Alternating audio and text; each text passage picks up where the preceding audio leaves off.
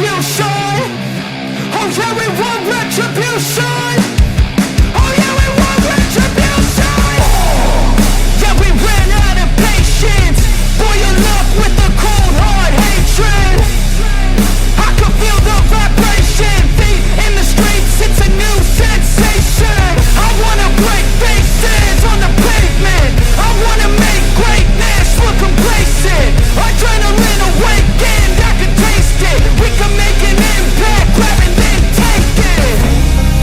Like a disease, bring them to their knees. They for their disease. Just like a wing, spread into the streets. It's time to make them bleed. 'Cause we just want retribution. Let's go light up the darkness. Make true of an empty promise. Flip cards in the weak and harmless. Take to the streets and turn them to a mosh pit. 'Cause we want retribution. Oh yeah, we want retribution. Oh yeah, we want retribution. Oh yeah, we want retribution.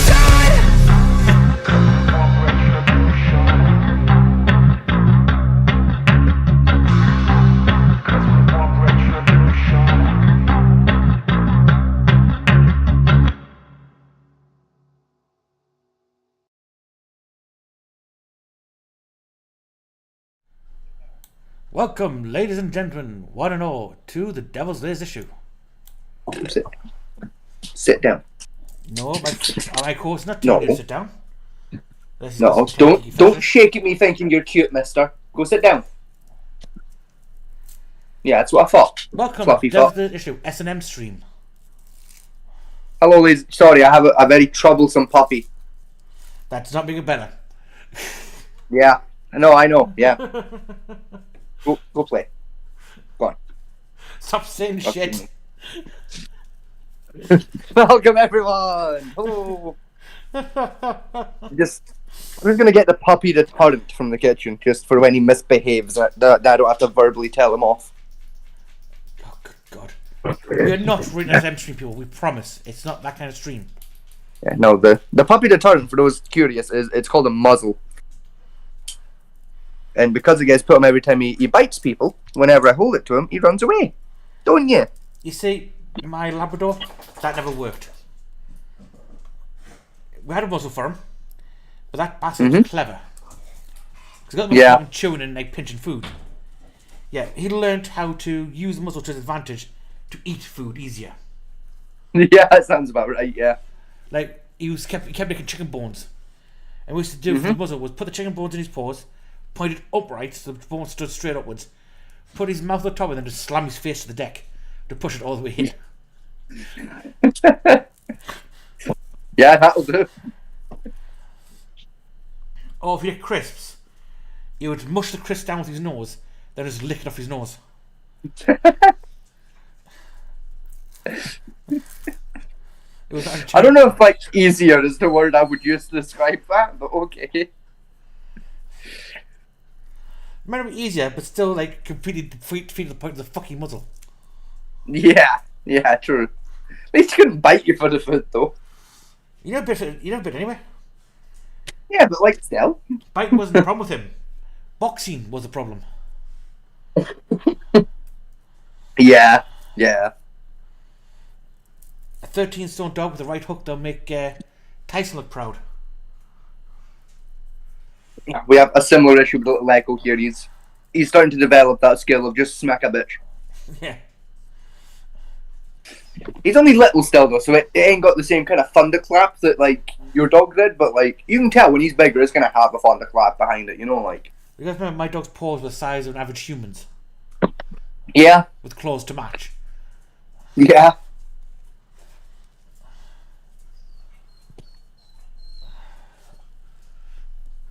You've always shit and pissed upstairs, so stop it. I see. We both have our fucking terrible, having a stroke. Terrible secondary on hand. Oh, he's pissing shit all over upstairs. Mm-hmm. I had a nap today. And you just... And you forgot to leave the door open while napping, and yeah. I'm calling my door when I'm napping because I live with area with kids, and the little kids, I think it's a great idea to open the door. Open the gate. Yeah, no, that's fair.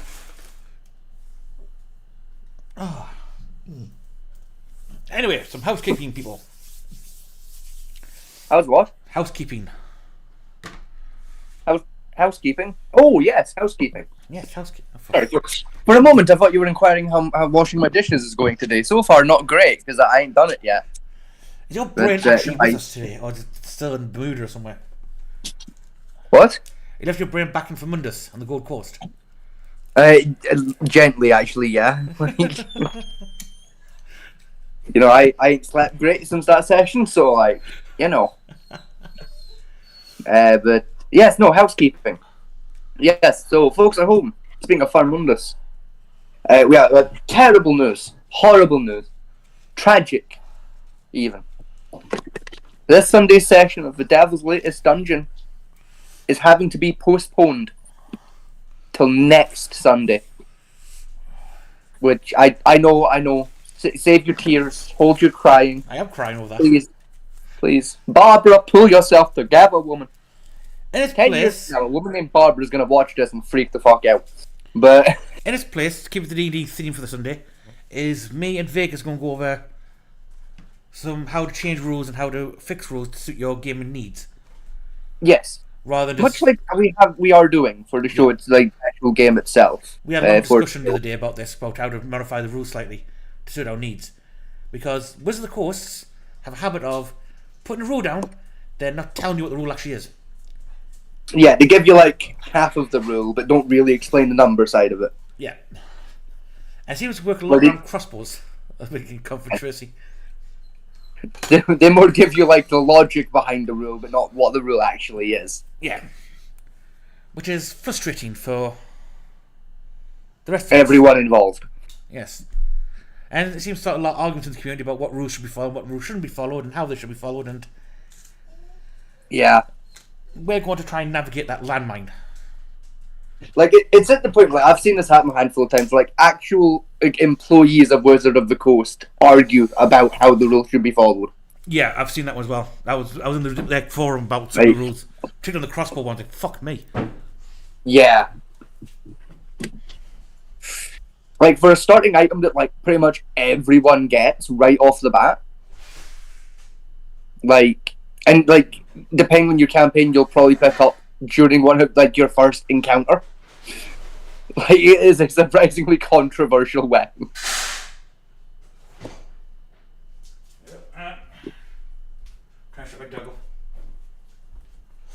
I think everyone who makes a melee-based character will have the hands on at least one of the light crossbows. Yeah. And the rules around it are so convoluted, it's unreal. You know, more complex weapons, such as like homebrew stuff, the rules are fairly simple around Yeah. those.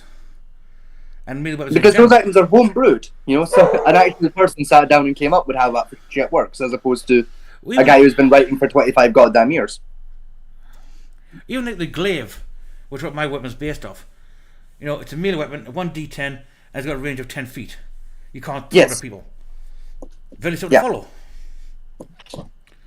You know, but the fucking crossbow, fuck me. It's a painfully complicated item. For an item you want to throw away within like 3 levels. Yeah. Because, to be honest, it doesn't do a lot of damage. It also doesn't have that many situations where it's useful. No, because of the rules. No, it has no situation where it's useful. Like, You're better off throwing it away and buying stuff like a light bow. These are just 1d8 I mean, yeah. damage instead of 1d6. I mean, believe it or not, it is quite a useful. Like, most ranged weapons are quite useful during certain boss fights. Mm-hmm. But, like, even then, there are better options. See, if I can tell, I mean, we're going into more depth, but we're going because we need to work the clock down a little bit. The most useful item, I would say that would work for the crossbows or any war weapon, is either the Ranger, which is a dex build, or the Rogue, which is a dex build. Yeah. But even then, the Rogue, as far as I'm concerned, is better suited to use sneak attacks and melee damage rather than relying on a d6 damage where they can do 2 d8s with daggers or yes, longsword. But they also get a bonus to their damage if they pull off a sneak attack with the crossbow. They get out to the daggers as well. Yeah, when they do a sneak attack with a ranged weapon, if I remember this rightly, they get to roll 2 damage dice. It basically doubles your damage score, if I remember rightly. No, I think that's +3, like a crit would.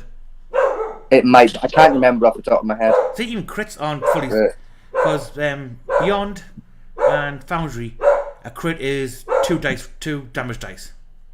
Yes. Right, but actually other games they can roll 20 on World of Io, where it's only a +3. Yeah. 3 damage.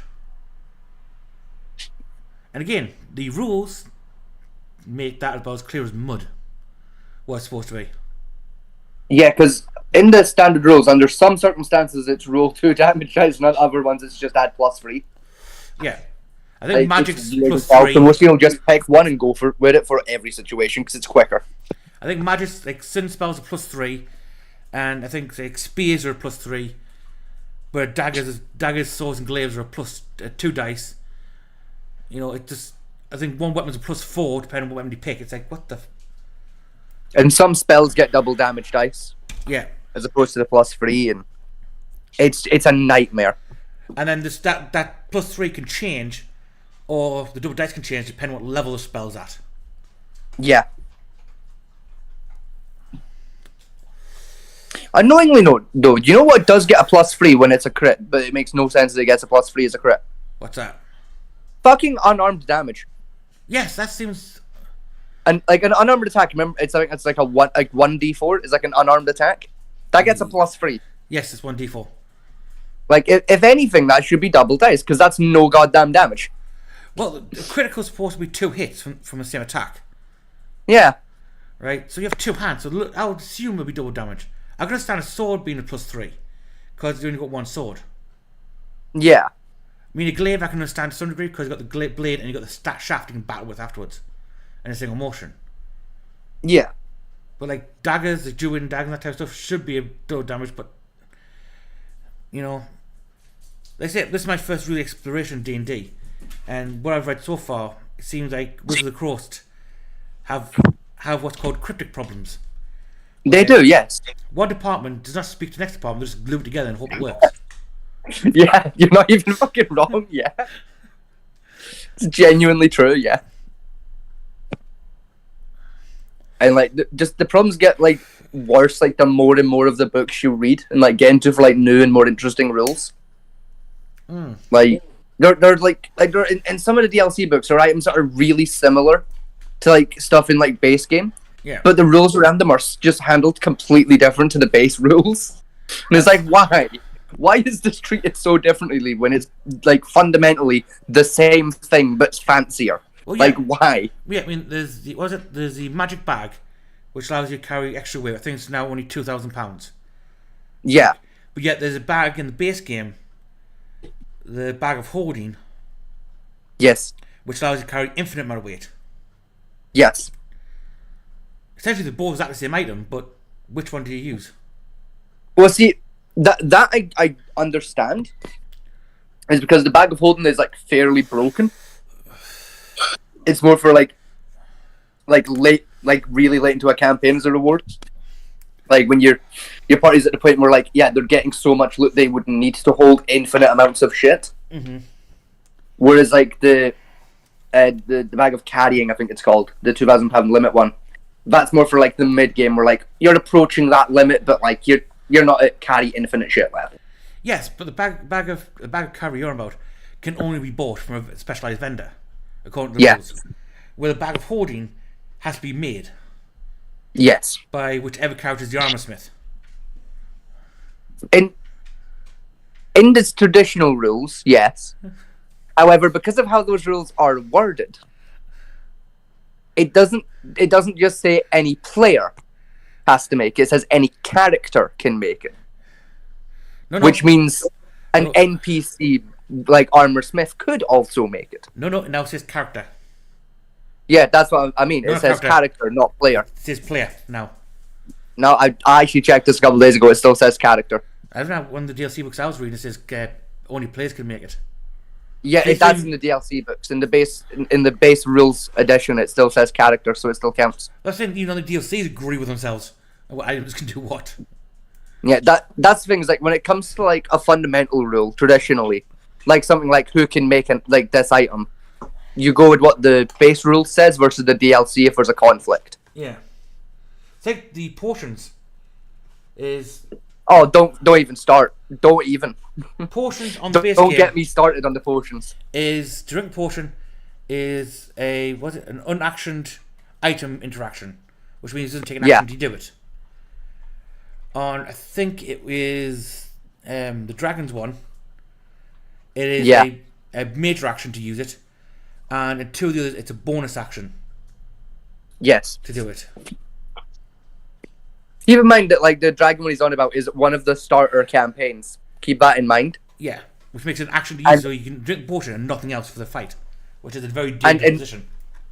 And in one of the side campaigns where it's a bonus action, that's Curse of Strahd, which is also a starter campaign. I think Mine of Feldelver is also a bonus action to drink the potion. I believe it is in Knights of Phandelver, yes. But I think Mine of Feldelver though, instead of rolling a dice for the potion has a set value of what it heals you by.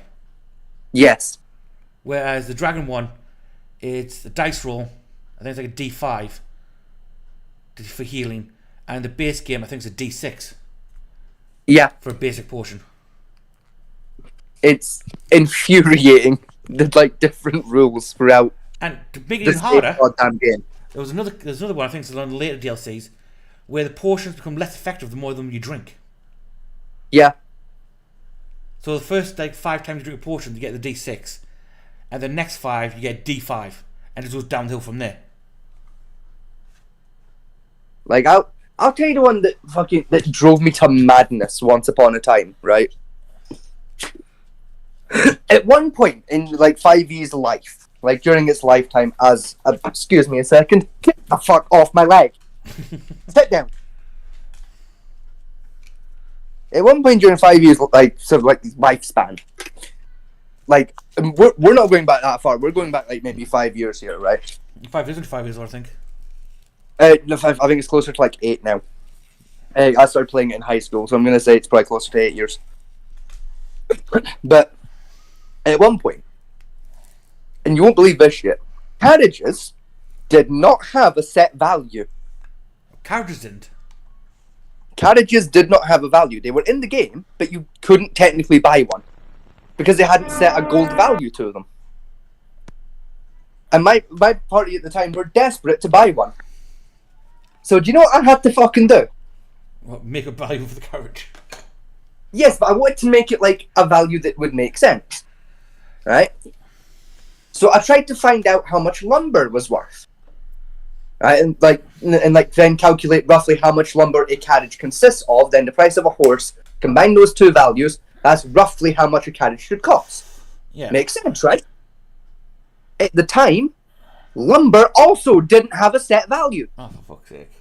So you couldn't even buy lumber. So what I had to do was I had to bring up like a standard merchant list, take away items that didn't exist in the real world, take the value of the items that were left to figure out roughly what the exchange value was from money to gold.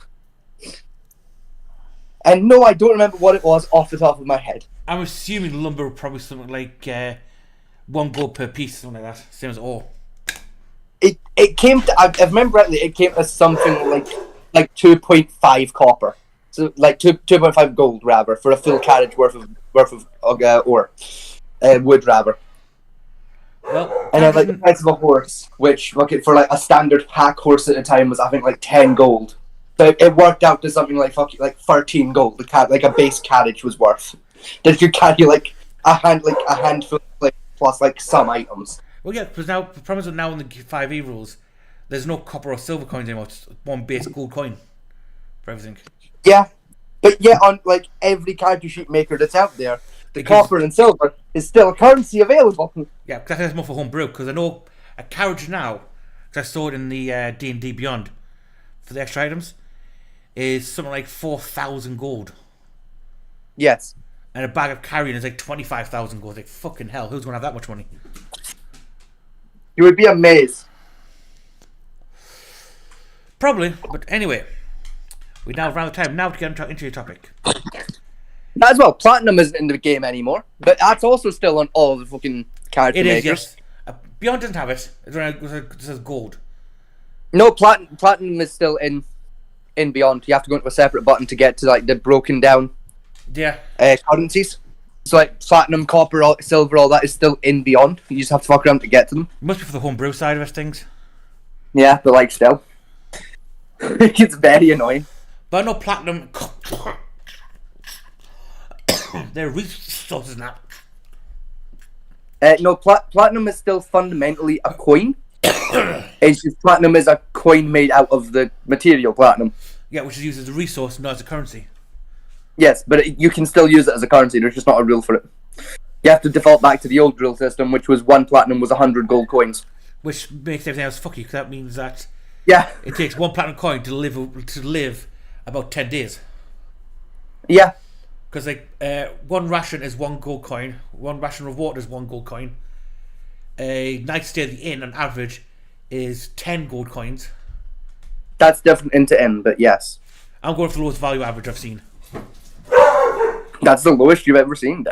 It's the lowest value average, yeah. That's what the rule stays, about 10 gold coins for the low, for like the rat roach hotel type of places. You know, Again, sweet baby doll, you don't even know. that's the new rule stick. Because places, but basically you look at it thinking, I'm safer camping out in the homeless district than staying here. I mean, yeah. It's about 10 gold coin.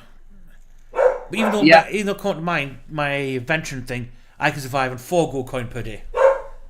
Yeah. You know? No, 3 gold coin I think mine is. Which means the Yeah, inn room 'cause- should be 1 gold coin a piece. Yeah, it's about that. So your meal's worth a night's stay. Yeah. Do I sleep or do I eat?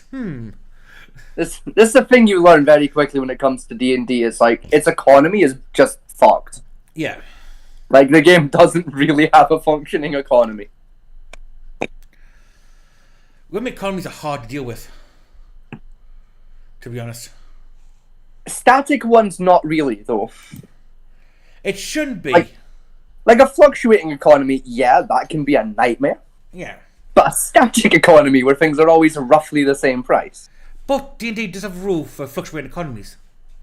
Yeah. Especially if, like, say, using one world base, but have multiple campaigns running that same world.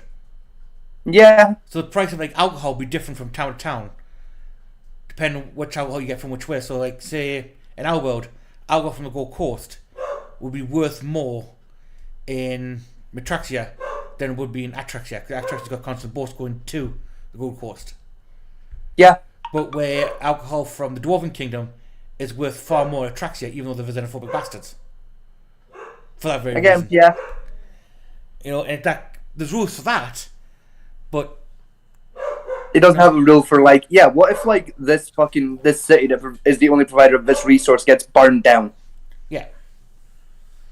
Like, it's more just a case of, like, okay, that thing's now worth a lot of money, but I don't know by how much, because there's not a rule to work with here. No, it's basically about trying.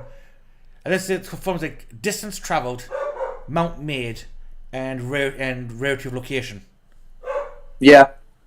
So say like the standard liquor. So say a standard like mead is worth 5 gold in the Dwarven Kingdoms, Yeah. right? By the time we travel to say Atrexia, the capital of Atrexia, because of the distance I have to travel, and the mount made, it'll be worth like 40 gold.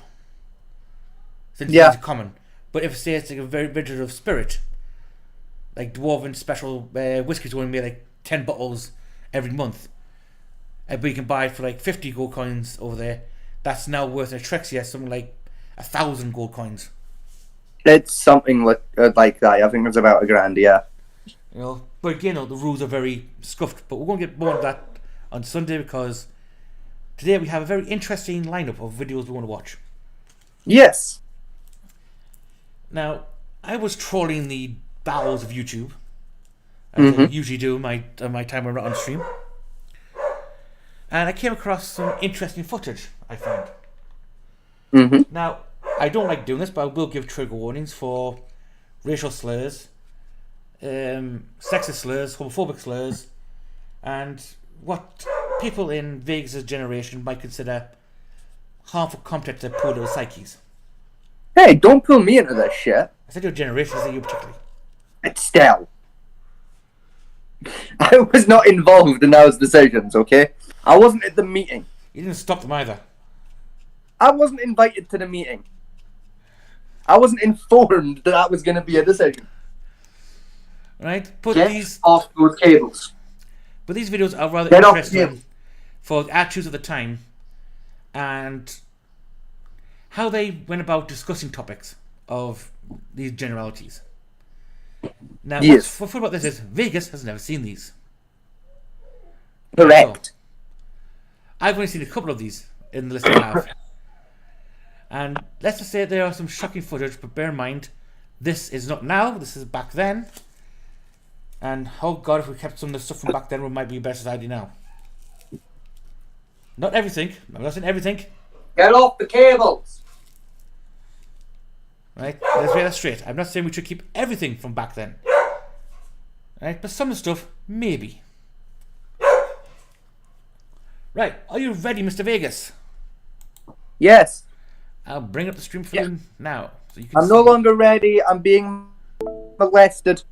I don't consent to this. Get off. You're not having a cigarette. You're like 4 in puppy years. Go away. I did that me the other day. Ate me cigarette, I was trying to smoke. He keeps jumping at my hand that's holding the happily unlit cigarette like he's trying to grab the cigarette off me. You're not having one. No, I just made No. one on my automatic cigarette roller. One of the tube stuffers. And my dog was sniffing Yeah. it. Here again, what do I smell it for? So he sniffed it and then just walked and gently opened his mouth, grabbed it and tried to put it on my hand. Like, you bastard. I just rolled that. I'm going to make another one now, you twat face. It's stuck covered in dog slobber. He fancied. I'd have lit it for him. Fucking rightly, I'd have been like, here, fucking, we get up here, bud. Fucking, there you go. No, because the other dog used to do that. What, sit and smoke cigarettes? Fucking- Yeah, he used to grab a cigarette like sales half smoked cigarette, grab it out strip still lit, and then cry because he burnt his lip because he tried chewing on it. I like to bet you he'd sit there with like a pack of cards to playing poker with other dogs, just hopping on a bag. Fucking. Oh no, he's agreed for he wouldn't play with other dogs. Know that. Right, are you ready? Yes, the puppy has retreated outdoors, probably for a pee, so yes. Okay, this is a I 19th. evidently started complaining to the neighbouring children. Now, I will warn you, Vegas, when you read the screen, this was made for Yep. the school children. Yes, by Sid Davis Productions, a company I am painfully familiar with.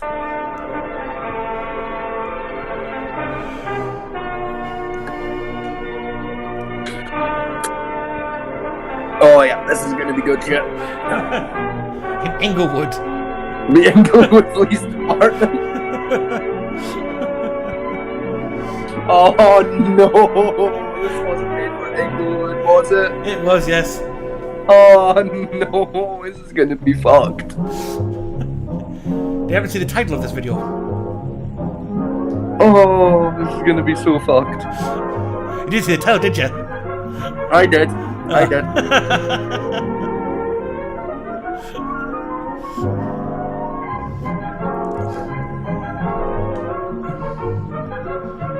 Do like the car. Respect. It's a nice Chrysler. I'm Lieutenant Williams. What's up with the police 50s and officer every to motherfucker owning a division. Chrysler? I'm It on was my a way to pretty personal Monroe thing. Junior High School to talk to a group of young people. That's fair. That looks innocent enough, doesn't it? Lots of young people hitchhike. Seems like a good way to get from one place to another. But sometimes there are dangers involved that never meet the eye. By the way, the quality of this is not down to us. It's on the fact that things Take from the the case of 1950s. Jimmy Barnes. Jimmy played baseball all afternoon, and he didn't feel like walking home, so he decided to thumb a ride. Right, see before it goes any further. just can we pause it for a second? Yes. Because I must say, it is like so far it is making a very good point. Yeah, don't hitchhike. Yeah, like it's looking like it's actually got a decent. But I know the twist that's coming, and it's gonna sell the twist almost correctly from what I can gather. Like yes, hitchhiking can lead to you getting like mouth raped. That's very true. Not because the guy who did it's gay though. It's a different problem there. You know, like. Oh, They got the right answer, but they answered the wrong question. oh, hang on. You have no idea how bad it's going to get for you. Oh, I'm aware. But like I said, the right answer, wrong question. You know, Yeah, don't hitchhike. hitchhiking bad. Gay is not the problem. I mean, right, given today's society, right, back then, hitchhiking was very common. You know, It was, yeah, today's society, hitchhiking is still very common. What the fuck are you guys doing? yeah. It's still fairly common. We had 70 years of murderers, serial killers, as we plus all of the news, and you're still putting your thumb out in the middle of the bastard road for a lift. Right. In fairness, I've hitchhiked before, and I didn't die. You're lucky. Like, no, it's Scotland. Like a serial killer doesn't have to pick up a hitchhiker to get away with it here. I mean, it's that joke, isn't it? A guy picks another guy up hitchhiking, and the guy makes a joke to him and goes, "Hey, isn't it funny if I was a serial killer?" The guy turns and says, "Hey, wouldn't he? What's the other two serial killers in the same car?"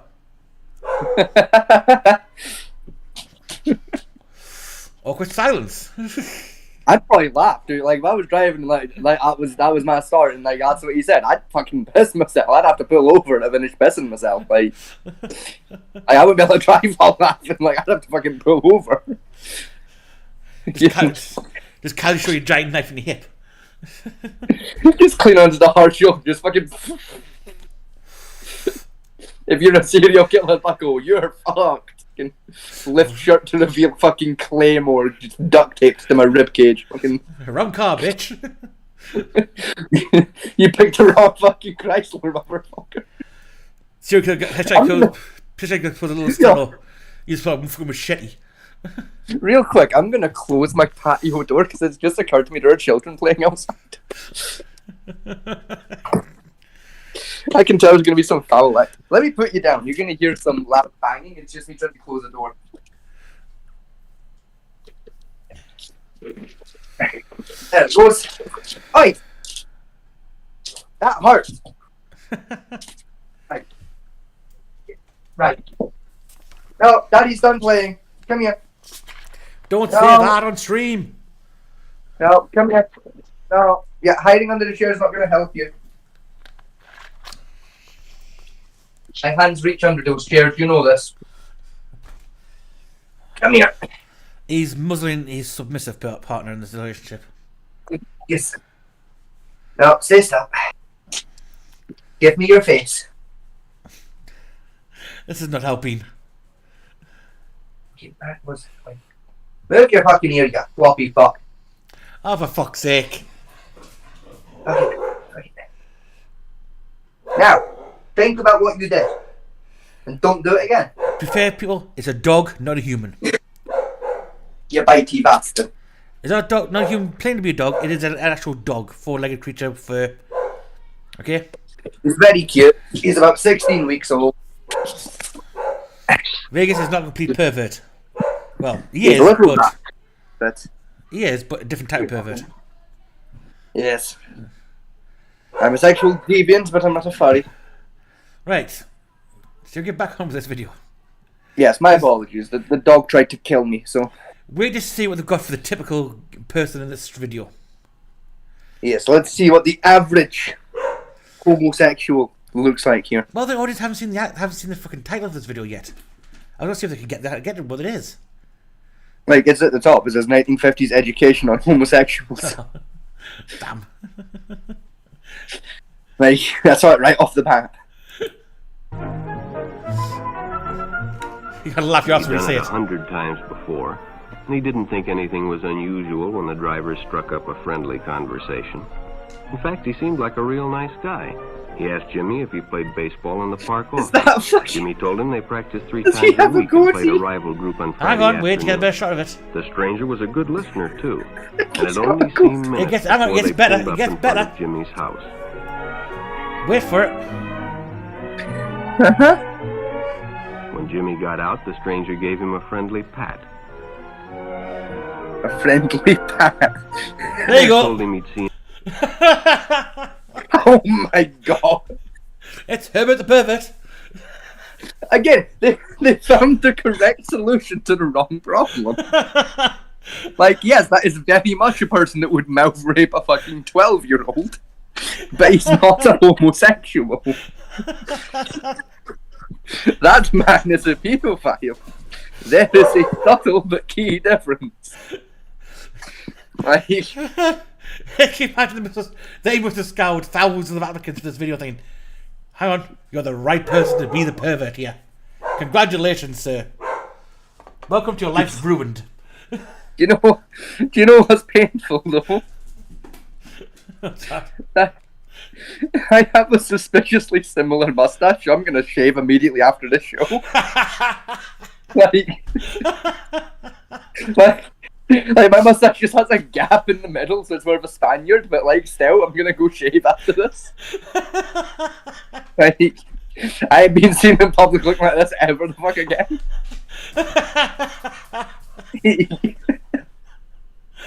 And you've said sunglasses as well, haven't you? Metal frame, wood hat, wood spurs. Yeah. Painfully, I have very similar sunglasses as well. Been wearing for like 3 weeks straight. Yeah. Are those going in the bin now as well? Like, no, because they're comfy. They're also the only sunglasses I own that haven't snapped. So you can go to buy a new pair of sunglasses. And put No. those- No, because they're comfy, and glasses, and especially sunglasses, are expensive. So basically, we're saying in 20 years when you start going balding, right? That's basically a picture of you in 20 years' time. No, because I'll buy a wig when I start going bald. So you didn't. You know, that's you 20 years from now. No, I'm buying a wig when that starts happening. Hell no. That's what balding you to a shoe. I live old enough to hit 40. Hey, I won't board it. I was going board at 25. Yeah. But Just because you've got weak genetics. no, I worked in the kitchen, got my head set on fire plenty of times. Yeah, I said, just because you've got weak genetics, you can't take being set on fire a couple of times. But I've gone bald with pride. I've shaved my head now. Still. But yeah, they managed to find the perfect stereotypical street pervert that every PSA Because- warns you about. They've just mislabeled him as a homosexual, is all. Like, See what it's actually very similar to a lot of like fucking like safety videos we got shown at school. Just Yeah. Or when you see the news saying, this man's a pervert, raped 12 kids, like, put a picture of it, like, yep, that's him. It's like, copy really. exactly. Black and white versus You colour. know, just like I didn't need to see the evidence. Like he fucking did it. Like Yeah. that's the fucking guy. He did it. Like, I wonder if this video actually got a convict, like, was accused of it, like, do you want to get, I'm going to get early release? Yes, sir. Right then. In this video, now going to be a permanent pervert. Okay? you know, I've always wondered this, right? And like, genuine question: why are there no sexy pedophiles? I have no idea. Because the idea is to lower them. The idea of the paedophile, the pervert, is a 40-year-old fat, balding, middle-aged man. Speaking as one. Right, but like, even still, like, you know, like you watch a show like To Catch a Predator, right? Yeah. Where like they're catching genuine pedophiles, like in the wild. Mm-hmm. No fucking single one of them actually looks presentable. None of them look sexy. Because the idea that they're too ugly to get actual girlfriends, so they'll go for kids who don't know better. That's the But theory like, behind still, it. like especially if you like in To Catch a Predator, they're aiming for like teenagers, right? Yeah. Like teenagers are fucking assholes. You still want to look fuckable. Yeah, but teenagers, though, particularly female teenagers, if you throw enough money at them, they don't care. Even still. Like, put an effort in. Wear a wig or some shit, you know, like... Anyway, we should continue with this video because it gets worse for your people. Oh, we're aware. What the fuck do you mean by my people? Well, I'm not part of the LGBTQ, am I? You are. Like, what do you mean, you people? What do you mean by this? Well, Care to elaborate? okay, I will. Since Wanna keep digging a hole for yourself, asshole? No, I've got the answer for this. Because I'm not a part of the LGBTQ alphabet soup, that's now Yeah. I can't comment on it. Okay. Since the LGBTQ have clearly made the dividing line saying that the so-called cisgender are completely separate from them. In fact, they're almost different species. We have referred to them to as a separate species entirely of the planet. Mm-hmm. Is the way they want it. So I'm just obeying their wishes Mm-hmm. by saying your people. All I'm saying, right? All I'm saying, if you're not allowed to refer to the blacks as a you people, you're not allowed to refer to the gays as you people. Then the gays shouldn't stop referring to cis people as you people, and I won't do it in kind. I don't. Most of us don't. A lot of you do. That seems to be on popular TV. Yes, the same can be said for pretty much anything. Exactly. Think about it like this, right? Most Jewish people aren't money-grubbing bankers. The famous ones, though, are either money-grubbing bankers or comedians. Yes, but on the other hand, though, True fact, look it up. see one for you though, right? The ones who are going to cry, whinge, and bitch in our comments, right, about me using Are that the phrase, famous ones. are the ones who get offended at the fact that a nail salon doesn't carry the right colour pink for their gayness. Yeah. Which is the ones that like to refer to cis people as you people, and they're the ones who are getting that. Yeah. But they're not my people. They're like... Okay, Like, if you want to look at it as like a race thing, right? Like gay is like the nationality, right? It's like being like European, right? right. And then like my people, the gays who don't really give a fuck, we're like the Spanish. You know, we're like Spain. We're just over here doing our own thing, not really giving a fuck. Yes, but it's the French Whereas, like, like- all the time. Yeah, whereas like the ones that bitch and whine all the time, they're the French ones, you know. They're the ones that no one really likes, but like they're too big for anyone to really want to tackle them. Because there's so much landmass, like everyone else around would have to get together to fuck them up. And like there's slightly bigger fish to fry, such as Russia. Say, I would say, if you want to go that analogy, I would say the Spaniards are more lesbians, to be honest.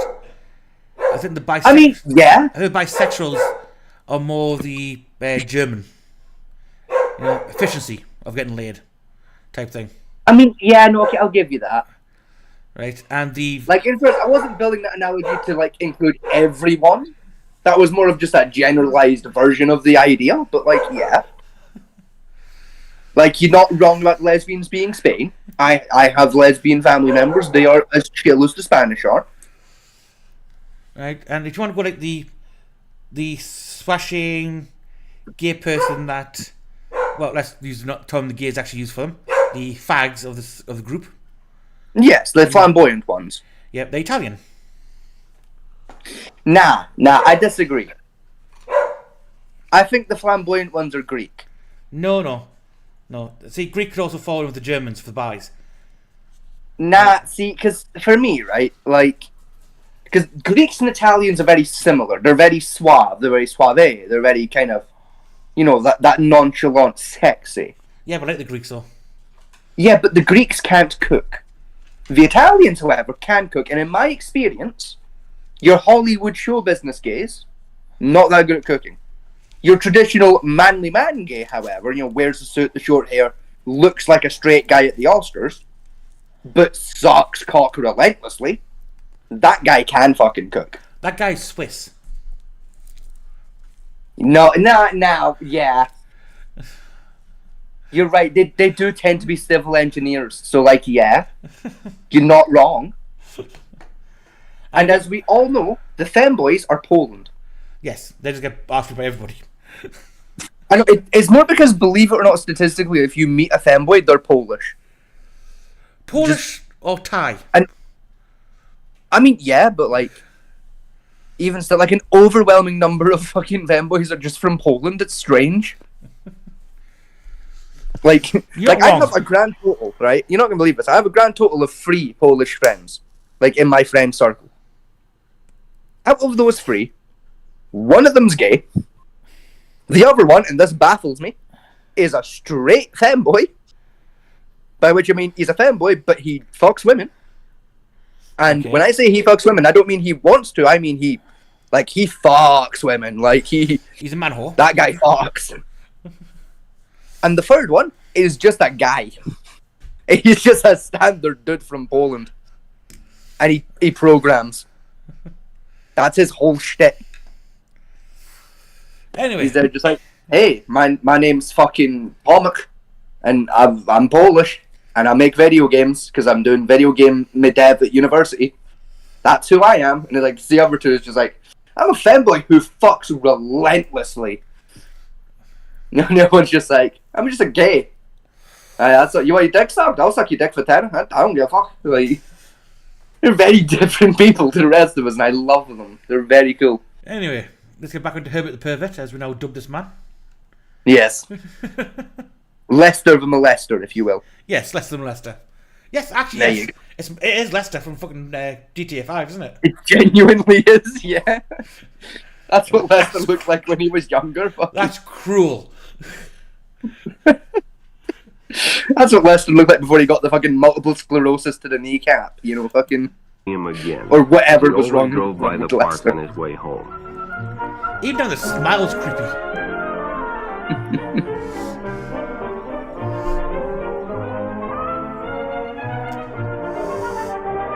It's begun. The hunt. Sure enough, the Do-do-do-do-do-do. following day, when Jimmy And again, finished the playing quality's ball, not down to me, well, it's the down to man the fact was the there video's from the waiting. 50s. It's 73 years old. Is he letting the fucking kid drive? No, that's American, remember? No, it's America. Sorry, yeah, they're Americans. They stopped at a drive-in, and the stranger treated him to a Coke. During their conversation, he told several off-color jokes.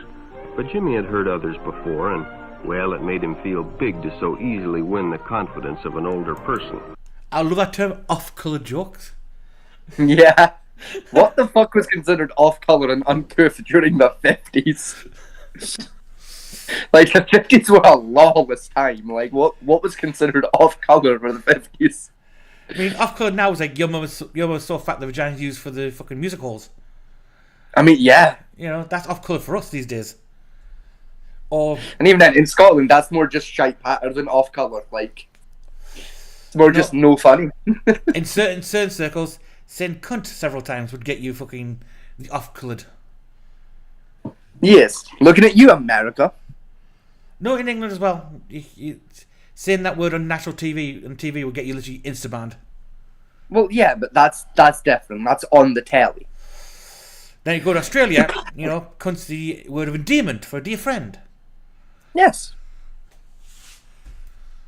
Like, actually, do you know what, right? This brings me up to something I was thinking about earlier today, right? And it's... I'll tell the full story. So I was watching a YouTube video earlier, right? Mm-hmm. And it was an American guy reacting to, like, it's like standard British pub etiquette, right? Right. And the bit came up like, oh yeah, whenever someone drops like a glass or a plate and it smashes, the whole crowd goes, wait! Or wanker! Depending on where you are. And like a little later on, it came up with the, I don't know if you guys have this in Newcastle, but when a bottle of Prosecco gets opened, everyone going, ooh! Yeah, something similar to that. Yeah. Well, it got me thinking about the whole idea of like Britain has like a whole secret third language going on. It does, yes. Because like you have standard British, like we're talking right now. Mm-hmm. You've got the cunt language, which is the different variations on the word cunt and its meaning. But we also have what I'm dubbing ooh speak, Yes. which is the different tones and variations of the word ooh. Well, no, in another variation, we do have a secret language, right? And like each region has their own. But just purely going from a linguistic standpoint, Everyone knows Queen English, which is the typical pikey Londonite. Yeah. Very posh, soft-spoken, spoken across the world, and everyone assumes that's a British person, Yes. right? Then you've got like Liverpool accent, which is that high. Yeah, you've got like the regional twangs as well, but like it's still But like even- just Well, no, it's more of an offshoot. no, because even amongst that regional twang, right? There's certain words I use in Geordie, which are not used across the entire country, Yeah. right? Which has multiple meanings. Same way with like certain words I use are used in Scotland, like barn pot Yes. is used both over sides. If I say the word peace pudding, right? You probably know what that is, but ask them down south, they haven't got a fucking clue. Off the top of my head, no. Like I'd need to hear it in a sentence to know because I don't hear it that often. Peace pudding. Aye. A beverage made using yellow split peas, boiled down, used to spread and bread with ham. Not the. No, it's a No, it's a common thing in the northeast. It's yellow split peas. You boil the fuck down with ham. You make like a paste out of it, and you spread it on bread with like cooked ham and stuff. I'll tell you what we call that here. What? Fucking illegal. Go to jail. It's fucking lovely, man. Piss off. It sounds shite. And haggis sounds delightful. Yeah. It's lamb mince cooked in its own stomach with some herbs and spices. Like, and even then, it's just the stomach lining, which tastes the exact same as intestinal lining because it's the same fucking organ. Pretty much, yeah. Like it's essentially a fucking circular sausage. Next time you're in Newcastle, right? Go to the butcher's and buy some peace pudding and try it. You'll fucking love it. Probably, yeah. It's delicious. It just sounds like a kind of thing where, like, you make it at home, it'll be shite, but you get it by a professional, it'll be quite nice. Even at home, it's quite nice as long as you do it right. You got like basically get a ham hock, get yellow split peas, put in the same pan, and like say you're doing lentils. You just boil the fuck of it until you get like a smooth consistency.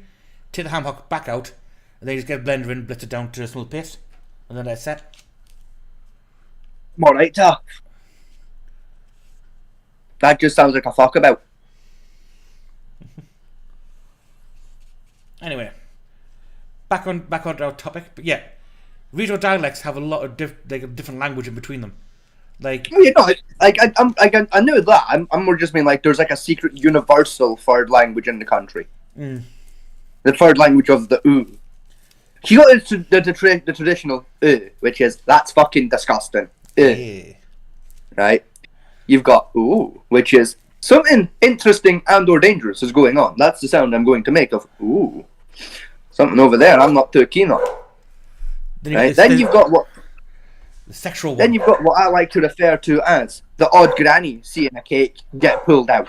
Which is yeah, but with it, But ooh. they're slightly turned on at the sight of food because I'm 94 and it's all that fucking does it for me anymore kind of a sound. But Yes, but they also don't get with the different oohs. There's also different facial expressions that go with them. exactly, as well as the different inflection that goes into the sound that Yeah. makes it a whole language. You know, the most famous one I find across all of Britain is the ooh, Yeah, which is either fancy or cheeky cunt. yeah, sarcastic twat. Yes. You know, it's either you're a cheeky fucker, you are, he's about to punch you one, or, oh, that's fancy. That looks expensive. Ooh la la la la. Ooh. And for that one, you got like puck your lips almost out like 3 inches in front of your face. Exactly, and like raise your vocal octave about 7 times. You know, eyelids go literally go back over themselves, eyes pop out like the cartoon type thing. Yes, just ooh. It's also that back shuffle as well, isn't it? Like the show go ooh, like you like shuffle your shoulders back way some ways. That goes a bit Yes. fast. I don't know why it does that. It just does it naturally. You gotta kind of loosen out and like you gotta fucking move your neck with it too. Like it's Yeah, a whole art to perfect your personal ooh. and this is one of the gayest ones everyone does. I have to say that. It genuinely is, and it's the one that the gays are best at. Yes. You know, like it because it's so similar to our natural talking styles. It's natural for us to do it, so we're better at it. It's not forced. God. Anyway, back to See, I can make jokes like that. You can't. If you do, we go off the air. If I do, yes. we get endorsed by fucking Red Bull. But let's take a big fat jokes. Yes, you can. We both can. No, you're too skinny. You're not fat enough yet. You got thin privilege. Nah, because I got dad bod. You know, I still got a nice big beer belly. You know. Yes, but the problem is you can go to any store and buy off the rack. I mean, yeah, true, but like that's just because like I know the secret of buy one size bigger than you think. Like if you go to that store and you know you can fit a medium, you grab a large anyway. Oh, I've got one It'll size fit bigger. comfier. I got one size bigger because although I am fat, and that's my biggest problem, my biggest problem is I'm long in the body. Yeah. So most like say I can fit in a 3X, but the 3Xs don't have a material to cover my stomach if I raise my arms with my head. You know. See, I don't have that problem. Like, and that as well. I like look. This is mainly the fanboy in me, but like you know, like if I buy a hoodie, I want that hoodie to be so fucking long. Like it's like a night dress. I want it to like be right down to like just past my kneecap. Yeah. Or like perfectly with my kneecap, so that, like it gets like the halfway mark on the kneecap. So when I wear my thigh highs, the thigh highs like kind of where they end and where the hoodie starts. It's kind of 2 in 1. Yes. They're both at like about the same kind of line. I know what you're about. Like, cause I like it at that length, like for the style purpose, but also it's way comfier. Basically, your balls sit in the fucking pouch at the front. Yes. Because I said it's infinitely comfier. It's also It's infinite more levels of comf. it's also the typical gamer girl look as well. You think about it. Yes, which is why it's perfect for the fanboy look. Yes, because how to tell between the femboy or the gamer girl. Exactly. Because we both have fucking crippling problems when it comes to not eating properly. Place your best, folks. Which one is it? Yeah. And if you're on Omegle, odds are it's a guy. Or if you're in Thailand. So if you go to guys, if you ever go to Thailand and the lass pose you and she looks like the best stunning thing you've ever seen in your life, it's a dude. Yeah. And you know what? I'd fuck it. Depends how drunk I was. I also have a straight uncle who fucked it. That brings Like- up the whole trap question, doesn't it? Or trap's gay. Pulled their panties down, went, oh, that's a guy. Fucked him anyway. There's still a hole here. That'll work. Yeah. And then later that same night, was in his hotel room, right? There's a genuine story he told me when I was about 15. In fairness, we were both shit-faced, right? It was a wedding. He was sat on, like, in his hotel room, right, on telly, right? Looking for, you know, the adult channels, right? And he found one, and he was like, fuck me, those women are gorgeous. So he started having a bit of fun, you know, doing the devil's solo. You know, fucking dang digga dang digga dang digga dang digga dang digga dang digga dang dang dang dang dang. Chocolate You know? chicken, fashion the bando. Exactly. You know? He's watching it, right? He's about halfway through. And he suddenly realizes, mainly because of the subtitles at the bottom, that A, this is not an adult XXX channel. And B, these are not women. He was in fact watching a normal ass documentary about, believe it or not, the fucking stage performers, the Ladyboys of Bangkok. It was about halfway through wanking to them that he went, wait a minute. She looks familiar. And then the subtitles came up talking about the Ladyboys of Bangkok, and I went, oh fuck, this is a fucking documentary about Ladyboys. It's like the joke, isn't it? The Family Guy made and a few other ones made. You know, get other guys to watch porn, like watch a porn video. Wrong video. What do we do now? Drink until the person's hot. No, you know what's worse? He was sober. He wasn't even drunk. And he still finished. He was just like, you know, I'm halfway through. Fuck it. Like, I can pretend. They look close enough to women. Fuck it. I pretend I didn't see that subtitle. Like, that man's been married twice now. He's one of the nicest people I've ever met. Right, anyway, get back on this one because my shopping's coming in half an hour. That Oh, look, ducks. Bronzes.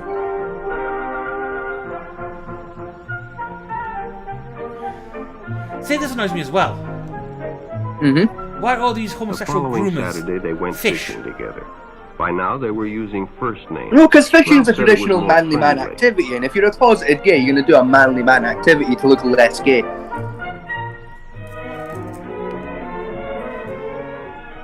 Jimmy hadn't enjoyed himself so much in a long time.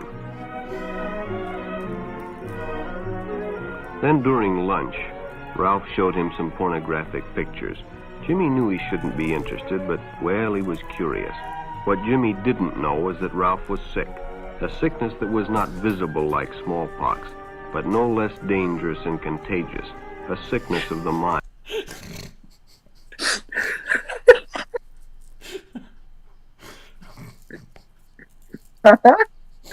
No less dangerous or contagious. The smallpox, okay. I mean, you're not wrong. I can definitely gaslight a motherfucker into sucking a cock, but like,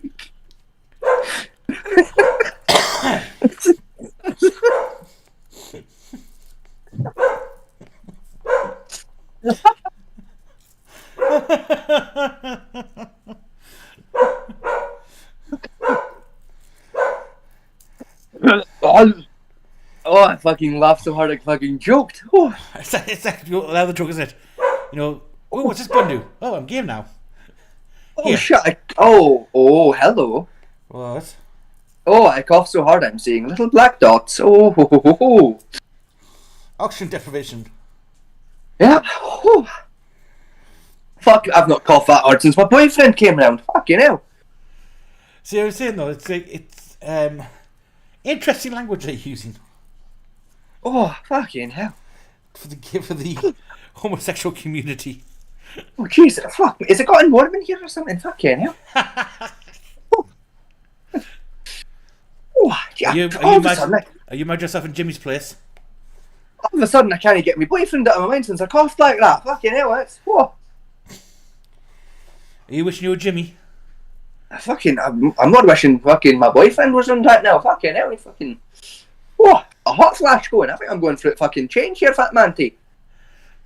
That fuck me, I think I'm going for it fucking menopause. I've got a hot flash all of a sudden. Whew. Anyway, so Fucking, I coughed that hard, I fucking contracted something. Fucking so now Christ. we've now established that homosexuality is a contagious disease, I think I've caught it. Fucking, whoa. and we catch it is by looking at pictures of cock. Apparently, And or fucking coughing so hard you get oxygen deprivation. Apparently that fucking gives you an fucking Christ. I've got an overwhelming urge to suck a cock. Get him. Get back to your phone so you can see what the next part of the video is going to be. I just had to turn the fucking light on because it's getting a bit dark. Mind. You see, Ralph was a homosexual, a person who demands an intimate relationship with members of their own sex. Oh yeah, demands it. They By demand it, now, yes. Jimmy felt a fondness for Ralph, and they continued to go places together. Ralph was generous and Fucking took me, Jimmy of many course. interesting places and did many nice things for him. Right, no, in fairness, right, I know more gays who are into mini golf than I do straight people who are into mini Bought golf. presents and even gave him money, but payments were expected in return. You see, Jimmy hadn't recognized Ralph's approach soon enough.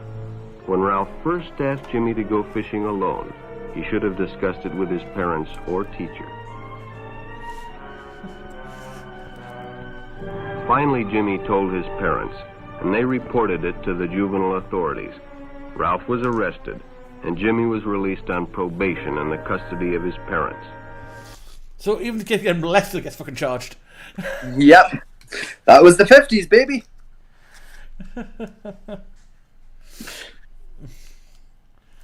Back in the fucking good old days. You know that father saying, "I'm going to beat your ass raw when I get home." Oh, yeah. The mom would be in hysterics, fucking eyeliner, fucking mascara, all the shit going down. We'll send you to gay conversion camp with the other thing with gay conversion camps, no women allowed. You try and make them straight. Yeah. Have as much It pussy never around made them- sense. Have as much pussy as you can there. Yeah, that would make way more sense. Bring every hooker you can find there just to shag it out of them. You'd have Like, thought. if anything, a gay conversion therapy camp should just be a strip club in the woods. Yeah. With as many Like- any hookers and escorts you can get your hands on.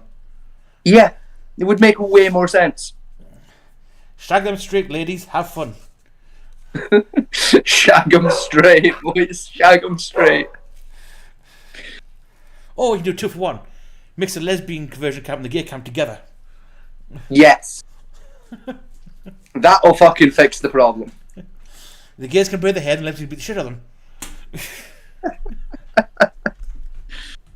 Oh, there. That's enough colour joke, people. Oh, yes. That's how you do uncouth and out of touch. Oh, we're still getting cancelled for that one, aren't we? Oh, yeah. That's the one. That's the one in like 10 years it's going to come back and end our career like we're fucking... What's his face? And you know what? I will not apologise for it. Because it was funny. None of us are. Like, I ain't fucking apologising for shit. That was funny and on point. But all homosexuals are not passive. Some resort to violence, as in the case of Mike Merrick. Kinky. You can shut up. In the heat of competition, no one noticed the man. who You're not sat and allowed to watched. make jokes like that are funny. And when the Shut game up. broke up and the others left, Mike decided to stay and practice a little longer. See, he gets the ball in the hoop. You know? Oh, he's not. Well, you know, he hasn't had practice yet. He's got the experience of putting balls in small The holes. stranger joined him. He was friendly. Cunt's got no that fucking was aim. better than See, he's playing got man has. alone. He's got experience. But He's after been big a balls few in small shots, holes. Mike realized he had already overstayed his time and suggested he better leave. I'm getting The worse. stranger told him if he'd like to stay longer, he'd be glad to drive him home when they finished. What's with the tuxedo? Sounded great to Mike. Chance to play longer and get a ride home Hefties. too.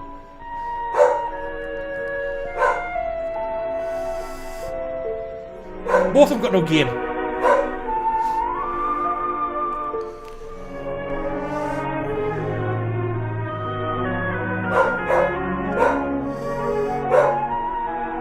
When they finished, the stranger told him he'd make a fine player someday if he got lots of practice.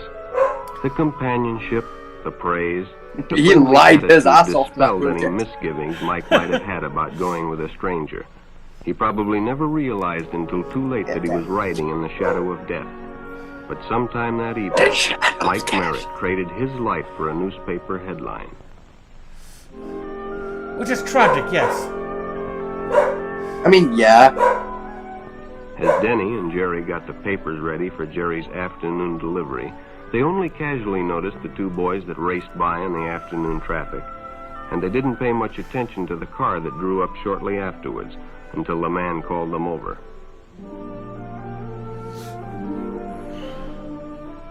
Had 2 boys been by on bicycles? The boys nodded they had.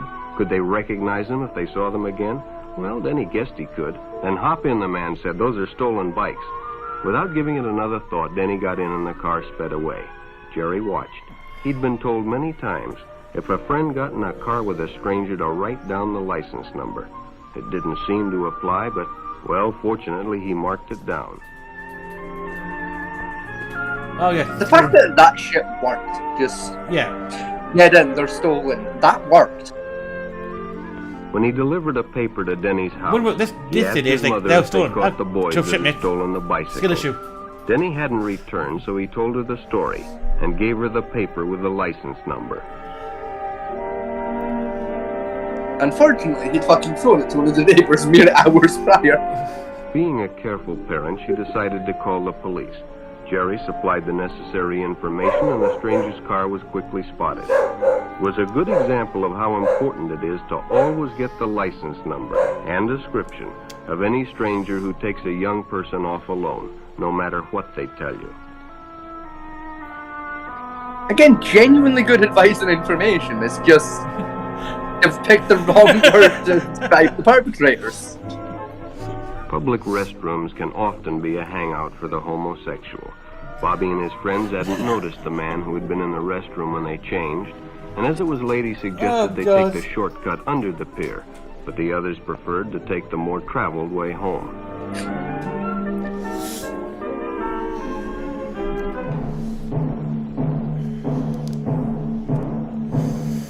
God, the music.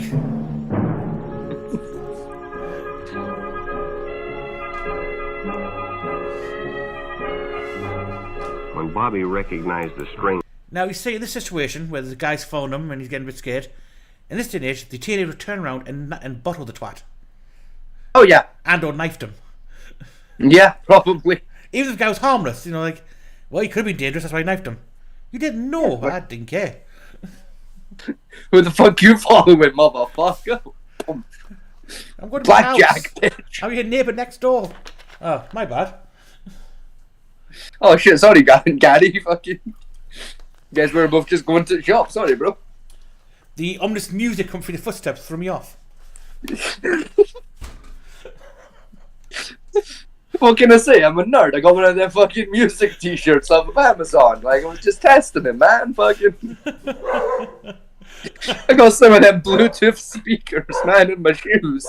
I got the new Nike Bluetooths. Fucking. I'll get some Bluetooth speakers and everything for these fucking days, man. All I'm saying, right, Nike, right? If you guys fucking invent Bluetooth speaker shoes, I want fucking 10%, assholes. Stranger is the I'll man fucking in the sue restaurant. for it, man. The shortcut under the pier didn't seem like a good idea at all.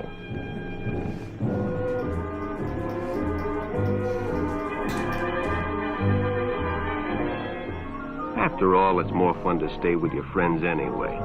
Bobby had made a wise decision. It may have saved his life. The decision is always yours, and your whole future may depend on making the right one. So no matter where you meet a stranger, be careful if they are too friendly. If they try to win your confidence. And that's the end of that one. Not a readily discernible type of So, Oh. what? Okay, that's at the start. Medical teaching film on the. Oh no! No! No! No! No! No! No! No! No! No! No! No! No! No! No! No! No! No! No! You wouldn't get away with that shit today. No, sorry. You certainly wouldn't get away with the name of the first one. Fucking. This is the second You know video. what? I'm gonna write that shit down. I'm saving that. Like, that's becoming a new fucking insult I'm using against idiots. What's that? You, good sir, have cretinism. You, Cretism is a medical condition. you fucking squiggly motherfucker. You suffering cretinism. You so fucking stupid.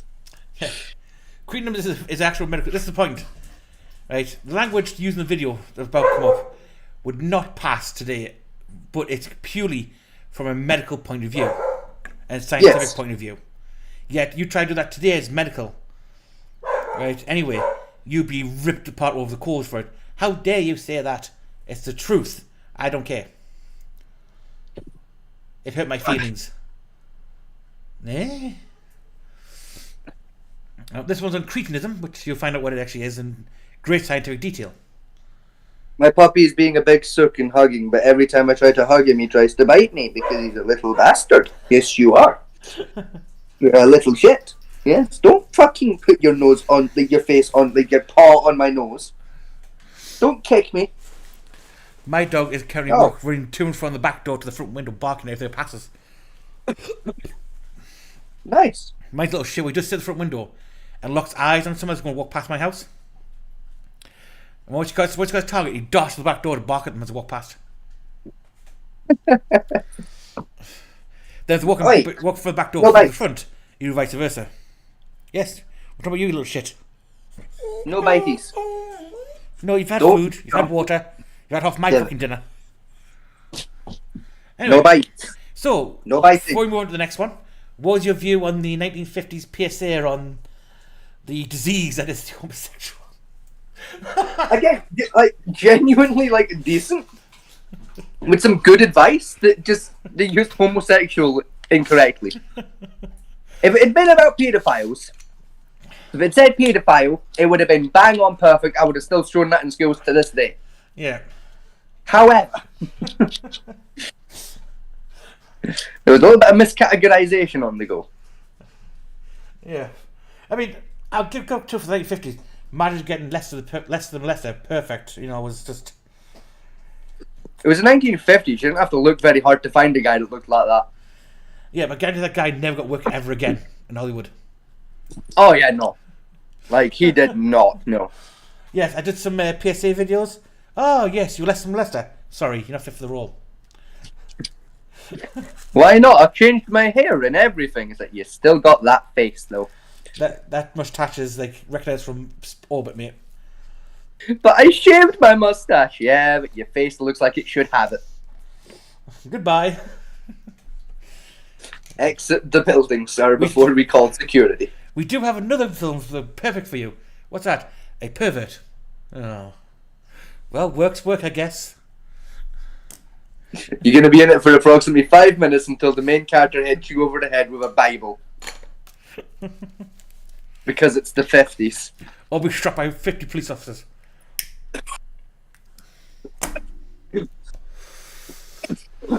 Anyway, Excuse me. so our next film, as Oh. Vegas said, is Creationism, a 1950s medical teaching film on the feeble-minded.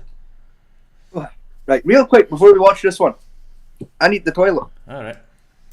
And I need another drink, because I'm getting a scratchy throat. I haven't come down with the fucking sickness over here. Fucking So I shall be back in a couple of moments. You start saying Kumatara, I'm going to knife you. Wait for him to return. Oh, fuck's sake.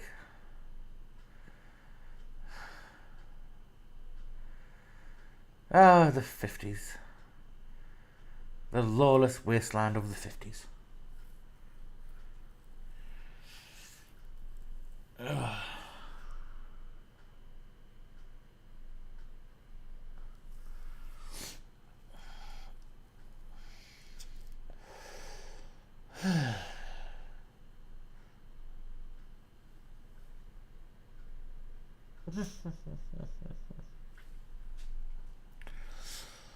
Oh, fuck's sake. I don't know what we can do.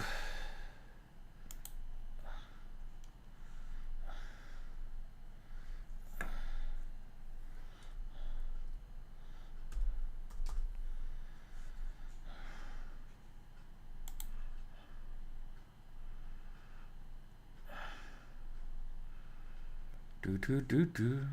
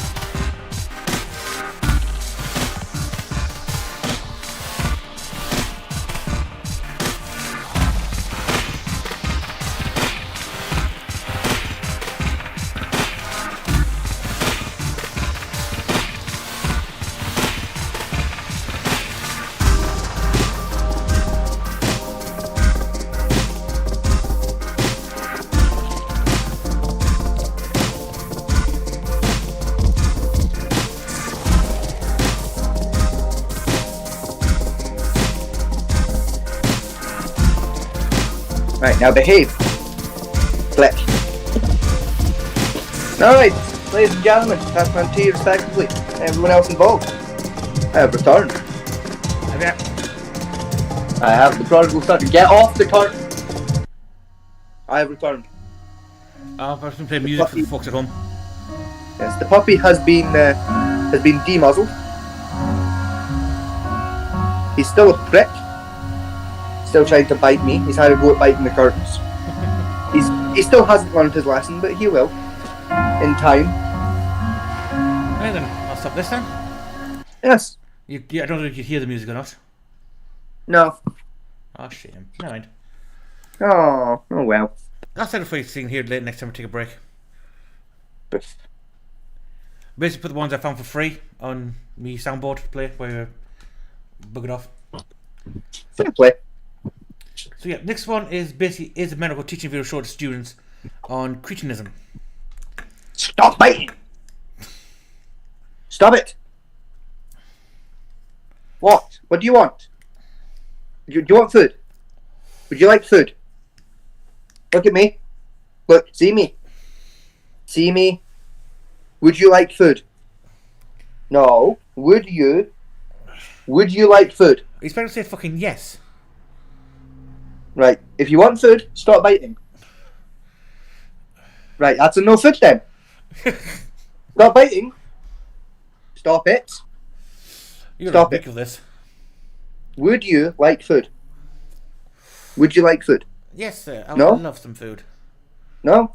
You don't want food? What do you want then? To know the shit What of do you want? What? I want you What? to love Stop me. trying to eat my face! What do you want?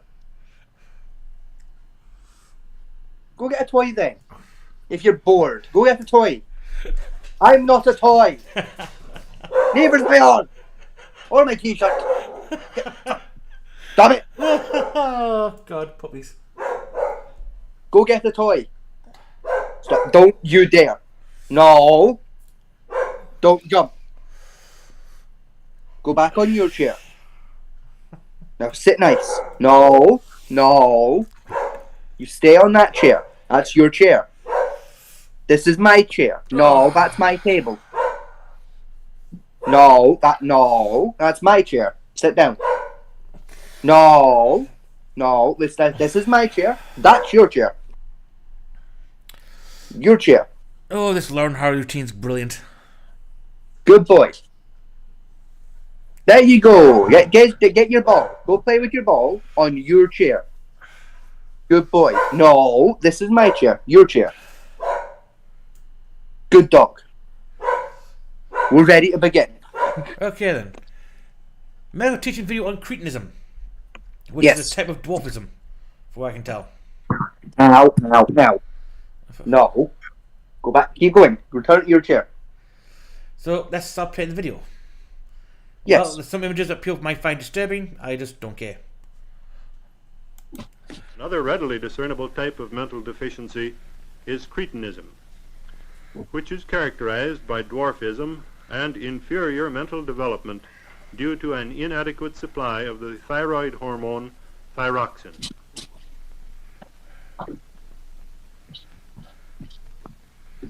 In this 30-year-old cretin, the function of the thyroid Well, at least you know where the word cretin comes from. Yeah. See, I always wondered where that word came No. from. Now I know. See if it's caused by like the liver not making enough thyroxifide or whatever the fuck. Thyroid gland. Yeah. Yes.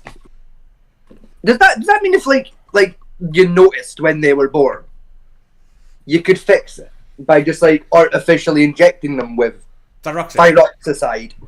Thyroxine is called. Yes, in theory you can. So why didn't they?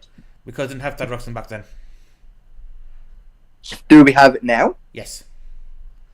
So like, is that why you don't see? Many cretins? Cretins? Yes. Because we cure it when they're babies. They basically spend their entire life on high doses of thyroxine, yes. No. Does Nice. that like work? Well, I haven't seen many other forms. I haven't seen many people with it these days. Like, Like, I would assume it fixes the height thing, but, like, does it fix the, like, mental deficiency? I think you find it's probably the other way around. It fixes the mental deficiency problem, doesn't fix the height problem. Because remember, one sign of dwarfism in eoplastic dwarfs is thyroid troubles. Yeah, but, like, surely if you're chemically fixing the thyroid from a young age, it would trick the body into working like the thyroid still works. I don't know. I've said I didn't go into it. I don't know much about cretinism as a whole. Like I said, it's a new one that I've never heard of. Fair. And that. It's on your to-do list, is what I'm hearing. It's not just research, yes, but I've never come across much of it, shall we say. It's fair. It's either it's a very rare condition nowadays, as compared to back then, or the treatment for it is working. We don't see many people suffering from it. What if both? Probably is both, technically. I can imagine you might find some in the third world countries, but in the Western country, I think you'd probably find it's more a case of it's rare and treatment for it works to a degree. Yeah, because like compared to like the 50s, like our medical knowledge is way better when it comes to pregnant. Yes. You know, like we know now, don't smoke, don't drink, don't do fucking hardcore drugs, don't be in car crashes doing 72. You know, like don't be old while you're at it. You know, like we know that shit now. You know, like I ain't saying smoking and drinking shit that causes it. I'm just saying there's a lot of shit that does cause it isn't that common now because we know it. I think a lot of cretinism might be confused for like fetal alcohol syndrome or something like that. Yes. You know, I just don't know much information on it. It's one of the videos I found on this website, on this YouTube channel. I thought it'd be interesting how it's not done this is not done in a very sensitive way, shall we say? Well, it's medical. Like they're not there to like touchy feely. They're to be like, this is how it is. Fuck you. This is pure scientific description of it, in its purest form. There's not that sugarcoating the stew and saying, well, yes, this is cretin, but you know it is Johnny. Don't feel sorry for him. Yes, nice Johnny. This is the creature, and this is characteristic of the said creature. You know, that purely scientific arseholeness and lack of empathy, shall we say? Yes, For your the research detached material. from reality. You know, like that. Yes, detachment. The idea of like I'm an observer to this reality. I'm not in this reality because if I was in this reality, I'd go fucking mental. Yes, purely detached science, which can arguably be said the most dangerous type of science, but also the best type of science. Actually, you know, see real quick, actually, right? Just on this topic, right? When it comes to just like, if I was in this reality, I'd go fucking mental, right? Yeah. Have you heard the fucking news? Which news? Apparently, fucking aliens are real again, Oh god. right? No, this is a thing that's actually happening in fucking Congress right now, out in the States, Yes, right? I've seen it. Moise delved on it. Yeah, like this fucking guy, who was like some ex-army intelligence officer guy, is come out and has been like, yeah, aliens are fucking real. The government's known for decades, and also he has the Department of Defense's like permission to be saying this shit. Yeah. Huh? Right. Some weird shit. My view on aliens has always been this: are there other life forms, other planets with life out there? Yes, almost definitely. Yeah, most likely. Statistically, there have to be. Yes. Even though the statistical life on this planet starting is some like 0.09%, right? Cue that to the rest of the galaxy, there's at least 2 or 3 other planets of this galaxy that has life on it. Yeah. Now, Must be somewhere. our ability to detect that life is fucked because A, space is real, B, so is distance. Yes. I mean, our light from a nearest star takes 40 years to reach us. Right? So any light scans or satellite images of a planet could be the civilization was there long for hours and long since dead. Yes. Same with radio signals. By the time anything reaches us from out of the world, that planet could be long since dead, or they've developed new ways of communication and flying that is far beyond understanding. We look like absolute cavemen still. Yes. Hence the point is, any species developed intelligence enough to build an FTL drive to fly to our planet is going to take one look at us and think, yep, I'm not touching that. Yeah, And then we'll come fuck back in a couple hundred years. and then fuck right back off. Yeah.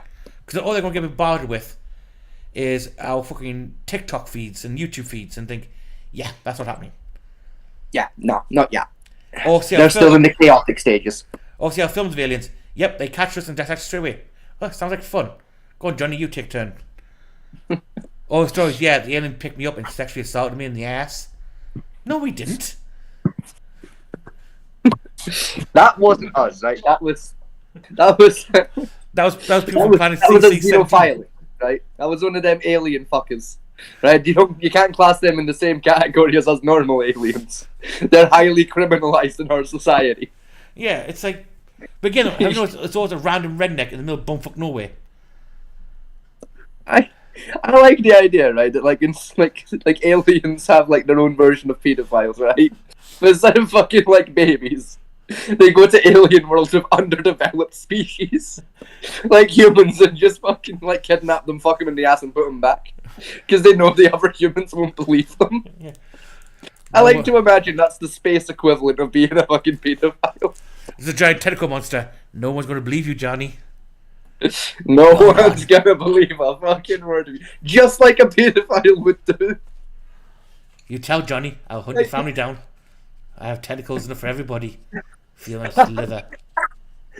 And no one will believe them when they say they got ass fucked by an alien. No one can believe Cthulhu came down and fucked you in the ass. You're mine, Johnny, forever. See you next week. But yeah, no, like apparently that's the whole thing that's going on right now, and also apparently the aliens have like such superior technology. We've got no hope if they declare war. Well, yes, they can fly. They've managed to compress space and time to the point, and energy to the point where they can beat the laws of physics. No, as in like their shit is so advanced, is like it's to the point where we could fire all of our like armaments at them at the same time. Everything hits and it does nothing. It's still there. It's still flying. Everyone's still alive. We're fucked. No, that one I find hard to believe. That's apparently from what I understand. That's basically what he's saying. No, because even if they crash, they still crash and break. Anything built has a weakness. Yeah, still. Apparently our weapons wouldn't do a dick to them. Probably not. No, you know. The problem is, though, That's right? fun. In order to be a spacecraft, our biggest weapon would be a nuke. Right? Yeah. And if, by some miracle, right, that they survive the explosion, right, by some miracle, and yes, the ship will be shielded from radiation. The amount of radiation burst of a point-blank nuke going off in your face would overwhelm any theoretical shielding device or cosmic armor very easily. Well, what if, and hear me out, the aliens come from a planet that has that much radiation already on it that they're immune to the effects of radiation? Then they couldn't survive in an atmosphere anyway, they still wouldn't come here. Well, yeah. Because they're in their spaceship. Yeah, they wouldn't come here anyway. The point of traveling outside of your solar system or traveling outside space is the same way as the reason why we left our country is colonization efforts. Yeah. Right? Why has most Africa not been colonized for? Because it's damn hard There's to fuck live all there. Yeah, and damn hard to live there. The amount of change we have to make in the environments just to survive, basically, is horrendous. So if they come from a high radiation world where they've adapted to survive at high radiation, means biologically they needed to survive. So our planet would look about as interesting as a golf ball. Yes, but the fact that there's life there would draw their interest of, well, we wouldn't personally be there, but we'd have people there on our behalf. No, they'll still You fuck know? off. And like our own people can just be in orbit making sure they don't fuck about, and if they do, we glass the shit out of them. Again, highly unlikely, because they'll take a long range scan of our world, look at a thing, and because remember they scan it. They said the problem we have. Their scans only reach so far in this time, right? So they've already looked at our planet, saw that what it's like, and readings from it, from what they've done, and just like, right, nothing to do with there, move on. Because by the time they give the idea of their planet, they've probably looked at when the dinosaurs were here. Well, see, now, you'd think that, but apparently, again, according to this whistleblower, the Intergalactic Federation has been in contact with the US government. That's bullshit. He's fucking off his tits. Well, look, this thing, he's saying this in Congress under oath. Yeah, he's off his tits. He's mad. And also, he has like permission from the Department of Defense to be saying this stuff. So like, Yeah, he's off his meds. there's some credibility to it though. Like it sounds fucking wacky, but there's some credibility there. Right, again, the problem is, though, if these aliens are as advanced as he says, yeah, right? If he said that, one, they'll look on us as a pitiful race, and we'll already be taken over by now. Yeah. Two, if they just come to observe us, we wouldn't even know they were fucking there, Yeah. right? And three, if with that global technology-wise that they went to the point of like saying, yeah, we're not going to let them know we're here, it's going to like observe them like lab rats, they wouldn't contact us. We'd be worth less than... Would you contact a cockroach? Right, Yes. Loki. I do talk to animals a lot.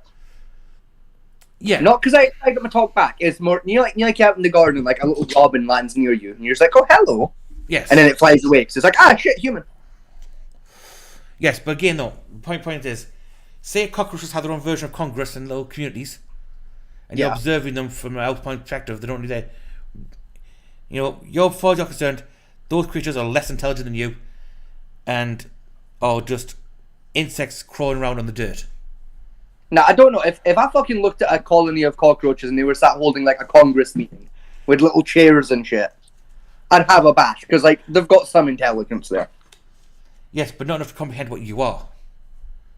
Don't know if they can figure out how to build a fucking chair. Build a chair is very different. Sitting on a rock. Build a chair just means you know how to sit on a rock.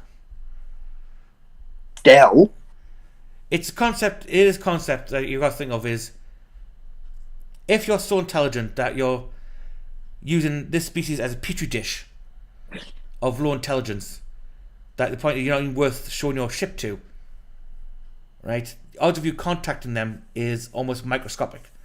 Then again, the odds of us being able to communicate with them in any significant way is bullshit. You know, is that what you're saying? People say, oh, the dog can talk back to me and understand every word. Bollocks. It's sometimes the inflection of tones you use for certain actions. yeah. That's exactly the same principle. You wouldn't make a peace treaty with a dog. I don't know. I'm fucking tempted. Yeah, but you get the concept. I'm getting at. Yeah. That's the point. So the odds of them contacting us are zero at this point in time. We're just not evolved enough. Apparently it's happened though. I doubt it. We're not intelligent enough for that. I don't know. Like maybe. We're not. Because like, if anything, them not being able to contact us would show that they're less intelligent than we are. No, it's the fact they won't contact us. No, they can't. Well, no, because like, if they've tried and we can't fucking understand them, because like they're using beta waves or some shit to do it, that would indicate to me that they're fucking idiots because they don't know how to build a basic fucking ham radio. It's not. Oh, something's come through me. Fucking. You know, like I ain't saying we're smart enough to understand like alien. All I'm saying is clearly they're stupid because they didn't think build a normal fucking radio. Fucking Frog's watching our fucking stream. Nice. Hey, Frog. How you doing, con? Go mention Discord. Put it in the fucking chat. Yeah. Happy birthday to your friend. And yes, That's why Frog's not with us today. It's his friend's birthday. and yes, we are. What was his question? You boys discussing aliens, most critical's Yeah. opinion. Lol. Yes, we are. Yeah. We are. I believe it. I don't believe it. I think there's definitely some stretching of the truth happening. Did we catch a rare glimpse of one? Maybe. Did one happen to like say, "Oh, we'll try"?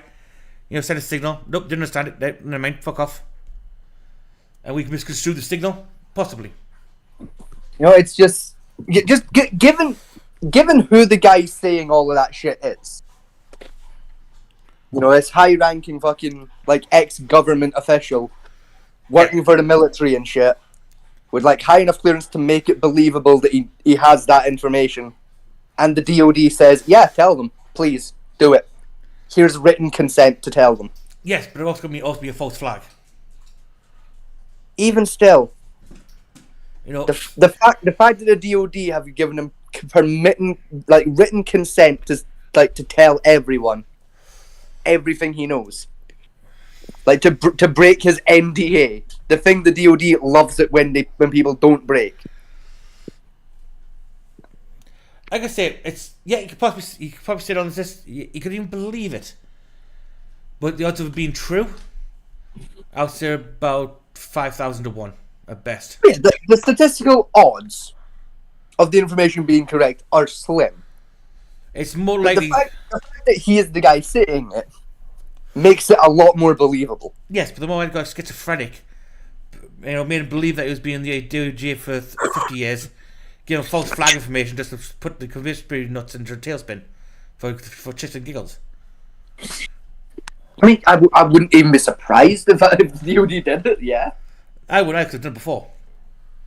But it's just, like, he looks the part in everything. Like, You know what I mean? It's not hard to get conspiracy guy. Find a guy in your department who has slight conspiracy ideologies.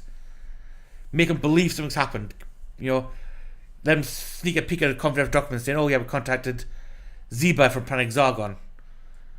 He believes that shit. Gets brought in like, "Yeah, go on. We'll let you talk about it now. Go on." And there's the rest of the DOJ department laughing their tits off at it, thinking, "Yep, Johnny was a loser." Now let's watch the conspiracy nuts go absolutely apeshit over this information. again, it's strange. I mean, it's suspicious. Don't get me wrong about that. Like, it makes me wonder what the fuck the DoD are up to behind the scenes. Yeah, if they're willing to give that information when they're not telling us. Yeah, like, exactly. Why else? Why else fucking right now tell everyone this information? What the fuck are they up to? What are you doing in the background? What are you hiding? What are you covering up for? Yeah. What are you distracting us from? Anyway, ADHD rant over. Back onto our real topic. So it's just, I remembered that was a thing that's going on and went, wait a fucking minute, that's a thing. Yeah, I remember watching it and looking over like, yeah, it's mostly bollocks. So, cretinism. Here we go. Yes. thyroid gland was impaired by accident or disease.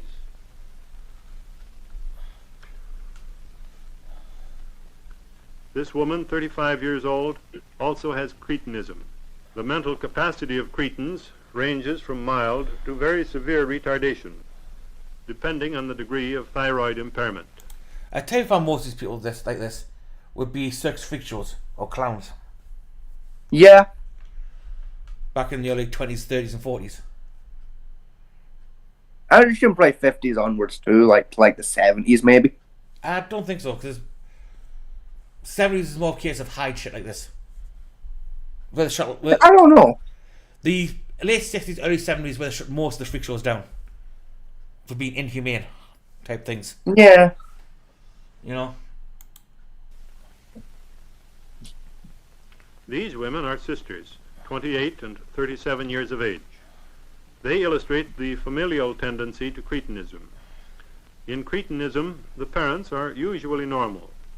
The child appears normal at birth because the mother's blood has supplied the fetus the necessary amount of thyroxine for normal growth.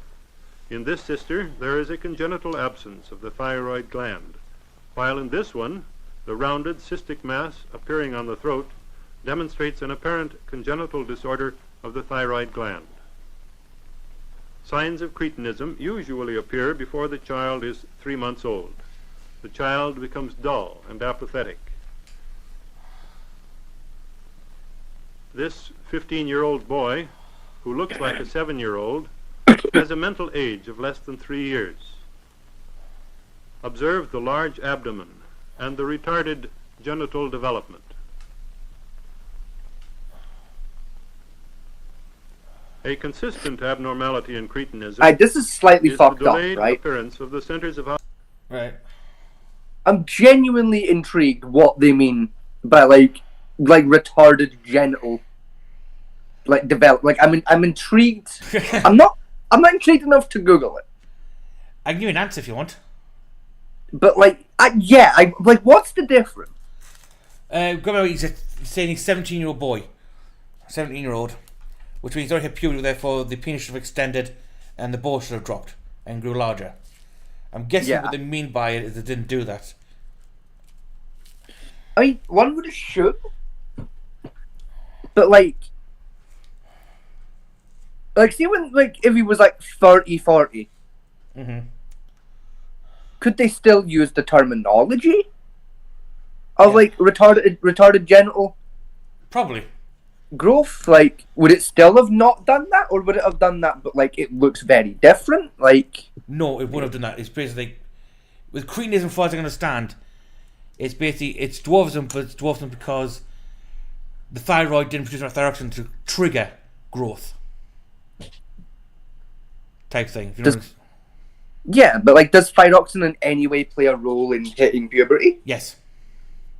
Oh, Thyroid gland plays a lot, including weight, temperature control, mental acuity. Like say if you're so tired that you start making mistakes, it's just because you got lack of thyroid.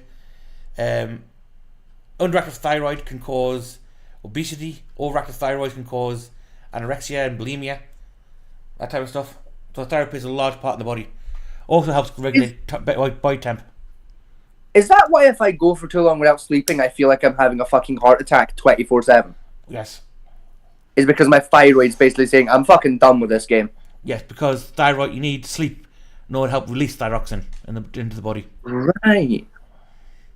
Is that why my thyroid hurts if I like hurts more if I then like drink caffeine? Is that like when my side and ribs hurt, as well as the feeling like having a heart attack? I believe thyroxine is in your throat area. I thought it was down by your ribs, like think- next to the liver.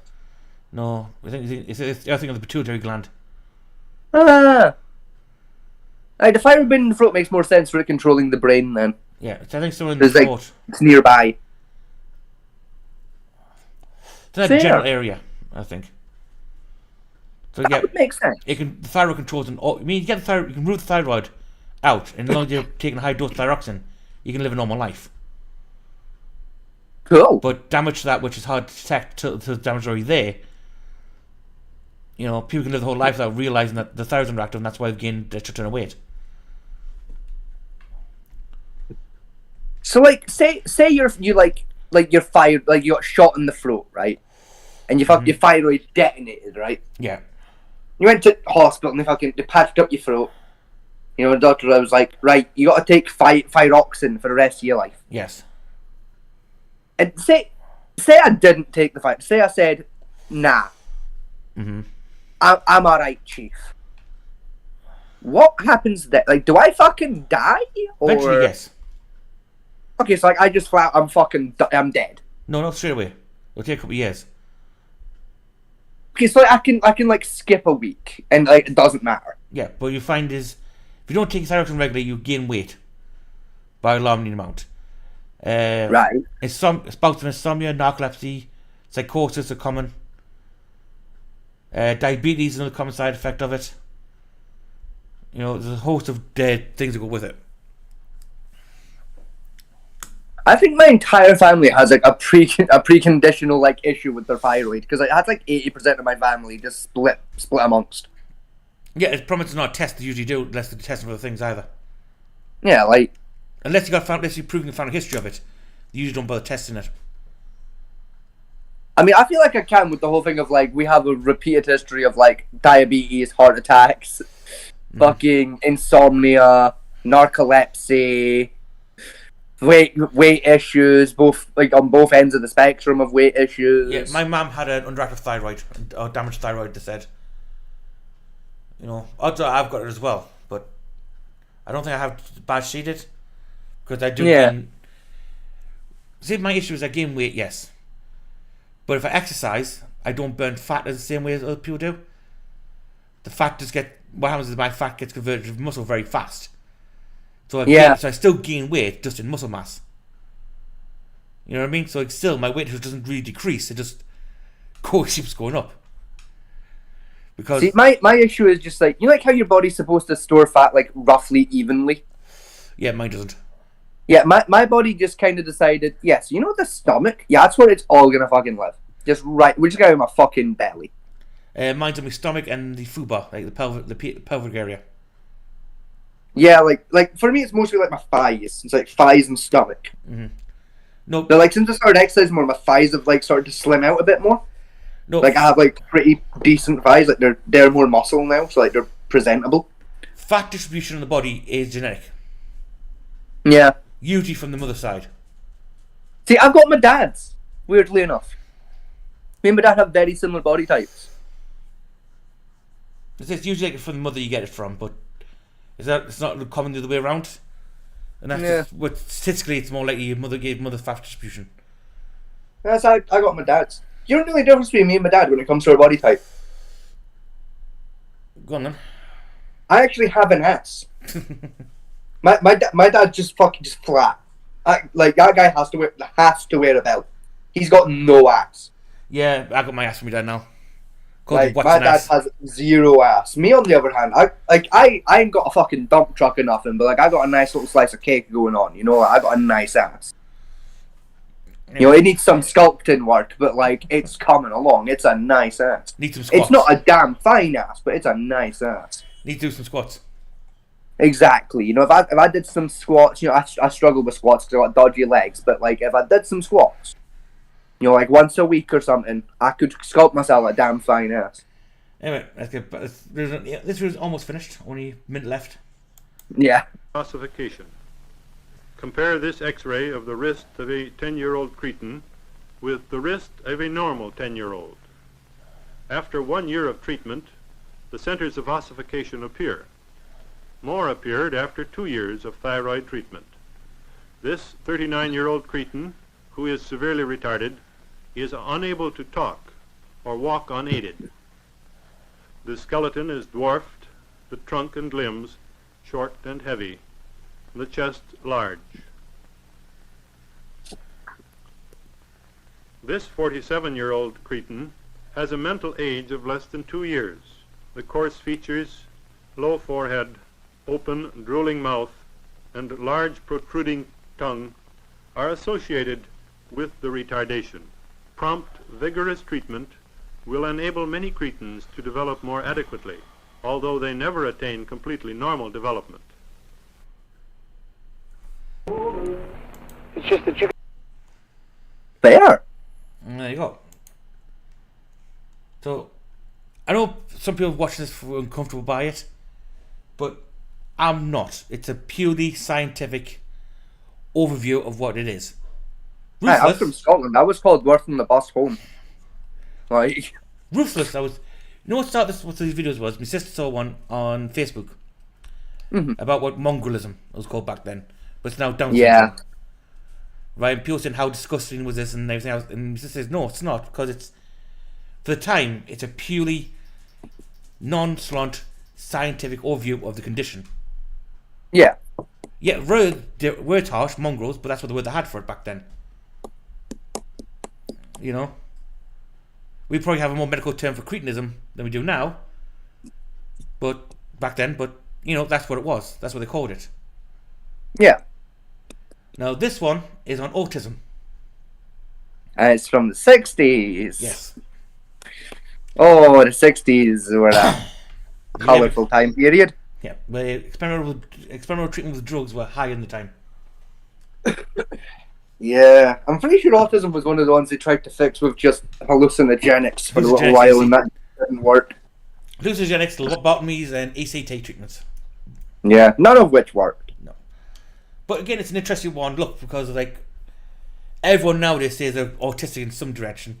And to be honest, 90% of the world population is on the spectrum at some point, just not as severe as they make it out to be. You know, that spectrum has like 17 points on it, you probably make 2. Stop calling yourself autistic, you twats on TikTok. Looking at yous. So, let's give it a blast, shall we? Yes. This youngster, Michael Joe, is a 6-year-old who presents a fairly characteristic picture of the symbiotic psychotic. His father is a professional man described as detached and obsessional. The mother is a borderline psychotic with little ability to relate to the youngster. Michael Joe represents a more advanced stage of development than Julie. He uses language meaningfully, but in a rather bizarre fashion. He illustrates the typical ambivalence and negativism of the symbiotic child and is constantly testing. He is frightened of his own instincts as well as those of everyone else. He is on the one hand omnipotent and orally sadistic and fearful of destroying everything, but also equally fearful of being destroyed. You're afraid your hands and mouth are going to do bad things all the time, Mike.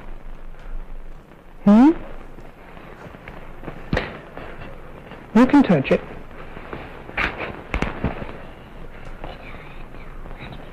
We'll play the monkey ball. We can later. Yeah, monkey ball. So hang on, his father's basically functioning. His father's functioning psychopath, and his mother's schizophrenic. It's more than that. His dad's a functioning psychopath with like OCD tendencies, and his mum's just sociopathic. Right, and the kid has what do you call it? Sympathetic syndrome. Autism, basically, like plain cut. Yeah. So I was trying to say because the parents. So in this one, we know autism is genetic to some degree. It's a born condition.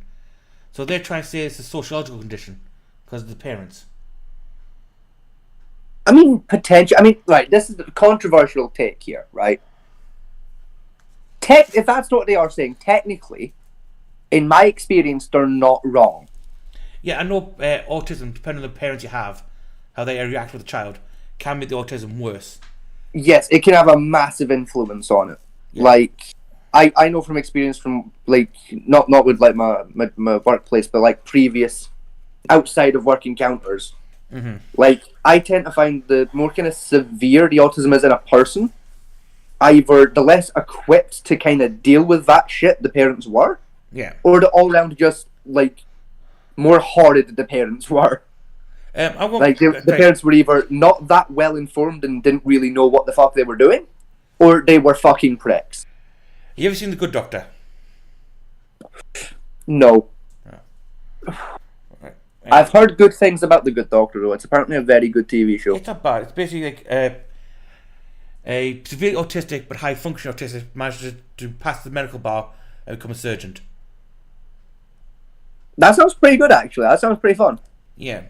And it's basically a challenge of navigating these like autistic loud noises type stuff.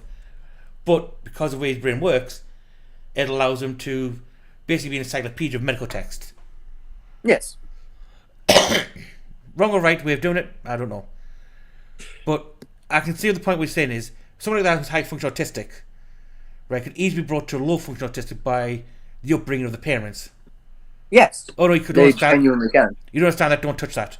You know, you can't do that. Don't touch that. Don't do that. Yeah, set this and eat crayons. Type thing.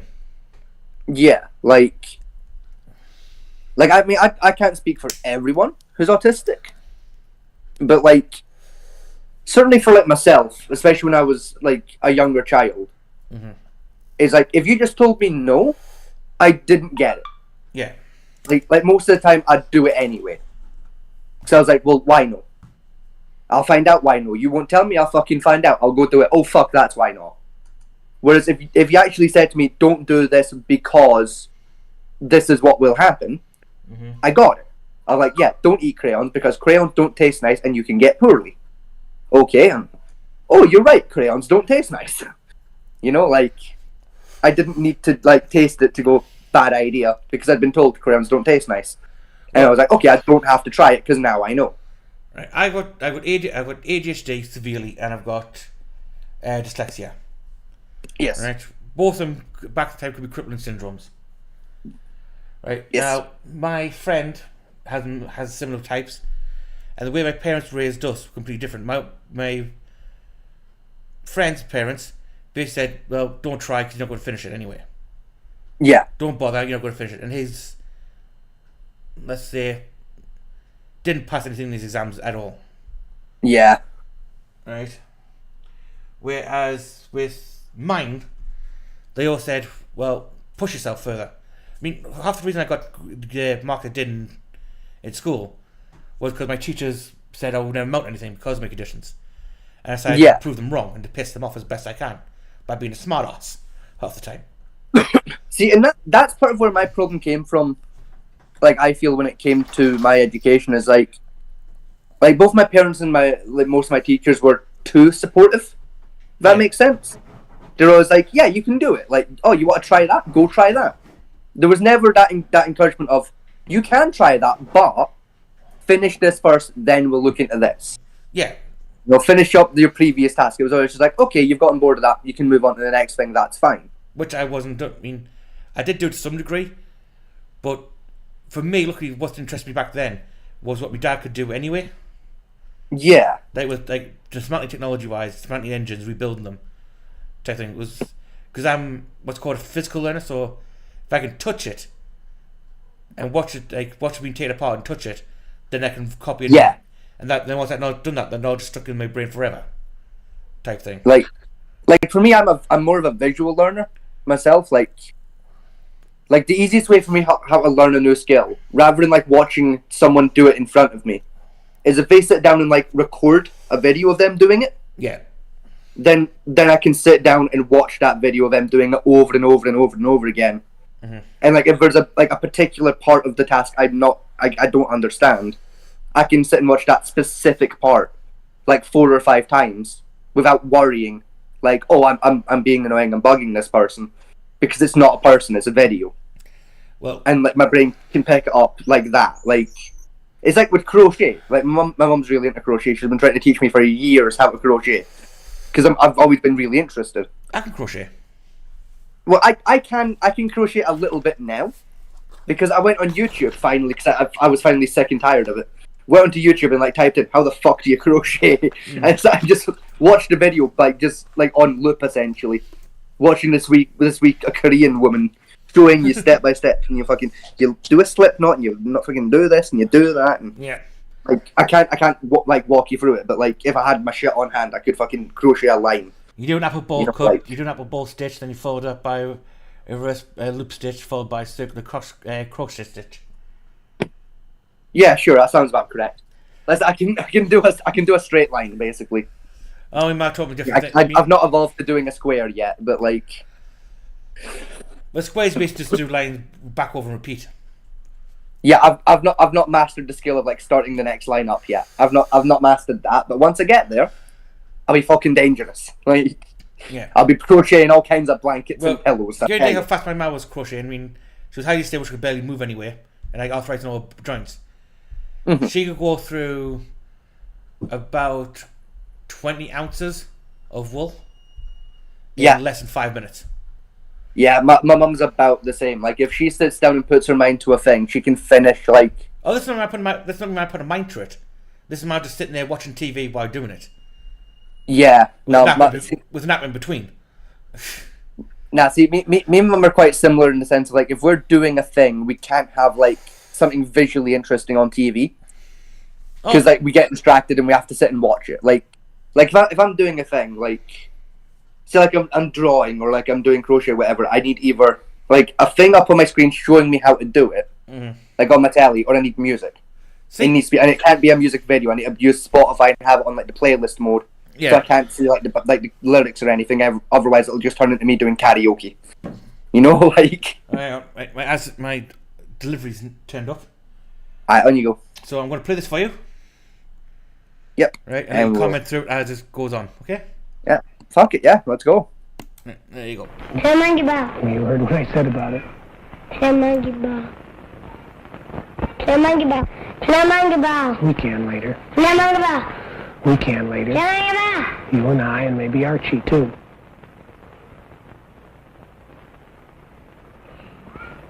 I've been at the book.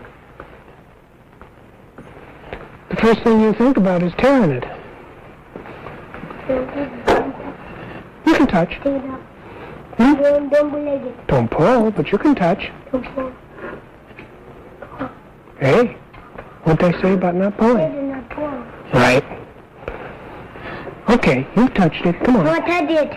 This whole room looks a little different, doesn't it? There's kind of funny special things What I here. touch it. You can touch it. You already have. Don't touch it, Daniel. No, Mike. Touch it. Mike, remember what happens when I say no? I always mean no. I always mean no when I say no. Come on out here. I know this room is all strange and kind of scary today. What I touch it. Touch it. Touch it. What did I say the rules were about touching? Touch it. Hmm? Touch it. This room is all different and scary, and there's that man with that big camera there, huh? Want to touch the camel. You already have. Ooh, Touch you the already have. camel. No, and just saying it lots of times and just yelling it won't make me let you. Come on, Mike. I want to touch it. You already have. Touch You it. already have, silly. I want to touch it. Yeah, you already did. What Teddy? Come on. What shall we do? Teddy. You already did that. Teddy. No more. Teddy. No more now. Teddy. Like, I have to say, like, this guy's actually Remember? pretty skilled. Just saying Like, things like he's and following just up saying this. things doesn't. Like, I'm impressed. Who told you Like, that? for the 60s, he's hitting the right notes. Someone said better not pull the plug out? Plug down. Come on, let's put it down, Plug Mike. down. No. Mike, let's put it down. No. No. Okay. What Teddy? You got scared. Are you going to pound it The back treatment up of now, the symbiotic psychotic child is concerned primarily with helping the youngster increase his already present ego skills and develop new ones. He continues to need gratification in sizable doses, but the frustration aspect shown earlier with Julie is somewhat more evident at this stage. Here we see Michael Joe with an occupational therapist. What? He shows his need to use her in a symbiotic fashion by demanding that she hold the hammer with him. Okay. She provides this help, but also makes demands upon him. He will need long-term patient assistance to accomplish individuation and would not have much tendency to do so if the therapist provided only gratification. Oh, it's going to fall out. Let's put it over here, Michael. Yeah, right here. Go and put it here. Oh, you want to put it there, huh? Close to a corner? It's going to fall out. See? See? Yeah, that comes off, doesn't it? I want the elbow. Elbow. You do it yourself. I'm not gonna. You do it I yourself. want the elbow. You want me to help you? Okay. That's going to come out, Mike. Isn't it?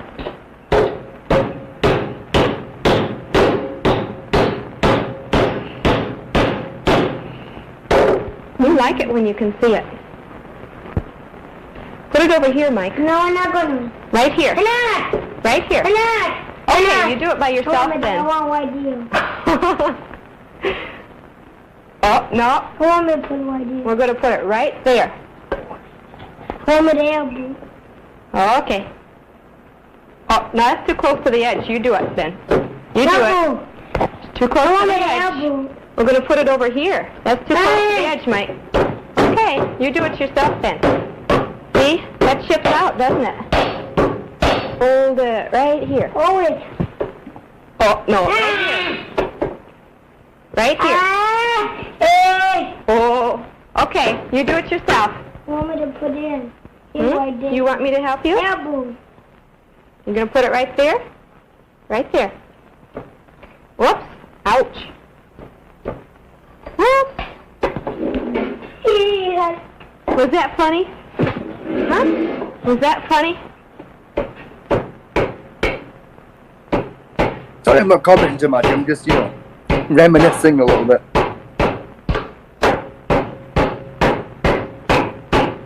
I'm also low-key taking notes and just, fucking Okay, that's all the nails. how to raise children 101. Just during the 60s mainly, but Specific learning disabilities. oh shit, we're on to the take second many one. forms, Okay. And one child can be very different from another. Jan Fine. is soft-spoken, Ah, my cigarette. conscientious, a model of good behavior. Welcome back. Her reading and writing are good. But a language disability makes it difficult to remember You're even fine. simple directions. Jan, would you do me a favor and go to the cupboard and bring 3 sheets of paper, some scissors, and some paste? Okay. Now, what did I ask you to bring? Paste. Okay, folks, I'm back. What have I missed? Did I ask you? Not a whole lot. We're on to the next video. We're on to video 2. Alright, so we're missing the first one. I mean, nothing that I would call incorrect, to be honest with you. Like, honestly, that's information that's still fairly relevant and up to date. Like, relatively on point, I would say. That's well, like the guy that was working with the kid. Mm-hmm. Very clearly been doing that a while. Yeah. Like, working with that particular child, but just working with children in general. Because, like, he was hitting all of the beats, like textbook shit, back to back. It was impressive to see. Like, Like when talking to the child, getting down on their level, which is something I've always struggled with because I've got fucking bad knees. Yeah. Like, just watching him go up and down that much that quickly fucking hurt. But, like, just, like, every time he was, like, talking to the kid, like, especially trying to, like, tell the kid something that was, like, important. Yeah. Dropping down to their level, making good eye contact, you know, like, with a kid who's, like, on the autistic spectrum, that's not always a great option. The eye contact thing. Yeah. A lot of us fucking hate that shit. You know, but, like... Especially when we're older, we start learning to kind of put up with it a little bit. But like when we're young, we fucking hate that shit. Probably that's one of the techniques that's still taught about autistics is when you're talking to them, make sure they're engaging with you, not something else. Yeah, is to force the eye contact. Like the usual one is before you actually do anything like normal like interaction with a child. It's like deadpan voice. You know, look at me. When the child actually looks at you with their eyes, so you know they're actually engaged. You then go, well, how you doing, honey? How's school? You know? Yeah. Because I remember... Listen, it is genuinely a really good technique, and it does work. Yeah. It's just, especially when you're dealing with kids with autism, a lot of the time makes them very uncomfortable. Mm-hmm. Like, especially if you're forcing them to maintain, like, starting an eye contact and then, like, allowing them to, like, look away, like, at the floor or something. Yeah. That's fine. That works. Or, like, even if, like, they're still looking at you, but just not, like, making eye contact. So it's not, like, eye on eye. Like, we're looking at you, but, like, we're looking at your tie or something. Mm-hmm. Works a treat. I think a lot of kids like, look at me, so I know... I think partly it's down to the parents' point of view, because I know, like, autistics are basically, you know, the equivalent of unfiltered sponge in information gathering. Yeah. I think it's A, technique for the parents to know that the child's understanding them. Yeah. And B, it's for the child as well to say, look, this is information you need to focus on now, not the 15 butterflies in the corner, the sunflower growing over there, the sound of a fart 10 miles away, or the spectrum of that earthquake. You know, because the best way to say people that describe autistics, where I've always been described to, and I think it's about true from my experience, is basically autistics constantly looking through a kaleidoscope. Yes, like it's pretty much true. Yeah. No, we have the ability to filter out a specific noise we want to hear. They can't. Yeah, like we're constantly like focused on like 5 to 15 things at once. Actually, tell you what, Geordie's visor from Star Trek. The way his again, visor works. Pretty accurate. Yeah. All the information gets put in his brain. You had to learn how to filter it out. That's essentially what you do with that technique: is to teach the child this is the information you need. Everything else is background noise. Yeah, like. Which I think it is a really good technique. It's just it's a technique with certain kids. You need that extra level of information of like maintained direct eye contact isn't the best approach for this. Okay, look at you. So if they're looking at roughly you, it's good enough. Yeah. You know, like, but listen, outside that, I was fairly impressed. Oh well. Especially for the time period. The only other thing that like nowadays is like a bit of information that. Again, a parent would need to have elaborated a little bit. Mm-hmm. Was they had the kid working with an occupational therapist, to like teaching him how to use like a hammer and stuff. Mm-hmm. And honestly, this worked great with this particular kid. But again, other kids with autism, this might not work so well with. It was like she was having the whole time the hammer, but like with her other hand, she was like either like holding his hand to help him put the nail there, or like holding like his shoulder or something. Like there was always a physical contact going on there. Yeah. A lot of kids with autism, they're not fans of physical. Even I'm not a huge fan of physical contact, like with other people. Overstimulation to the body. It's like an extra stimulation. Or the you know, like, because like for me, like with some people, it's fine. Like for me, it's about your skin mostly. Yeah. Like it's like half a case of I don't know you, and the other half of like you've got weird skin. I don't like it. Like people with really coarse, rough skin, I'm not a fan of like physical touch. Like. You know, like people who have they've worked their whole life as like a shipbuilder. Yeah. Like been on the seafront, their skin's all fucked up from the salt, their hands are all fucked up from working with ropes and shit. I'm not a huge fan. It fucks with my brain a little bit. Basically, skin equivalent of sandpaper. Yeah, because it's like my hand is smooth and soft and nice, and your hand is scratchy, and skin's not supposed to be scratchy. You know, like it's not a lot of stuff that fucks with me like that with overstimulation, but there's a couple of sensations like with my skin where I'm like, nope, for like 5 minutes. Right, so this is Because all my brain can focus on for like 5 minutes. So really the information there hasn't changed for the raw information. Yeah. But like obviously with that particular child, it's fine. And that is true across the board overall, is that there are children with autism who have got no problem with physical contact. Mm-hmm. But there are certain children and obviously certain parents who would need that clarification of you have to approach this technique slightly different, but the general gist is the same. You know, because obviously, like there are some autistics who are very different to me who hate physical contact full stop, and there are other ones who don't give a shit, and then there's one like me who mostly don't give a shit, but once in a while give a shit. And here's a wee ground background. I just bought my dog a new toy. This came. Yeah. So he's rather happy. I can imagine. He's hitting me with it. This is a way of saying thank you. It's just physical abuse. Yeah, it's one of them thick rope toys as well. Oh, that'll hurt. Well, the problem though, right? The rubber ones say, "Oh, anti-chew dog can't destroy this. It's solid, like hard, impregnable rubber." Yeah, it lasts a whole of 5 seconds for some pieces. That's a lie. And I'm standing on set pieces. For it. That's something I've been learning, like since like getting a puppy again, is being reminded of the fact that nothing is puppy-proof. Yeah. A thing can claim to be as indestructible as it wants. You give it to a puppy, they'll find a fucking way. My dog had a freezer. Yeah. That sounds about right. Yeah. I'm not joking here, people. He tore chunks out of the steel that wraps around this old freezer of mine and it through the metal pipe. And that that sounds about fucking right for a Labrador, yeah. It's a Labrador. That's the other one. It's Alfie. Ah.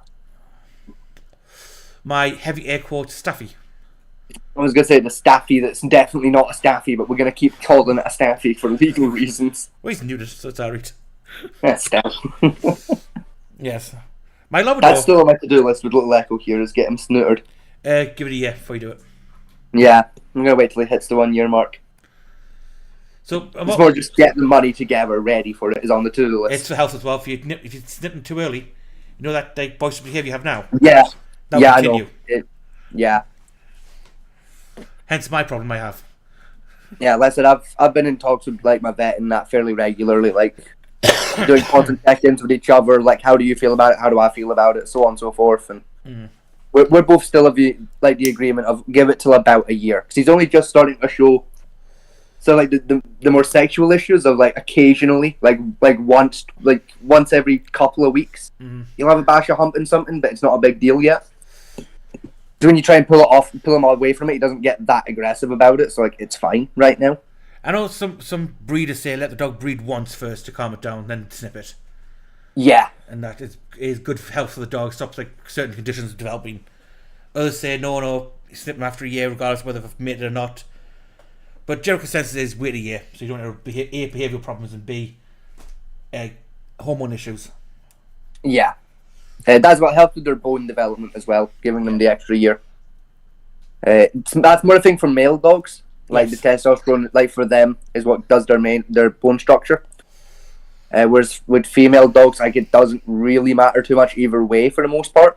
Problem with getting a bitch spayed is more expensive and more dangerous process than getting the dog snipped. Yeah. So folks, you've got dogs, snip the bills.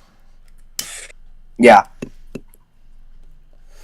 And that's what when you've got a female dog, it doesn't matter either way. Like it just means you deal with them bleeding once a month. It's not a huge fucking problem. Yeah. Like you just throw a pair of fucking pull-ups on him and cut a fucking tail hole in it, and you're done. Like it's fine. Yeah. And just watch out for mating season. Yeah, and even then, just same solution. You just put a fucking diaper on them when you go for walks. Like it's fine. Yeah. What was also about is how was the information conveyed? Was it sensitive, like you expect nowadays, or was it a bit more brutal? I mean, it was a little bit more brutal. Like it was, like the exact phrase they kept using for the condition the kid had. I can't remember off the top of my head, but like it was a fairly kind of like nowadays it would be seen as like a fairly nasty phrase for it. Mm-hmm. But like even then, it wasn't. I've heard worse on buses. I've been called worse, quite frankly.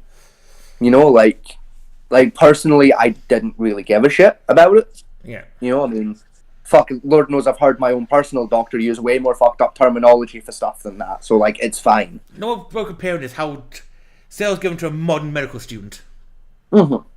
Right? At university now. So, like, you're, like, say, again, you're like a generation age who's going to university, say, studying mental health or autism as a specialty, as a PhD. Yeah. How would they deal with the information that was in that video? Like, I feel like they'd probably be at, like, the same kind of level of I'm at, of just, like, there's a couple words there I wasn't a huge fan of. Yeah. But nothing overall that, like, has upset me. Because I know the cretinism one would be very upsetting to most people, how A, they portray them round, and B, how they talked about them. Yeah. I don't want to take the issue with that. I don't, because it's purely medical science. Yeah. Apathetic science, but that's what science is.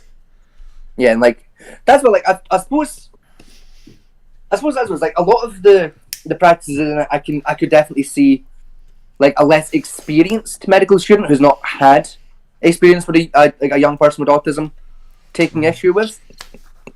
But, like, for me, I didn't have that much of a problem with it because, like, there's a lot of, like, I've got a lot of younger cousins with, like, fairly severe autism who, like, especially when they were a lot younger, were very similar to the kid in that video. Yeah. And, like, a lot of the techniques in that video are techniques that, you know, both my family and, like, family doctors and that, like, used. So, like, for me, like, just it pretty much just rang home of just, like, yeah, that's how we fucking dealt with it. They turned out perfectly fine. You know, a doctor recommended those techniques. It seems legit. I think that kid had quite high functioning autism. Certainly high functioning. Definitely, like, severe high functioning, but, like, yeah. Like... Now, here's a phrase people that you're not going to like, but high functioning, but definitely some mental retardation. Yes. Certainly, like... And for folks at home who get upset at that word, this is correct the use medical of that word. terminology. Yes. As someone who has it, the medical terminology for it fucking... is retardation. Yes. You are, like, people are correct. We are retarded. We just don't like it when you use it as a slur. Now, retarded, if you're curious as what it actually means, is it means locked, imprisonment, restricted. I believe that's that's the general words used. It's translated to from the Latin point of view. Yes, but like for the namely the slur version, it originates from this French word for slow. Yeah. Because their word for slow is retard, which is where we get retarded from. Yeah. Because we did our usual and bastardized another language, and I went, we'll use that to bully people because we're lovely people. Now, retard in the medical context is small or underdeveloped. Yes. Retardation again is underdeveloped or again slow, imprisoned, locked in, unexpressive, that type of thing. It quotes multiple terminologies around it. Yes. But medical word mentally retarded generally refers to slow-minded. Yeah. Or stunted-minded type thing. So it's useful not just like mental, but also like physically. Like so in the Cretan one it said retarded genitals mean underdeveloped, not quite designed properly type thing. Like that's why there is a genuine, like, a big difference between people who are retarded and people who are autistic. Yeah. It's like autistic people can't like a lot of people who are autistic can be classified as medically retarded, but there are a lot of us, like a lot of them that aren't. There are plenty of autistic people who are at the exact opposite end of the spectrum and are incredibly intelligent. Yeah, I think so. But painfully so. Autism can cause mental retardation. Yes. But does that mean all autistics are mentally retarded? Yes. For example, like a very famous TV show that like 80% of the world's population fucking hates because it's terrible. I personally quite enjoy, and it's for this main reason, is the TV show The Big Bang Theory. I'm sure you've heard of it, Pat Manty. Yes. I'm sure you've probably watched a couple episodes at some point. I have. Some of it I like, some of it I don't. Yeah. Only because I know Sheldon supposed to represent a genius level autistic. Yes, I was about to say their rendition of Sheldon's autism. While they don't outright state that he's got autism, like the way they display the character screams it at home, but also like it's a surprisingly accurate version of someone who has autism, especially like like a fairly severe level of autism who's still high functioning. Sorry, I got it wrong. He's an autistic which suffers from savant syndrome.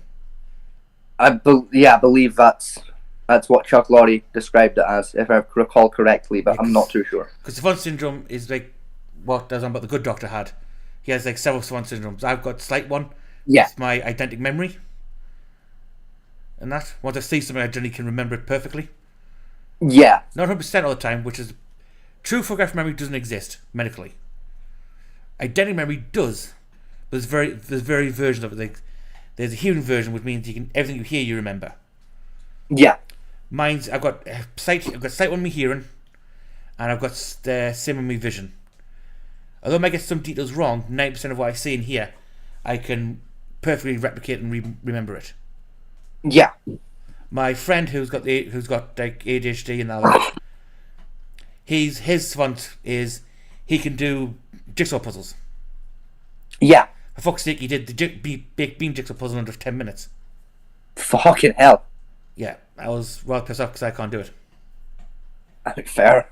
Yet my abilities allow me, like say with D&D and games like that, is I can think strategy-wise several moves ahead, even out passing the DM at times if I have to. Yeah, you did it to me a couple of times in session 1 where especially for like with rules where you were like, yeah, I pre-looked up this rule, this last meta bar, and I'm like, oh shit, okay, you're fucking, you've done your homework. I hate you, but okay. That's part of my problem is fuck you, you're wrong. I disagree with you. You know, like is when I learn a game or try and learn a game. That's why when I play some games, I can't replay them very well. It's I'm bored because I know exactly how the game's going to flow. Yeah. And everything that's going to happen. Even like on some games like old Call of Duty or Modern Warfare, not Modern Warfare, Medal of Honor. Yeah. I got to the point where I could guess where I know exact placing where the enemies were on the map as you turn around the corners. On each map. Like I'm kind of like similar, like especially with like Call of Duty games. Is like I like to play the campaign of it, to like until I'm at that point where I'm like I know exactly where that enemy's gonna spawn and when. Yeah.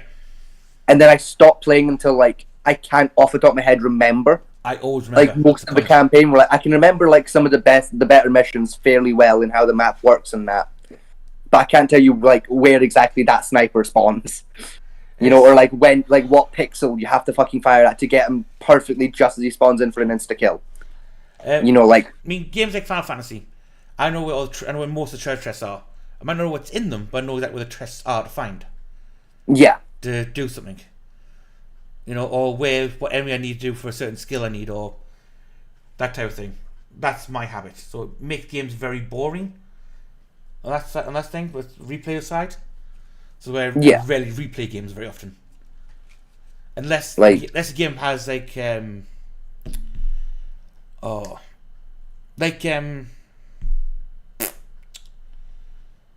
Dragon Quest, Dragon Age. Yeah. Where my choices in the game, if I change my choices, have a different outcome. Yeah. Those are pattern based, and I have to recompute all the patterns I need to change the outcome of what I want, type thing. Yeah, like, I mean, I'm really bad for it with things like TV shows and like, especially like YouTube, like, you know, like a playthrough on YouTube of someone playing a game like, say, like The Sims or something. Yeah. Where like, if I watch it once, I can tell you like beat for beat what happened for about a year straight, and then my memory on it starts fading till I get to about a year and a half where I remember the first episode roughly, and a couple of like key moments through it. Then I'll go and rewatch it again. Now, see what's mine is my memory gets changed. I put it on the back burner. But say I went back to playing that game again, then the knowledge of that game comes straight as you're back. doing it, your brain's going, "Oh, I remember now." Yeah. Yeah, like. An hour play the game. It remembers the next like 5 minutes or so worth of stuff, and I'm very much kind of the same in that department. Yeah. Like. It's like I'm maybe like 2 levels underneath you when it comes to like remembering shit. It's not as fun. Like, say I really enjoy a game, but once you can remember exactly what you want to do before you do it, it's like, well, what's the point? Yeah. So I do envy those people who can like watch a movie, forget it, watch it again, and say, "Oh, it was great as I remember." That twist was, I could never quite get that twist. Like, yeah, I just remember that twist from a mile off, mate. Now, to be fair, there are still a couple of movies like that where I know the twist is coming. I know exactly what the twist is, but it fucking gets me. Oh, So I'm still there, just like, that was genius. There's a couple of shows I still like rewatch over and over. Like even anime side, I still watch over because I love the story behind it. Yeah. But with them ones, I can put that on one screen I've got, and then put music on another screen while that's running, then play a video game on my third screen, and yet still pick all the information of all three screens. Now, see, like for real, I can play a video game and have like music going, or I can be playing a game and talking to someone, and still pick up both sides of the information. I just can't always respond to both. Yeah. Like we'll be like, say, I mean, I've done this to you a couple of times, Fat Man T. Where like I'll be playing a game while we're talking, or like I'm sending a text message while we're talking. That's like probably more common. And like we mid conversation, I'll just go, wait, hang on a second. I need to send this text quickly. Finish what I'm typing down, send it, and then go, right, what the fuck were you saying? Yeah. Because in the moment when I've said, hang on a minute, I can remember what you've said, but then by the time I've finished the text message, I've forgotten what the fuck you were saying. Do you watch the new version of Sherlock Holmes? Not the British one, the American one. No. You know I watched the British one though. I really like the British one with Benedict Cumberbatch. Try and watch the American one with Lucy Liu in it. Right, it's still a good show. I do not know who that is, but okay. Lucy Liu.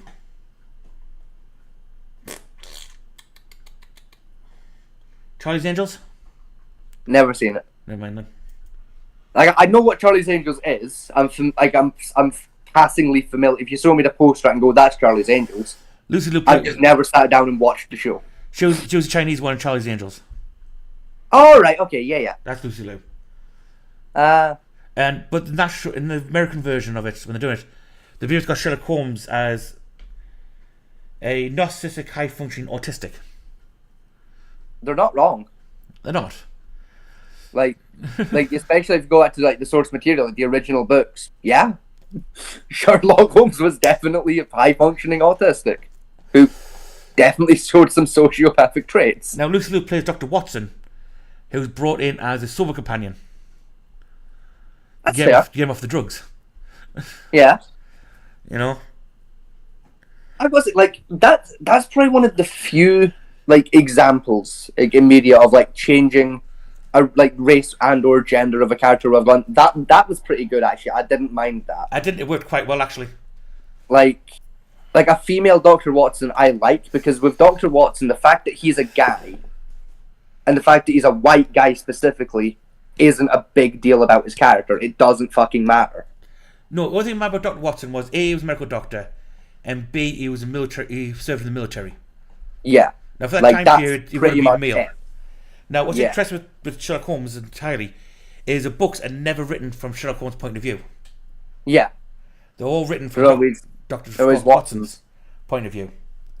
And Sherlock Holmes very rarely makes any conclusions in the story. Yeah. It's Watson who makes the conclusions. So Sherlock Holmes would tell him information, then Watson would articulate it saying, well, that means this happened and this happened. Indubitably, Watson. Yeah, it's basically Watson kind of like translating, like letting you know what Sherlock has said and like telling you how Sherlock probably got there. Because even Watson wouldn't know how the fuck Sherlock got there, but he can guess. Yeah, it's basically Watson trying to translate the mind of an autistic drug addict to normal speak. Because one of the words that pop up constantly is the word intercourse. Yes. Right? Now, a lot of people assume that Sherlock Holmes and Watson were gay because that word's used a lot. Me and Holmes intercoursed all night. Yes, right? No, intercoursing back when Sherlock Holmes was initially written just meant conversed. It was a conversation. Yeah, it was talking. Intercourse meant like interacting with somebody. Yes. So they had an intellectual intercourse where everyone now thinks intercourse means sex. Yes, no. No. It's one of those words that evolved over the years to have a different connotation. It also meant sex as well, because like I say, there was intellectual intercourse, there was physical intercourse, there was intercourse of like sportsmen playing. Yes. All the variations of intercourse. All intercourse was meant was an interaction between two people. People.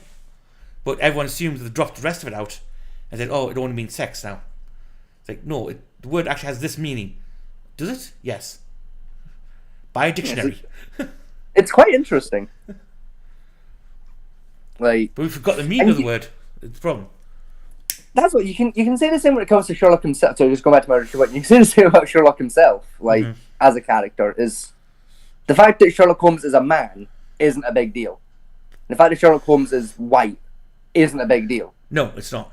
Like in terms of like this, like the story, like the original story and the time period it's set in, those facts do kind of matter. In the sense Not of really. in that time period, those characters couldn't be who they were if they weren't guys. Not really, because Specifically, if they weren't white men. the only Whereas reason- if you, I'm assuming you mean the show Elementary, if you bring it forward into the modern day, those facts, like the facts of white man, like two white men, no longer matter. it Because doesn't- like an Asian woman, for example, could still serve in the army and become a medical doctor. yes, but it didn't back then either, right? So I took the original book and read to you. All I'd do was drop the Mr. Holmes, Yeah, right? And he wouldn't tell the gender because it never specifically said he was a man. Because one fact about Sherlock Holmes was he was a master of disguise. yes, like Sherlock Holmes could have just been a girl. Because Holmes It was very good. Holmes actually you know? disguised as a woman several times in the novels.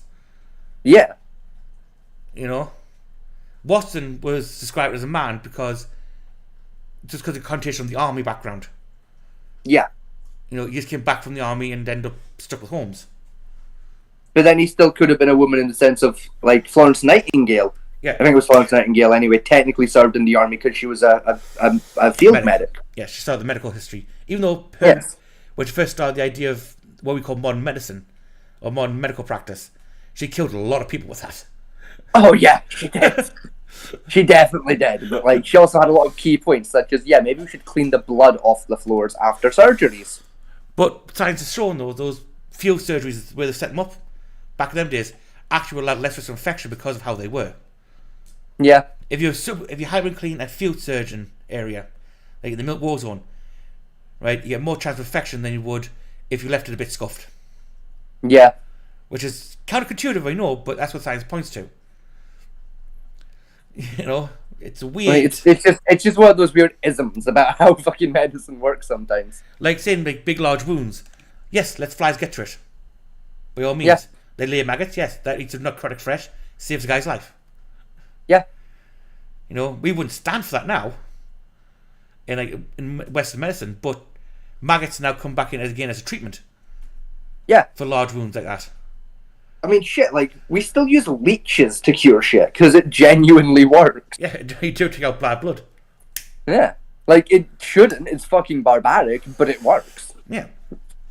You know, like if we can't get you a normal blood transfusion set up quickly, we'll just throw some fucking leeches on you for a couple hours while we get it finished. Oi, twat face! it. Stop destroying it. I just got you it. You know, fucking He's like a bit torn off. He's had like 5 minutes. yeah, sounds about right. Yeah, But yeah, it's that kind of... This is the point we'll get with these videos. Is, yes, it's information at the time. And the word at how the time. I mean, I haven't watched this one yet, but I'm assuming it's going to be pretty brutal on describing of learning disabilities. but while it's brutal in like nowadays would be classed as quite distasteful in how it's delivering the information is still pretty sound so far. Yeah.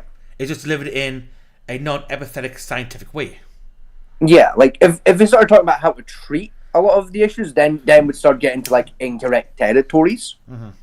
Just because of the time period it was set in. But Yeah. even still, you can excuse it away of the idea of we were fucking stupid in the 60s, but we had a bash. If we weren't idiots back then, we'd be idiots now because we wouldn't have tried back then and then learned from our fuck ups. I mean, it's like the Nazi doctor, right? I'm Yeah. not condoning him, right? But he's got under his belt cures for 15 to 18 different diseases and conditions. His experiments, scientific experiments, were brutal as fucking unethical. Yeah. But again, though, But he they was worked. a pure scientist Yes. to the core. And most scientists, that's the problem with science in general, is science has no ethics. Yeah. Which is why you need people around scientists who have ethics to say, no, stop that. No, you're not allowed to do that. That's wrong. Yes. And you can't just say that's unethical because they'll go, I don't give a shit. You have to say that's unethical, and doing things that are unethical is illegal. Again, you will go to jail. Big Bang Then Theory. you go, oh. Big Bang Theory, Sheldon. Yes. Right? Way he says things and acts is unethical as hell. Yes. Look, he's on the medical field. Oh, he'll be dissecting bodies all over the place. Yeah. Right? But as a scientist, he's pure. Yes. You know what I mean? He's a theoretical physicist, and that's all he focuses on. He's pure about the idea, his work. Yes, he looks at things very objectively and calls them how they are. And if there's something that doesn't have an answer yet, he either studies it till there is one, or he just kind of dodges that subject. Yeah, like, I can remember one episode where he spends nearly a week awake trying to figure an answer to a question which has no answer. Yeah. And you remember one of the lines he said, I don't need sleep, I need answers. Yes.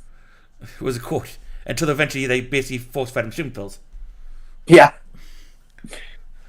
But like, and that's the thing, like, especially, it's like, I'm fully convinced that, like, Sheldon had a little bit of ADHD in there, too. Yes, he did. It's like, because that episode in particular rings very true to home for me, because I do that so fucking much. Yeah, I do it as well. Where I'll be like, how the fuck does this work? And then I Google that, and it leads me down a rabbit hole of, like down to, like, the atomic level of how this really obscure thing works. That leads me back up the rabbit hole again, so I can understand everything involved in how this one particular thing functions. And it takes 3 days out of my life with no fucking sleep. There's two terminologies for that, medically ones. Mm-hmm. There's Alice syndrome. That sounds about right. Right, or the White Rabbit syndrome. Yeah, either way, yeah. Hence why most ADHD people have the phrase, don't chase the white rabbit. Yeah. Don't chase the rabbit, just... Yeah, like the problem we had a discussion last night with the D&D rules. Is I dug down the minutiae of like the arguments of everybody over the fucking crossbow. Yes, you followed the rabbit. Yeah, I followed the rabbit and I still didn't get to the end of the rabbit hole. Eventually, I said, "It's 3 a.m. Stop." 5 It's 3 a.m. I give up. I'm going to bed. Fuck it. No, I didn't give up. I just wanted to distract myself with for an hour. Yeah. Sorry. Two seconds. I won't be able to hear you for a minute. I need to go to the other side of the living room. Hang on. Yes. I had to open the patio door again, or we were to let the pig out to pee. So I was closing it again because it's getting cold. Yeah, which I think a lot of autistics have, especially like high functioning. You might not be able to, maybe articulate their rabbit hole too much, but most savant syndromes have it, one way or the other. Yeah, like I know I'm definitely bad for rabbit holing, like. I mean, look, we are parents. I mean, look at that discussion we had about Star Trek a few months back. Oh yeah, where we fucking discovered that whole fucking like group. Yeah. They're trying to build a 2-scale replica. Yeah, and we dug down the rabbit hole of how the fuck they're doing it and how they're getting funded for it. For the record, by the way, I joined one of their Facebook groups. Aye. They're really nice people. Like, well, they generally just sit and talk about Star Trek shit. Apparently, Rinceman told his mother about it. Yeah. And he's now, she now wants to go and live there. Nice. We've also started Rinceman off on watching all the Star Treks. Yes. He's now in season 4 of TNG. Yeah, I know he was telling me about it back when he hit like season 2. Yeah, he's blamed us for that. Like, he's that in Blitz like there was like 2 or 3 seasons in like one sitting, and was that telling me the next day, and I was like, I don't give a shit. Like, I'm still on like season 2 of TNG because I don't have time anymore. Like, I finished Deep Space Nine and I was happy. Like, I don't give a shit. See, again with that though, I remember the most. I might remember to the forefront, but as soon as I say like, a slight synopsis of the episode, I remember the entire episode in my brain. It's like, nope, not watching that. Moving on to the next one, which is decent. So I have a habit of skipping the shit episodes which are needed for some part of the story, key parts of the story. Yeah. Especially like Deep Space Nine and Voyager, where it's not episodic, it's a serial based to some degree. Yeah. I've got a habit of skipping areas that I know are boring as shit, but if you don't watch them, I want to say when it came to Deep Space Nine, there's not any episodes where I can say I didn't like that episode for any reason. There's a few I can say. There's the gambling one. I liked the gambling one. Well, but You mean? There was a couple with gambling. Do you mean the one specifically where they were all sat? Like, it was the entire episode was just fucking Dax telling everyone how to play fucking Dapple, I think it was. No, because that was quite interesting. I was trying to learn the rules of Dapple when that one. Right. No, the one I went about was where that con man goes and finds a lucky orb, and it says it's like seeing around. It starts affecting the continuum around the space station and gravitational. Yeah.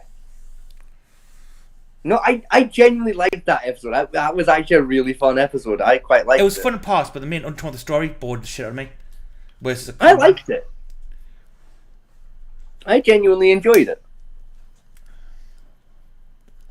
Like, I mean, the main reason I enjoyed the episode is because I love any episode that has the Ferengi involved, because I love the Ferengi. I find them an immensely interesting species. Ferengi were an interesting addition when they put them in properly. Because before they were built like a boogeyman that showed up out of nowhere and fucked shit up. Yeah. A bit. It was interesting to see the Ferengi as a full-on commerce group in the galaxy. As a whole. Yeah, point. And when you take the Ferengi as a group, yes, they're a bit of assholes. Right? But they are the quintessential point of capitalism. Yeah, they're mercenaries through and through in the most literal sense of the word. Of if you are the highest bidder, they will do whatever you want them to do. They don't give a fuck. Yes, but they're also very loyal. Yes.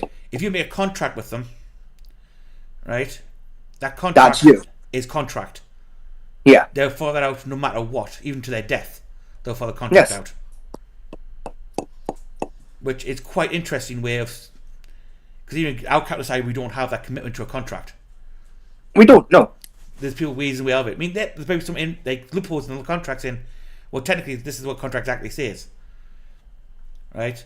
But if you put the contract down saying this is exactly what your things are in language which is set, so there's no legal wiggle room to some degree, which a Ferengi rarely use because they hate lawyers. Right? A deal is a deal. Yeah. Although they might try and get the best deal they can out of you, in one way or yeah, another. by exploiting those loopholes in very specific ways to get extra money or something. Yeah. They're not going to use it to get out of doing what they said they were going to do. They rarely cheat you in a deal. Mm-hmm. Right? Whereas, in even the video game, Morden, right, was a cheat, to most point of view. You know, lying, steal for profit. Whereas Quark, although he was a criminal to some degree, and a little bit of a cheat, the goods he sold were the goods he sold. Yeah. He was fairly honest about what he was selling. Like in Beginning of Voyager, was trying to sell for them gemstones to Harry. Right? He just said where they came from and that they were semi-precious there. Yes. Odo came along and said, yeah, but they're junk though. There's 1,000 all over the place. Right? He didn't lie what they were. Yes. He just found someone naive enough not to know exactly what the value of them were. And he set a value for them. Mm-hmm. If you didn't know your research and didn't know what the value were, it's your fault. The deal is exactly. And I said, he got cheated as well. He didn't cry about it. I was like, yep, deal's a deal. My mistake. You know? Which is what I liked about Quark. Yes. You know, he was a very fun he was a character, he was a man of very few models. But he was very strong about the models he did have. Yes. And, like, it rung very true. This is true to a lot of characters that I get really attached to. It's like, it rung very true to myself. Mm-hmm. I'm very similar in the sense of I have very few fucking models. There's not a lot of shit that I'm not willing to do. Yeah, same here. Like, the list of things I'm not willing to do are pretty fucking low. Like, there's like 4 things on that list. You know, but like... They're saying, don't do anything I wouldn't do. Right? Yeah. I don't change that phrase to, don't do the thing I have done, because that list is much longer than things I won't do. Exactly. Like, don't do the shit that I have previously done. If I've done it, it's a bad idea. Like, it's either immoral, dangerous, straight out illegal, or some combined mixture of the 3. Yeah. Like, it's a bad idea in general. You know, the only reason it wasn't a bad idea when I did it was because I was skilled enough to not get caught doing it. Oh, the law didn't change. So don't do it. Oh, the law didn't say I couldn't do it at the time. Now it does. Yeah, because I did it. I was it? That's one of the things that's on my bucket list, is do something so fucking absurd a whole new law is created because of my bullshit. That's on my bucket list. I want that to be a thing. That's why I part of my channel with this channel, you know. I want to make the channel to the point where we're so controversial on things that YouTube changes its terms of service because of us. Nah, terms of service isn't good. I want like official like British law book changes. You know, I want to be such a cunt they change censorship laws in Britain. I want to do a Stephen Crowder, where I cause a Vodax apocalypse. You know, that's what I want to create. That would be nice. That would be, it wouldn't count towards my bucket list, but it would be nice. It would, because you got to think the Vodax apocalypse, A, it changed how YouTube's worked, and B, they went to Congress with what he did on YouTube. Even still. That's what I if I change American law, I don't give a shit. I don't live there. You know, I want it to change British law. I want to change my local law. You know, I want to be so controversial on this channel that Parliament brings up our channel. Yes, I want the fucking Prime Minister to name drop us on live television for being pricks. But one thing we will do for you is not lie to you. Exactly. We would never lie on this channel. No, it won't. I will bring cold hard facts. You might not like. Yes. But the facts. Exactly.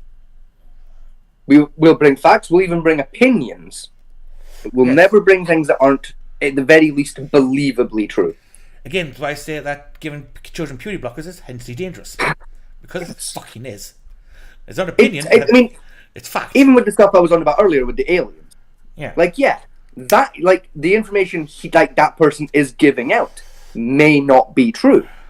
But the fact that he is saying it, and the fact that I give him a level of credibility, is true. Yes. And remember that everything else is opinion based on whether or not he's a psychopath. Exactly. Do I believe him? To an extent, yes. Do I believe what he's... Do I think the truth is being stretched a little bit? Certainly. Well, this bit. Do I believe what he says he believes is true? Yes. Is it factually true to our universe? Probably not. Maybe. I'm willing to say maybe. Odds are skewed and it's not in his favour, shall we say. Yeah. Like a lot of conspiracy theories, there's information out there that could be skewed one way or the other. Until you look into it and think, no. Yeah, exactly. You know, like... I call it flat earthism. Right? If you take flat earthism, what they say, without any science knowledge, you know, well, the earth doesn't look flat. Fair enough. Okay? But then explain this. I can't. There you go. Exactly. Like... I think that's the kind of thing we have with this guy, is layman-wise, because we have received signals from space before. True. Was that space anything other than background radiation or pulsar that looked like mechanical noise? Don't know. I'm not a sonographer and radio engineer. My dad was, and he said, and his opinion on the noise and the wavelengths they showed was, there's a pattern there which could show intelligence, but then again, a pulsar can produce that kind of same pattern. Yeah. In fact, there's a pulsar we know about now, which is partly used to set up clocks to. Yes. Because it creates a beep every second exactly. So, you know, it's half a dozen of one, 6 of the other. You know? Yeah. Anyway, let's leave that rabbit hole alone for a bit and move on to our other rabbit hole we have. Yes. This is a long one, so we'll probably skip some of it as we go along. And that, because I'm more interested in the opinions of the narrator or the science behind rather than just the demonstration it's doing. You remember?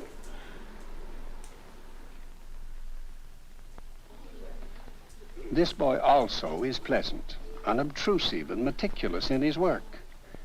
But he often gets stuck on a single idea, preoccupied with a word or phrase, and his disability might be overlooked.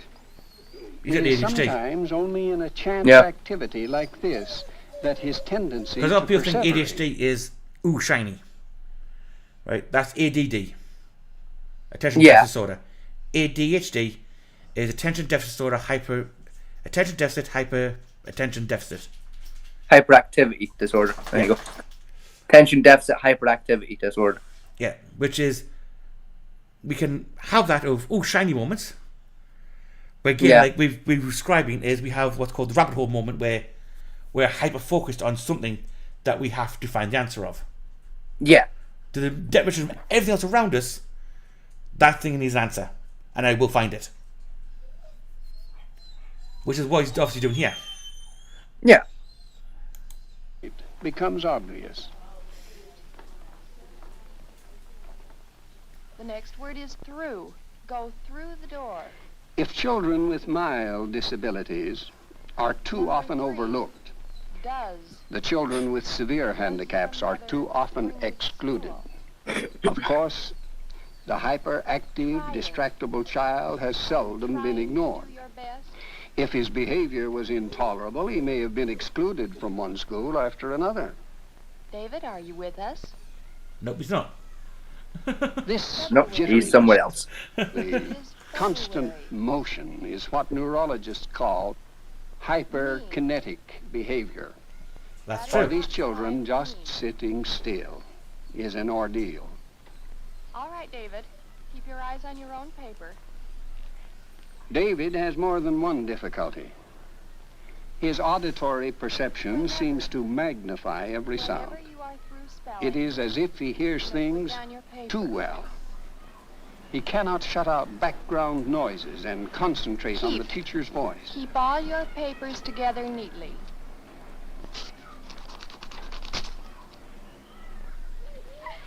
The study of specific learning disabilities has led to discoveries about We won't fucking get away with letting kids do that in the playground these fucking days. Jesus Christ. No, too dangerous.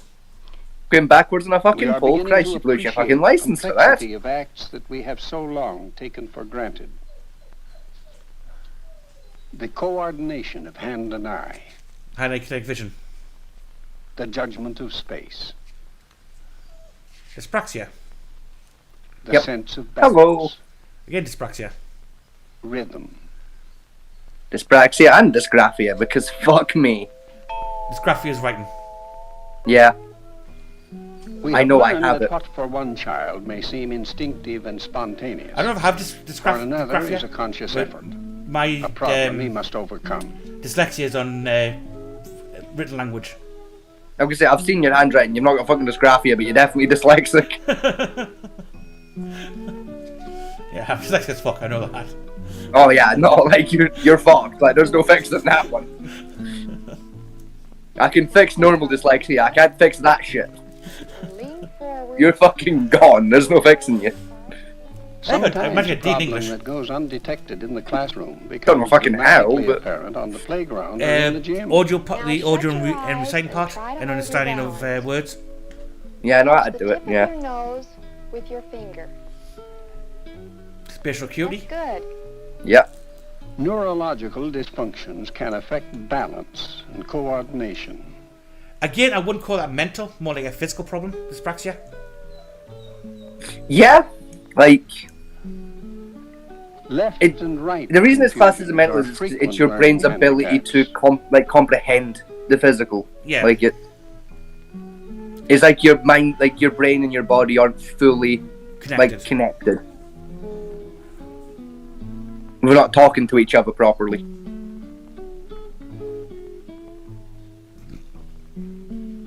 This test is a bit cruel though, the hand test. Yeah. Because the hands are different colours, for one thing. There is no universal symptom of impairment. Every That's true. child must be understood as an individual, but some things hold true in general. All children, whether their disabilities are mild or severe, are easier to help if they are found early.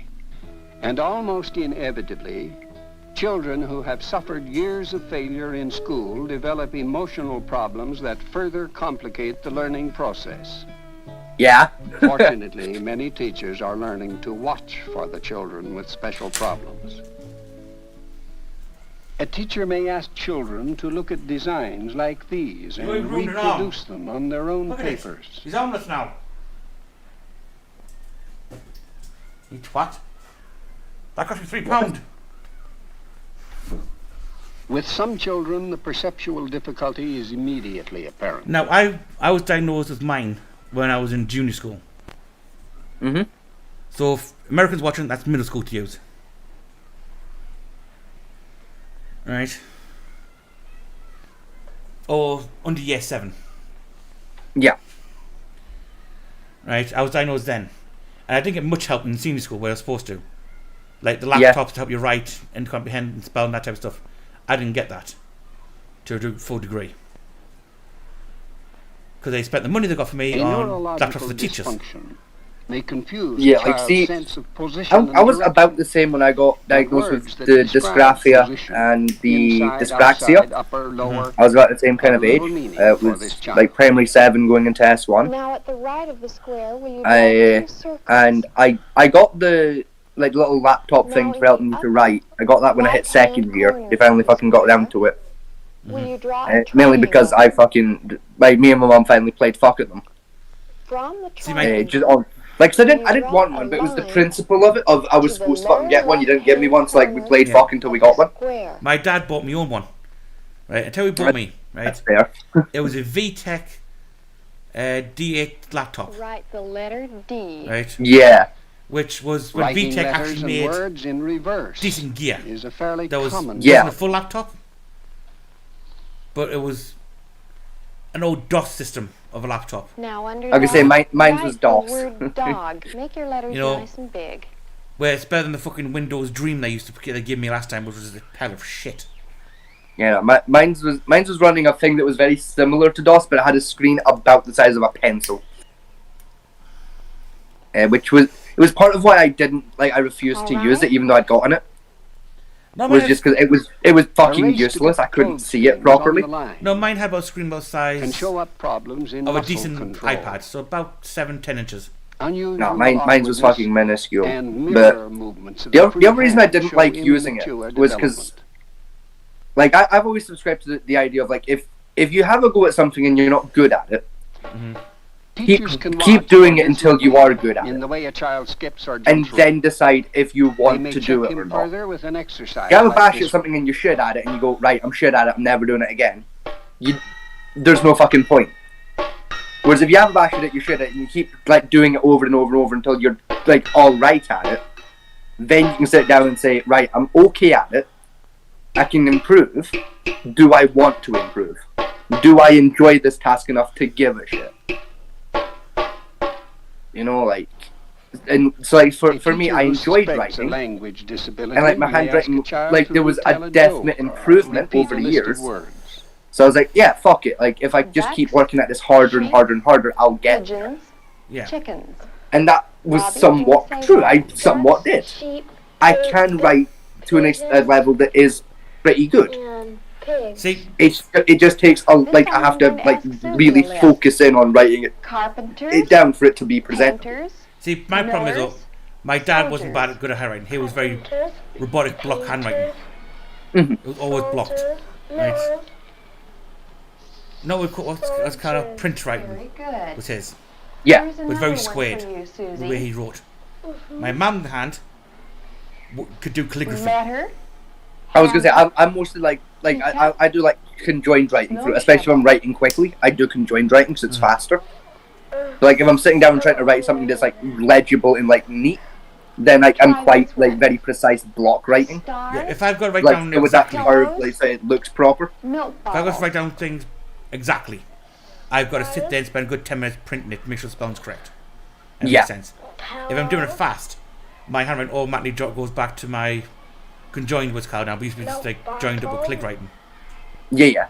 Which is what I was primarily taught how to write. I said like for me, my natural handwriting style is just like default to calligraphy, like it always has been when I was younger. Before I got like we were taught properly what calligraphy was, I wanted to conjoin up my letters and yeah, mine is naturally. If I'm just writing normally, that's what it turns out to be. Yeah. Whereas like if I'm writing it down, like I need someone else to be able to read it. I have to sit down and like focus in on writing it like block style, and like I'm just saying it takes like 10-20 minutes to write it down. If you see some of my handwriting, you've noticed it. Every I started off teacher block had writing, but offered always an seems to tail off explanation. towards conjoined.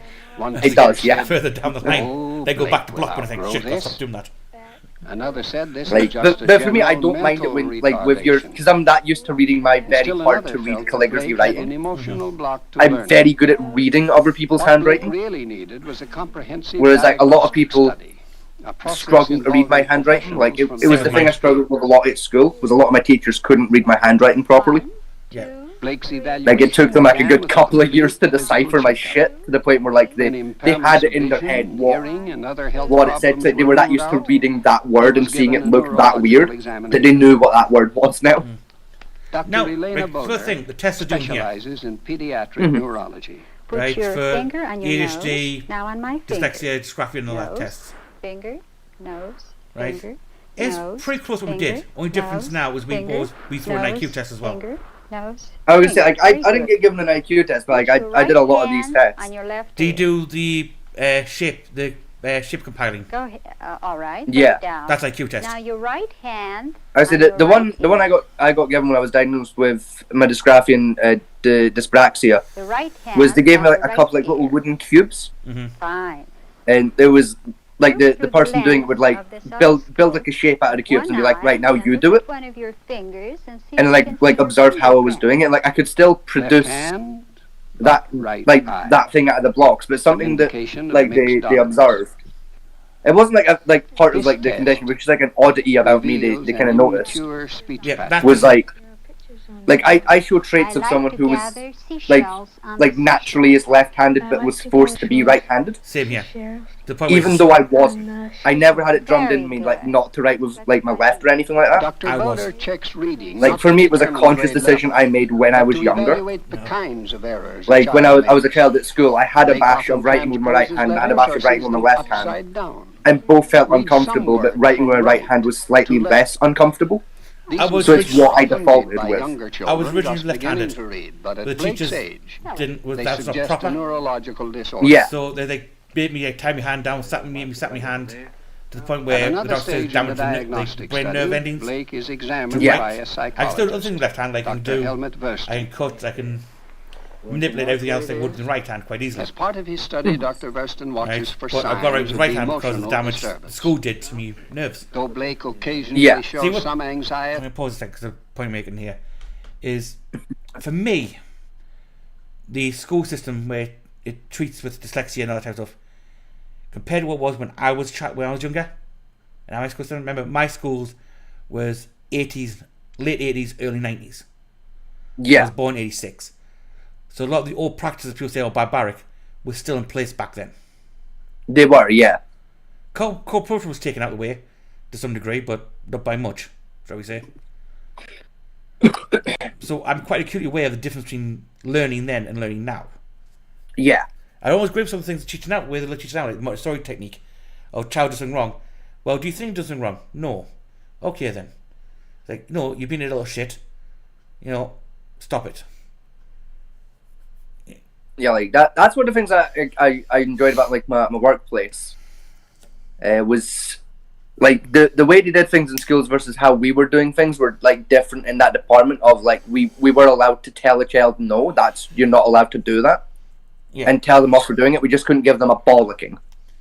Well, one thing you Like just said was like you couldn't raise your voice at a kid and be like, "Oi, don't fucking do that." But you could be like, "Right, don't. That's dangerous. Don't do that." You have to talk to them rather than shout at them. yeah, with Montessori technique is if a child's going to burn his hand in the stove, Mhm. right, you let them do it.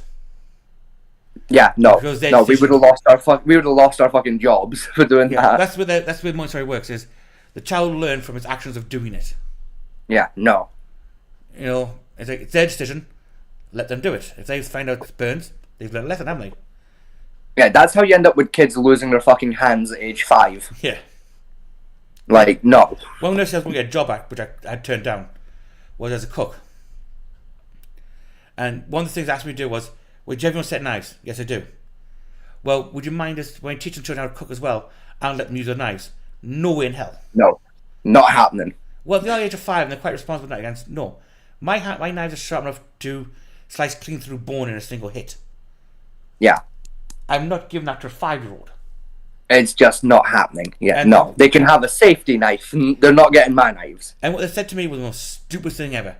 Well, can you not dull your edges for the kids? No. No, because that's even more dangerous. Yeah, a dull blade is more dangerous than a sharp blade. If you don't know how, go Google it. If you don't know that by now, don't touch a knife. Yeah, just don't. Like, Buy all your foods already pre-cut up in little plastic compartments and eat with a spoon. yeah. Because if you're watching this show, you should be old enough to understand the difference. And if you're not, Right. please turn off our channel now, because you're old enough for this channel. It's like, for me, this is the thing, a lot of people, when it comes to, like, blade knowledge, a lot of people kind of overlook a little bit, but for me, it's a big deal. Is, like, chips and rolls on a blade Oh, fuck. are so fucking dangerous. Yeah. It's one of those slimy. things, like, even, like, professional bladesmiths and shit overlook it a little bit and go, it's just wear and tear damage. Yeah, it's wear and tear damage, but it's fucking terrible. You grind the edge out and reform the edge. Yeah, like, because, like, if you fucking cut a guy with, like, a normal blade, that makes a nice clean cut. You cut him with a blade that's got that battle damage, it's got chinks, it's got rolls, it's got damage to it. It's gonna cut, tear, cut, tear. Which is hard. That's gonna do way more fucking damage, it fucks you up more. It's like... It is horribly dangerous, and it can fuck up the blade user more than it can fuck up the guy who's just been hit with it. Notice that a chip in the blade is a defect in the blade which can cause your blade to snap. Yes. It was I mean, deep if it's something like your sword and another sword have fucking clanged against each other, then, like, it's fine. Like, but... Oh yeah, battle damage is part of the thing, but then you take that sword before you get another battle, and then you clean the edge off. Yeah, you fix it. You know, you find your blacksmith, which usually most armies had back then, to reform the edge on a grindstone. You know, you don't just constantly batter away constantly out and saying, oh, it's all fine, I'll just get sharpened next week. No. Yeah. No. You get it sharpened today before the fucking fight. That's why you see, like, when people say, oh, a nice sitting on his arse just sharpening his blade up constantly. What's the fucking point of that? He's going to cancel damage his edge. No, because you remember swords back then were iron. Mm-hmm. Not very good iron at that. So they were brittle as fuck. They Yeah, were it was pig constantly getting damaged. Which was hard, yes, but could easily break and snap. Yes, it was brittle fucking material. I mean, even down to samurai swords, right? They rusted quite bad because of where the steel was. Mm-hmm. So it required maintenance every day, just about, to They keep the did. edges in perfect condition. Otherwise, it was nothing more than a glorified fucking paperweight. Yeah, I mean, modern knives now use Type 4 W1 steel, which has less carbonate, less prone to rust, and a hardened steel frame, so it's less likely to chip and roll on you. That's true. Yes, but it's still a piece of piss to chip and roll one. Yeah, you still can't do it. I mean, Yeah, if very you want proof of that, look at Forge and Fire. Yeah. Yeah, those knives are made very fast, so they're not fully forged. Some points, right? 3 hours for a blade, it's quite quick, Very quick. right? But they still use high quality steel half the time. Like, they're still W1 steel or hardened steel. Yeah. And look at the abuse they give them if they don't quench it right. You know, you've seen the blade phase in there where they just shatter in half. Yeah. I mean, I was watching the show earlier today. Like, it's one of my favorite TV shows. You know? Yeah, some of the steel might be scuffed to get the hands on, but it's still hardened steel. Yeah. Worked right, it still make a decent billet and a working piece. Yeah. Don't quench it right, the edge is soft and just absorbs impact and just rolls and bends. Yeah. Too hard. And eventually snaps clean in two. Get it too hard, so the grains if you get overheated, so the grains are like permeated. Yeah, and you Then get a really rough grain. It's gonna snap. Blade's brittle. Yeah. You know, it's that balance, which is the technique of a bladesmith. If they're making horseshoes or a fence gate, yeah, I don't care. Yeah, like either way, it'll take the impact it needs to take. But Yeah, but when you're making a knife, that level of detail precision is what matters. is needed. Yeah, Because they say gas forges are great to maintain temperatures. they're amazing for it. A coal fire forge gets you a hotter temperature faster Yeah, once you learn how to work it. But it's very easy to burn your steel. very, very easy. Yes. So you have to constantly watch the coloration of your steel before you work it. Yeah. Gets that temperature faster because coal produces a high temperature. With the bellows and stuff, it gets a very hot fire fast. I'm sure you've seen a forge fire where the burnt ends of the billets off. I have, yeah. Cooked it. And then that billet's pretty much used until you like re-smelt it. to make a new thing. You can't just like put back and forth. It already working. You got to smelt it back down to pure form, get all the shit out of it, and put it back to a fresh bullet. Yeah.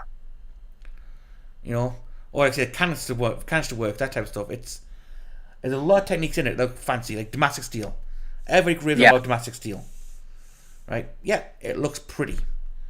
It's gorgeous, but it has a massive flaw in the fact it's layered steel. Yeah. So you get a delamination that layer, your knife just shatters into a billion pieces. But like, see if you get fucking good at making Damascus. Yeah, you make a decent bullet. It's an amazing fucking material. It is beautiful. When you get good with it, it's easy to fucking work with. It's fairly simple to make. Mm-hmm. It makes a beautiful fucking like metal design. You know, it's quite durable. It's very lightweight.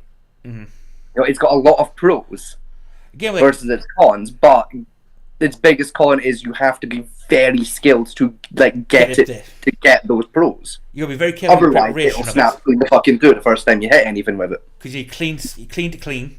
You can't just grab any scrap metal and batch together. It's gonna be clean to clean. Then you've got the right temperature through the core. Then hammer it together hard enough so it's sealed but not stretch the bullet. There's a lot of work goes into getting it right. It's incredibly difficult stuff to make, but when you make it, it's fucking gorgeous. Again, another one is mahogany steel. Yeah. Make katanas. That starts. It's a bastard to make. Yeah, because that starts with powdered steel first, powdered iron. Yeah. Then smelted down, turned to iron, then beaten and folded. Now, technically, scientifically, you have to do that. You have to do the beating and folding twice because you beat it from white hot down to cold, so it turns back to steel color. Yeah. So you fold it, beat it to death, reheat, and repeat that process. Now, traditional katana makers do that so you end up with 1,000 layers. Yeah. So they do that like 10, 15 times. That's what takes so long. Right? Then it's like exact heating. So, if I remember correctly, for the edge, you've got to heat it to the colour of the moon on a autumn, colour of a full moon on an autumn day with exact like temperature and alignment. Yeah. That's the exact colour, which is like a very weird orange. It's like between like the like yellow and white stage. It's like it's in that little sweet zone where it's a yellowish hue to a white. Yeah, it's like an orangey white colour. It's very easy missed. And it is a gorgeous color. And it's like if you ever get the opportunity to see like steel hit that exact temperature and that exact hue, it's beautiful. Take it because it is a beautiful thing to see. And it's very good for your edge. It is, and let's say it is, especially if you're like a blacksmith nerd like myself. It is one of the most beautiful sights on planet Earth seeing steel hit that color. Which is again why people ask questions like, because you know that's the fucking color right there. It's again why people say why blacksmiths always work in the dark. It's like, because so we can see the color. Yeah. Sunlight blots everything out, including the color of the steel. You make it red and white, but you don't get that subtle changes between the layers of what the colors are, and that's what you're looking for. I know a lot of modern blacksmiths now use the magnet to once it demagnetizes, that's enough for them and quenches it and oil. Yeah, it's just not the same though. Like they say, ice quenching or like water quenching shocks the blade quite severely, which can shatter your blade if you don't temper it right. Yeah. Or shows oil delamination, where oil quenching is a slow process, so the core is still hotter, so it allows it to mold down. Yeah. This is where the clay technique comes in from katana making, where they clay half the blade, so that doesn't reach the same temperature as the edge does. So they do a soft core but a hard edge. Allow for flexibility. Okay, we're getting rabbit hole of nerdness here now. Yeah.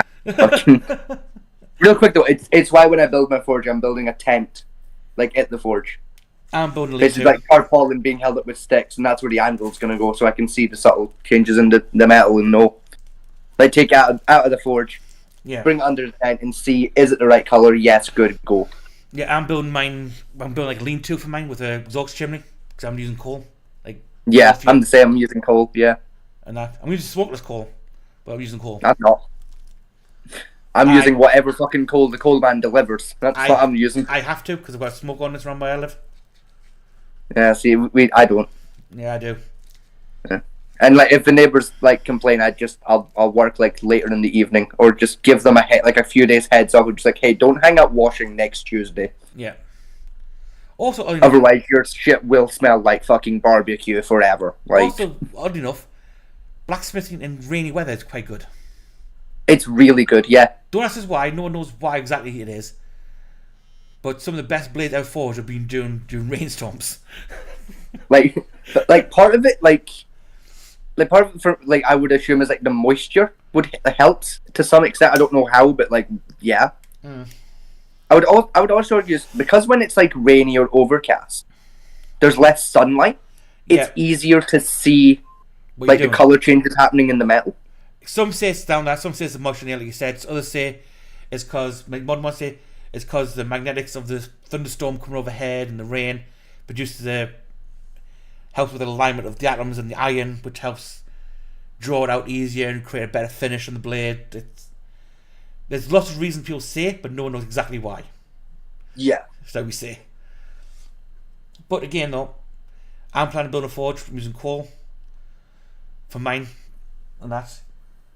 And just basically hammer out some stuff and see how it goes. Best way to learn blacksmithing is just do it. Feel it. Give it a bash. Feel it. And if you want cheap steel to do it on projects, tip for you, go to your scrapyard and get leaf spring steel. Yeah. From old vans. It's cheap as fuck, but it's a hardened steel. And it works. Suspension spring as well is pretty good. Yeah, but they're harder to work with. You have to like, cut them down and bend them back out. Not like as long as you've got like metalworking tongs, you're good. It is like you just throw it in, you wait for it to fucking get hot enough to work with, and you just fucking stretch it into a rebar, and then go from there. Rebar's also a good one to get your hands on. Railway spikes is a good one. Good decent iron. Yeah, they're perfect for making a blade because it's basically an ingot that's ready to run. Yeah. That's what I'm saying the leaf springs for, is because they're basically just a flat bar. You just triple up off, start straight away. Yeah, it's the same with like a drive axle as well. Is fucking great to work with. You're around nice round billet, they can hammer out into a square block, piece of piss to work with. Yeah, it's easy fucking peasy. Just make sure you got a good pair of tongs. Yeah, like that's like your three big fucking ticket items when you're like doing like getting into blacksmithing is gloves, anvil, tongs. That's your three fucking big things. And a flat, you spend the extra money on. And a flat square hammer. Yeah, and like even then, you don't have to spend a shit ton of money to get one. A cheap one will do. I'll get at least a hardened steel version. You know, like I wouldn't get a soft 2-pounder. You need at least a decent 4-pounder hardened steel one, which I say about 20 quid. It's not bad. Yeah. Whereas like you want a nice high quality anvil that's gonna last you a good number of fucking years because that shit's expensive. Yeah, I mean, you pick up. You want decent gloves so you don't fucking like burn your hands. Yeah. So you want to spend the extra money to get like really good heat proof shit going on, and you want to spend the extra money on some fucking high quality tongs that aren't gonna melt the second you try to pick anything up with them. Yeah. Or failing that, make your own tongs. It's a good starting project. It is. It's a really good starting. It's the same like one of the first projects I always say for like someone who's getting into blacksmithing is make a hammer. Yeah. Like make a backup blacksmithing hammer, or make like a primary blacksmith hammer and have like your shiny expensive one as your backup. Because it's very easy to make a hammer. Let's face it, it's not fucking rocket science. We're not telling you but it teaches you your fundamental basics. I'm not saying smelt. No. Yeah. We're saying hand forge it, so get a billet, hammer out the shape, get its weight, ping the hole in, or drill, ping it, harden it, there you go. These all the basic steps of metalworking in one shot. And then bang a handle on it because it's a piece of piss. You know, like... Same with the tongs. Get a piece of rebar, make set tongs out of it. Yeah. In fact, I've got a book on blacksmithing. Ma bought me from Beamish. From the blacksmither, recommended it for us. Yeah. And the first thing it doesn't teach you in there is how to make your tools. Yeah. Not the hammer, because it says buy the hammer because it can be a bit of a faff around, but the ping bit, the metal chisel, the tongs, the grips, the stoker, all that says make these first and then move on to your blades. Because it teaches you your basic fundamentals. Any basic techniques you need.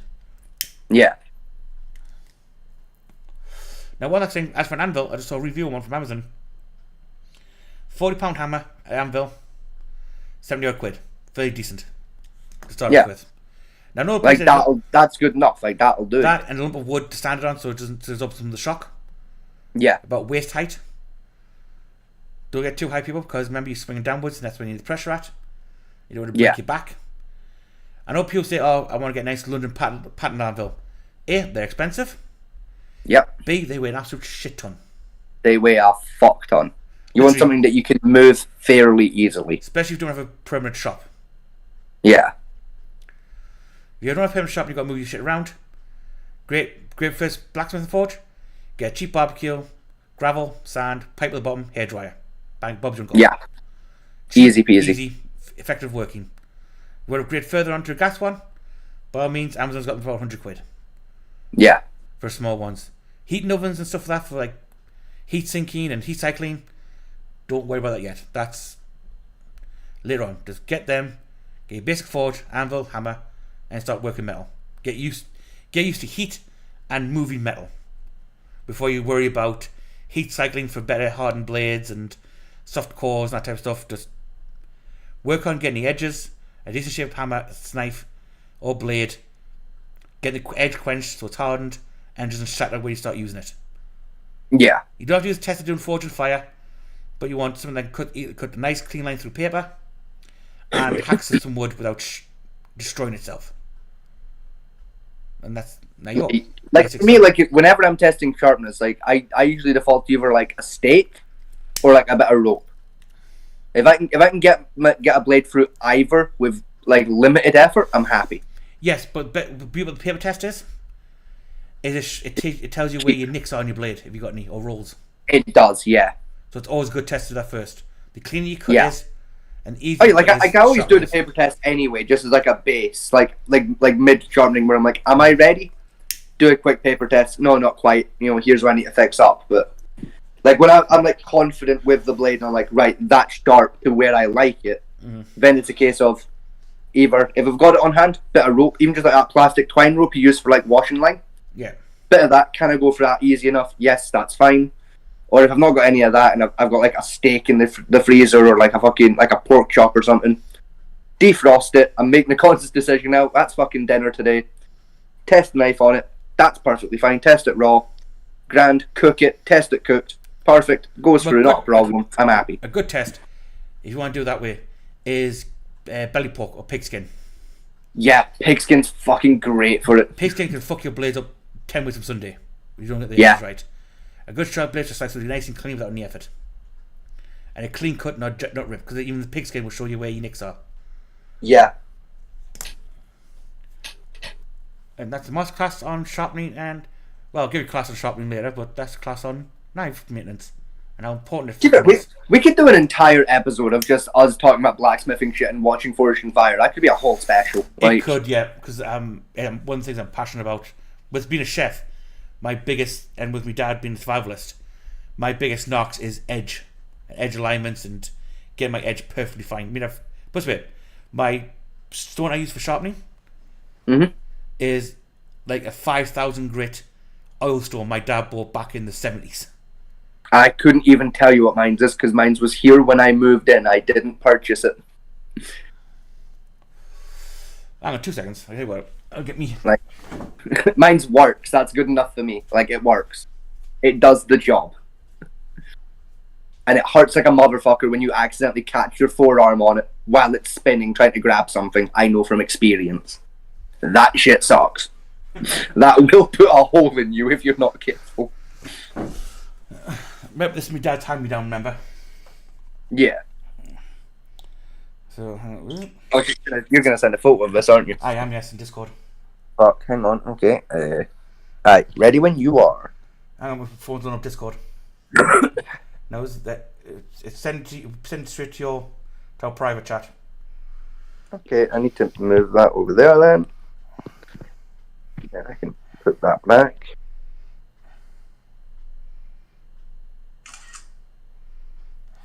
There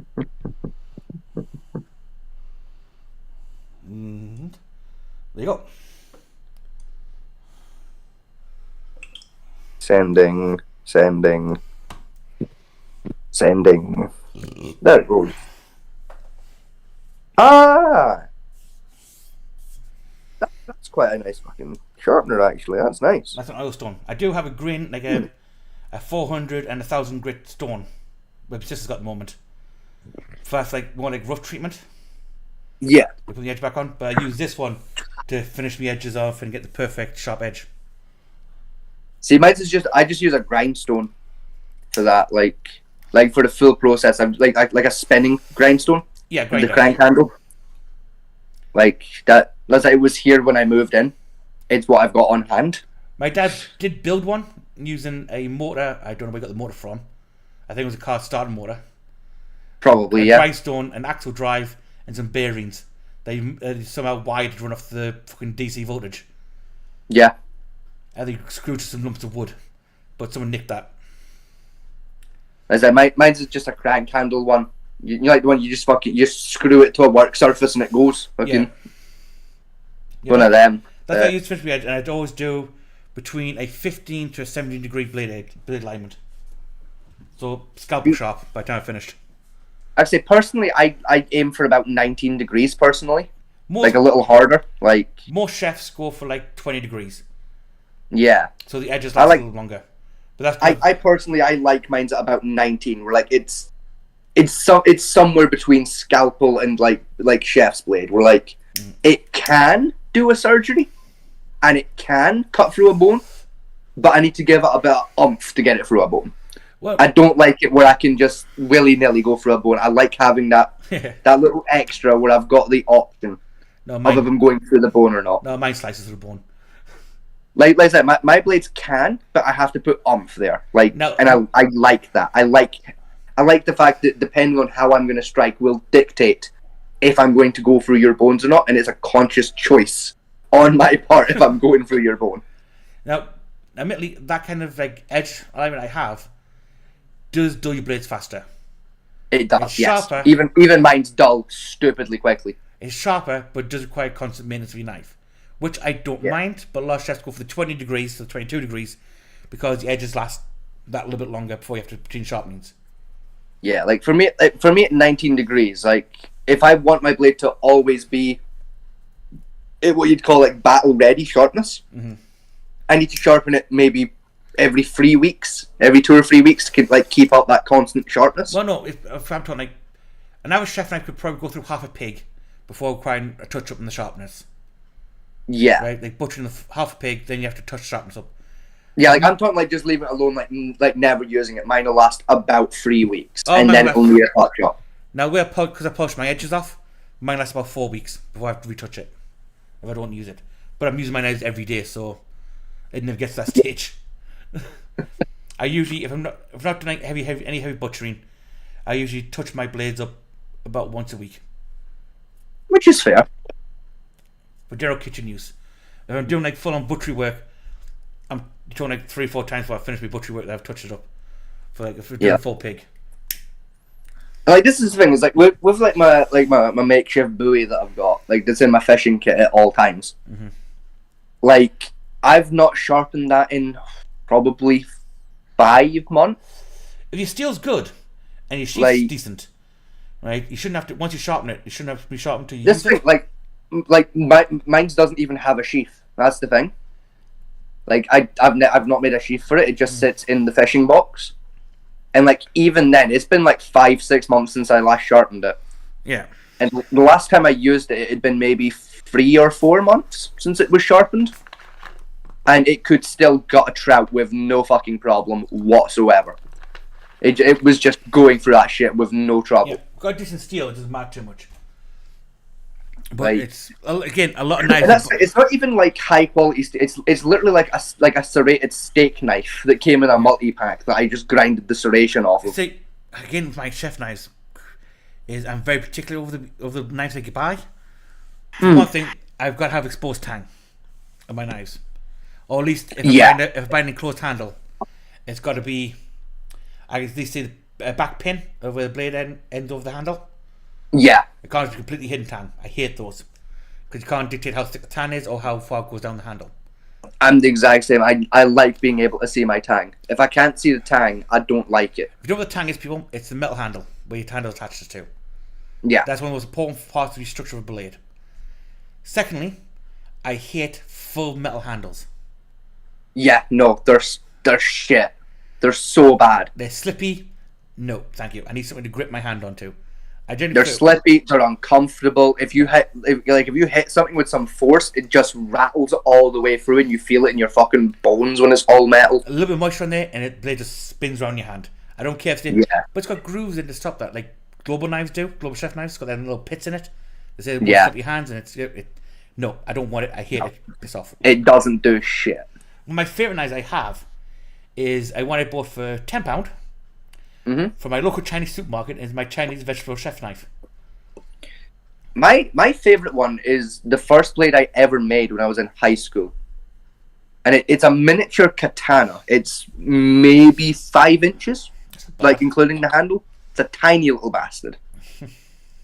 And it's got a wood handle that was made out of some scrap plywood. Yeah. The blade itself is made out of the edge of a wallpaper scraper. Like the handle's painted bright pink. It's called Cicero. It's probably 5 years old now. And like that blade has been put through some it's been put through some trials over the years. Like now, see, my school I went to had a full set up blacksmithing workshop. So did mine, but I wasn't allowed to use it. Neither was I. I was allowed to use it once to make a screwdriver when I first got to school. They give you an idea what the technology was. And then when I said, my final project, because I'm going to be a chef, I will make a full set of chef knives for myself. Right? And I was told no. And why you got that back there? Why you got the full blacksmithing support back there? Well, because the electronics group used that room as well. And screw them, it's my project. You know, I want to work with metal and the forge. You used to do it all the time. Yeah, but we think it's too dangerous now. Yeah, nah, see, I got taken, like as a class, we got taken into the room where the forge lived at our school. And I saw it, and I said out loud, very loudly, immediately, I'm going to build a fucking claymore with that. And I was very quickly escorted out of the room. Yeah. And told, under absolutely zero circumstances, are you allowed to touch that ever. Now, you're not getting to play with that. And I said, that's very much understandable, sir. Now, after some arguments my dad had with the teachers about it, right, they came to agreement and said, I could use the forge gear if I agreed to make, toast racks. Or spice rack out of it. It's like, no, that's not blacksmith. That's just, I could do that with a fucking some rebar and a fucking bolt gun. Yeah, fuck, I could do that with a blowtorch and a fucking pair of pliers. Yeah, like that's not blacksmithing. I would probably get a billet and forge a blade out. Which anyone who ever worked with metal says, blade forging is the epitome of forging. Is the hardest thing to pull off. But it's also probably the safest thing you can fucking make. Yeah, gates. A big, but piece of piss to make. It's simple rebar twist well together, not hard. Yeah. Right, but heavy metal and large quantities of it. Where bladesmithing is, you have to get good quality steel. Know how to work that steel so you don't waste it. Get the edge right, get the size right, the economics right. There's a lot of work going into to make one. It's not a case of just getting hammer out and then slapping a bit of wood on for a handle. Yeah, like there's so much more to actually bladesmithing. You know, you can get away with it, with what I did with my very first blade, where you're just taking scrap bits and making it work. You can do it. Yeah. It will work, but it will not be as high a quality blade. I mean, that being said, little Cicero, I've not sharpened Cicero in about 2 years, and that fucking thing can still cut clean through a plum, with no problem. Now, before we get back at all, it just goes through it. It doesn't care. It hits that pip, and it can't go through that pip, but it can follow the pip with no problem. Cut that fucking plum perfect. I can just pop it. It's great. We'll get back on the main topic, but one last thing for this one is the craziest thing I've ever seen. Right, is someone on YouTube was on now Professional Bladesmith, and he decided to use scrap aluminium to smelt a billet, then hammer the billet out into a blade, and I cried. Oh yeah, no, it's painful, but it will work. It'll work it'll work once or twice. Yeah, it will make an effective shiv, But a long-term knife, no. That's a one-use kind of a blade. You can't every time you cut something with once, you'll be sharpening the edge up. And as soon Yeah. as you take any impact to that edge of that knife, that thing's going to shatter. It's either going to shatter or it's going to roll. And it's not going to like have a little roll on the. It's going to fold in half. Yeah, you're going to see like half your blade's now going to be reaching the top end of your spine of your blade. Yeah, like it's just no fucking good. Yeah, don't do it.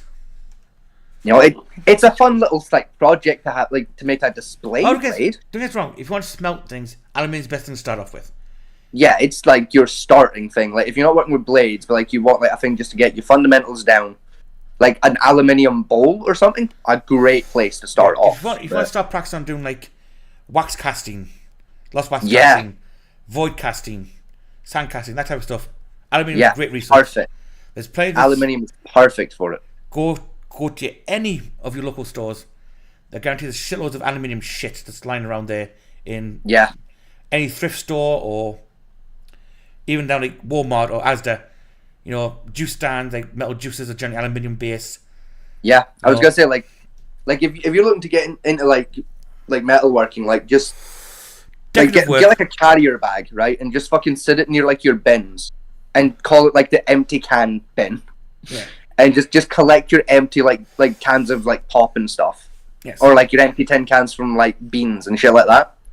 Perfect. Even I know like beans come in tin, not aluminium, but it'll fucking do. Like it's fine. You just separate the two. Like both are great to work with anyway. Bit more fumey for tin. But I mean, yeah, like still, it's really good to work with. If you want to get decorative metal work, like making fancy metal bowls, boxes, that type of stuff. Yeah. Start off. Best way to start for free. Go down to the beach at low tide. Yeah. Go to the rocky outcrops by the piers, and pick up all the old fishing weights. Yeah. Lead fishing weights. Take it home. You can melt that shit on the stove. Yeah. Right. Lead is a piece of piss to melt. And that will give you an idea on what casting will feel like with sand casting. Right. You have to build a forge, a furnace first to melt down. You can do it on the fucking stove. Yeah. Get your idea how to work the metal, how to make it decorative.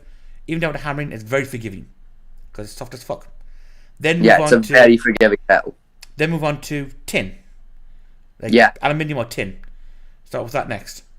Again, easy recyclable, very pretty, and it's quite soft. From there, copper. From copper to brass.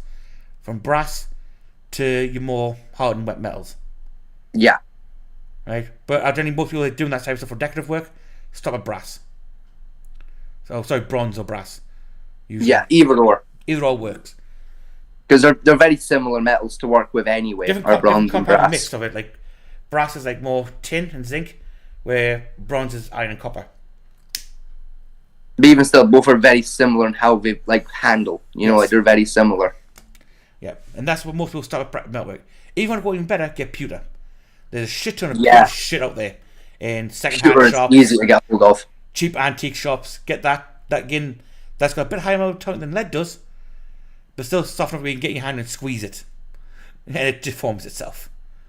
Yeah, like it's great stuff. So it's great if you want to start learning engraving, decorative pinking, decorative hammerwork, that type of stuff. Start there. Oh. Again, it's not expensive. You can do most of that on a fucking gas stove you buy at a camp shop. And a pan. Yeah. And for your casting, get sand, mix with some oil. There you go. All done. Like one of the first like projects I'm gonna do with my forge is I'm gonna do like a big display blade. And you're gonna hate this, I'm gonna do it out of aluminium. I'm gonna make a big aluminium sword that's just, and I'm only doing aluminium because it's for display. Yeah. It doesn't matter if it will hold up in combat because it's to hang up on a wall to look pretty. And with aluminium, I can get a much nicer shine and sheen on it versus something like steel, so I can make it look extra pretty, and it'll be easier to do engravings and things with. Yeah, but I guarantee you're still gonna do full tan. Yeah, I'm still gonna like make it to the point where like in an emergency it could be used as a weapon, but it wouldn't work for very long. I guarantee you, right, that edge is going to be sharp, hardened, to the best of your ability for a fucking aluminium blade. Oh yeah, like it's still getting sharp to the point where, like I said, in an emergency, I could grab it to like kill a burglar. but its primary purpose is just to look pretty, to be on a wall. Now, given what you said in It's the big for one, decoration. it's either going to be a long sword or a bastard sword. I'm thinking longsword just because they're like easier like to make. Like there's like it's gonna be easier to make a quench barrel that'll like fit a longsword. Well, bastard swords are shorter. The problem with the bastard sword is there's a lot more geometry to the fullers and the square of the blade and the handle. Exactly, you know, like where a longsword has that tip where you tip off to the point. Exactly, you know, like yeah, and that's not like for my quench barrel as well. I'm not just gonna dig a fucking hole in the ground in a roughly circular shape, and then just fucking like pour some cement in that son of a bitch to make it watertight. Like that's it. That's the whole fucking plan right there. Are you going to quench in oil or water though? It'll depend project to project. Right, for oil quenching, the best thing you do for sword ones, like long blades, is get a long PVC pipe. Yeah. And use that for your big cap at one end so it's sealed. Plunge it down like a couple of feet. Get like 6 foot pipe. Put it down a couple of feet. But get like a good 3-4 inch wide hole bore. Yeah. You can fill like I think you can't get specific like quenching oils for metalwork. They're expensive. Yeah, but vegetable oil will do the job. Vegetable oil will do the job, or even like old motor oil. Yeah. Will do the job just as well. Like when I do the aluminium blade, I'm just gonna do it in water because it's aluminum. It's gonna be brittle anyway. I don't give a fuck. It's fine. It's for display. It doesn't matter. And you can easily recast it if you have to. Exactly. Whereas like if I'm making something that's like function. Yeah, like something that needs to be functional as well as for display, then obviously I'm gonna look into like metal by metal and project to project and make my decisions then about what I'm using. Yeah. But for an aluminium blade that's getting hung up on my fucking wall, you like to like have it on the wall with like a little sign under it just saying like first ever, like first forged blade, and then like when I'm like 72 and ready to retire, make my last ever fucking blade and hang that up next to it and be like last ever forged blade. Just because I might be halfway a sociopathic, but I'm still a sentimental fuck, you know. Like this is a blade I commit suicide with. Yeah, exactly. This is the seppuku blade, you know, fucking. Again, we're not talking about that one because we're going to touch that one next week, I think. Yeah, we'll probably use like the rest of the blacksmith. I don't think there's a lot left to the topic, but like the blacksmithing topic for next week is our whole shit. Well, no, I was thinking the suicide one. Oh right, I thought you meant that. Yeah, either way. Because like I say, we might use Sunday show. We're going through D&D rules, but we might touch back on the blacksmithing at the end of that one. Yeah. Depending on how much of a rabbit hole we dig out. Just to fill the episode in. Now, back to this one.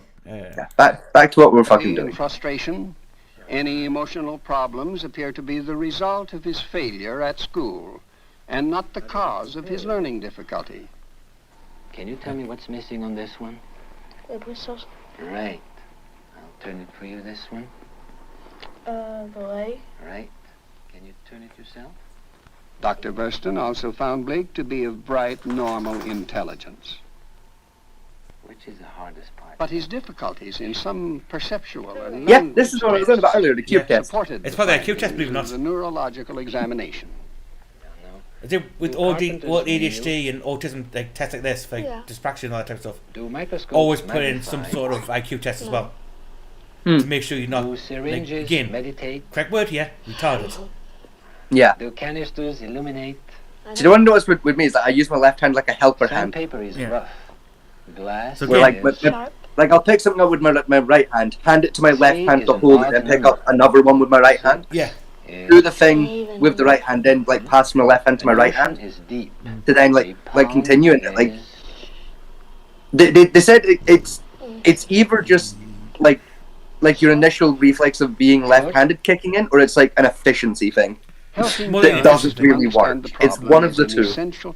Now again, by saying here, the kid has million problems, but he's not retarded. Yeah. Again, I know people hate that word. It's medically relevant Now, for in the topic summary, system. Blake presents a variety Right. of seemingly So unrelated he's got symptoms, his average intelligence, such as but the connection to do something isn't connecting. he's left-handed and Yeah. right-eyed and right-footed. He's also ambidextrous in that he sometimes uses his right hand instead of his left. He has some infantile Now again, prejudice back when I was a kid articulation was left-handedness was a sign of being problems. stupid. which Yes. Or is retarded. characteristic of a speech Was of a a common much thing. Was younger was child. again. Sorry, people, if they don't In the like the word, classroom, his but attention again, span relevant to the topic. tends to be short. Left-handers and are the he sign of tends being to be a little retardation hyperactive. in children. Also, Yeah. like So a that's why teachers try to behavior force of you to be right-handed much rather than younger left. child.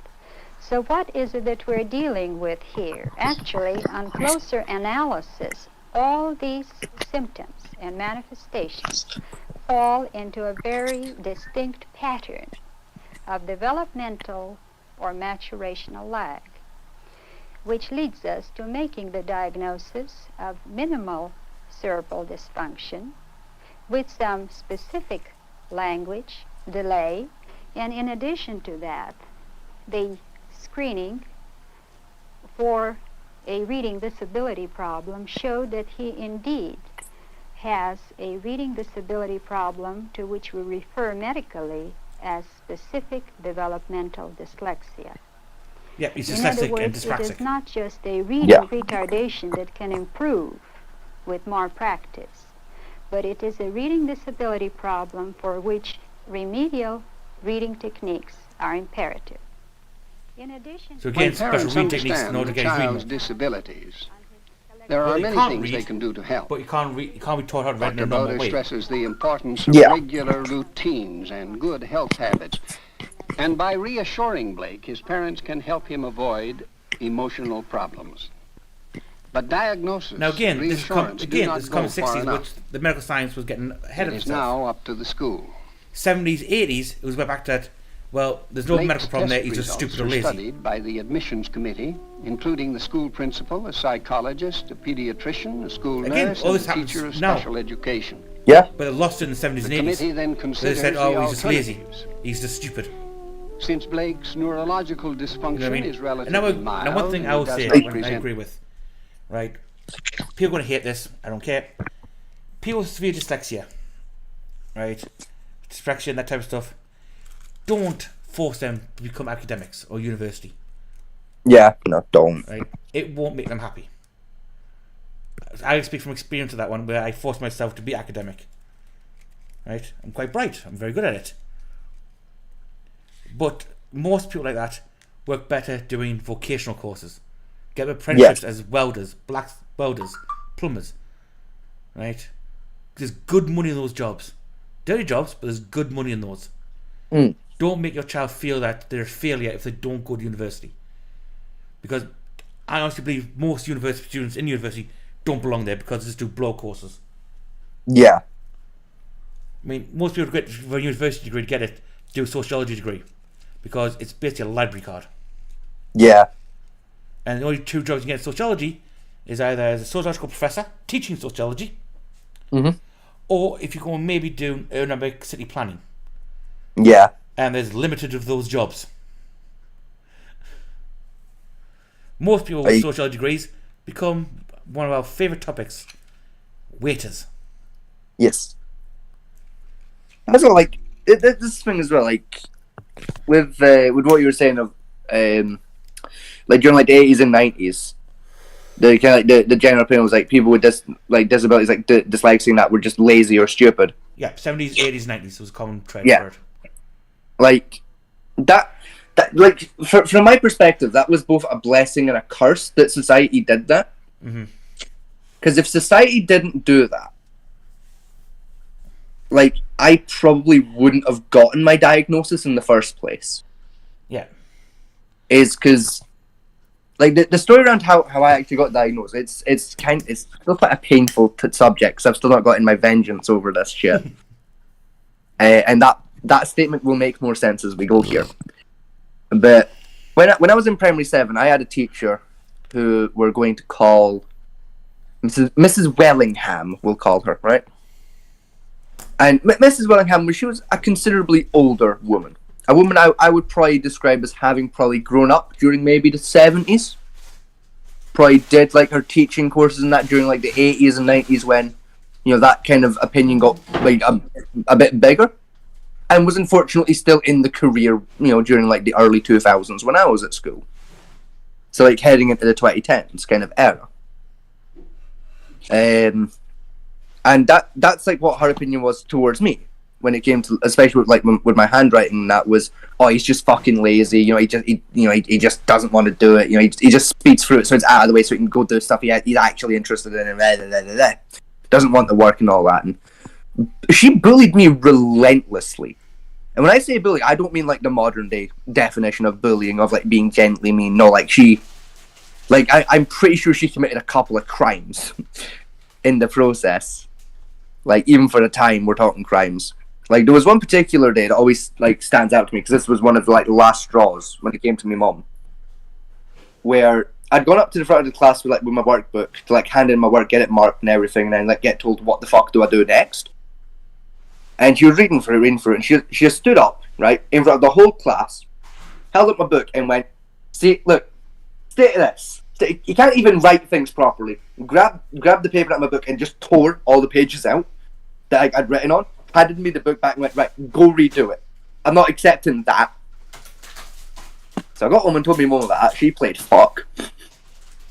You know, like, just the multiple, like, different instances of shit like that, led me to spend more time in my fucking head teacher's office, crying my eyes out while doing my work, because my head teacher was nice to me, than actually in the classroom, which led to me going into high school thick as fuck, because I missed, like, 80% of the information I fucking needed. But it also was what led to me getting my diagnosis, because it was those constant issues cropping up, that, and like the constant conversations between like my mum, well, mainly my mum, and like the head teacher of the school, that had them both kind of come to the conclusion of what, like, if she was right and like he was just a lazy cunt, that would be fixing itself by now, because the relentless fucking bullying would be like a motivation for him to sort his shit out. So that's not the problem here. What if there is something going on? Which got me referred to some fucking expert woman at the hospital and that, and led to my diagnosis of having dysgraphia and dyspraxia. Apparently a stroke too while we're at it, but dysgraphia and dyspraxia. You know, and like yeah, it's fucked up that society, you know, was at that level to the point where, you know, a fucking professional, you know, many years later still held those opinions. But had that person, like society, not done that, and that particular teacher, Mrs. Wellingham, not held those opinions, odds are I probably wouldn't have gotten diagnosed. I probably would have just been kind of mollycoddled. Like, rather than like being told there's something wrong there, I would have been just kind of mollycoddled as a bit slow.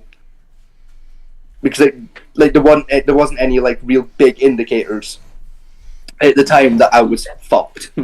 It was more just like little subtle shit, like my handwriting's a bit squiffy, I can't draw a straight line, stuff like that. Now, oddly enough, your story almost exactly mirrored mine. Yeah. And the teacher that bullied me mostly was my special needs teacher in junior school.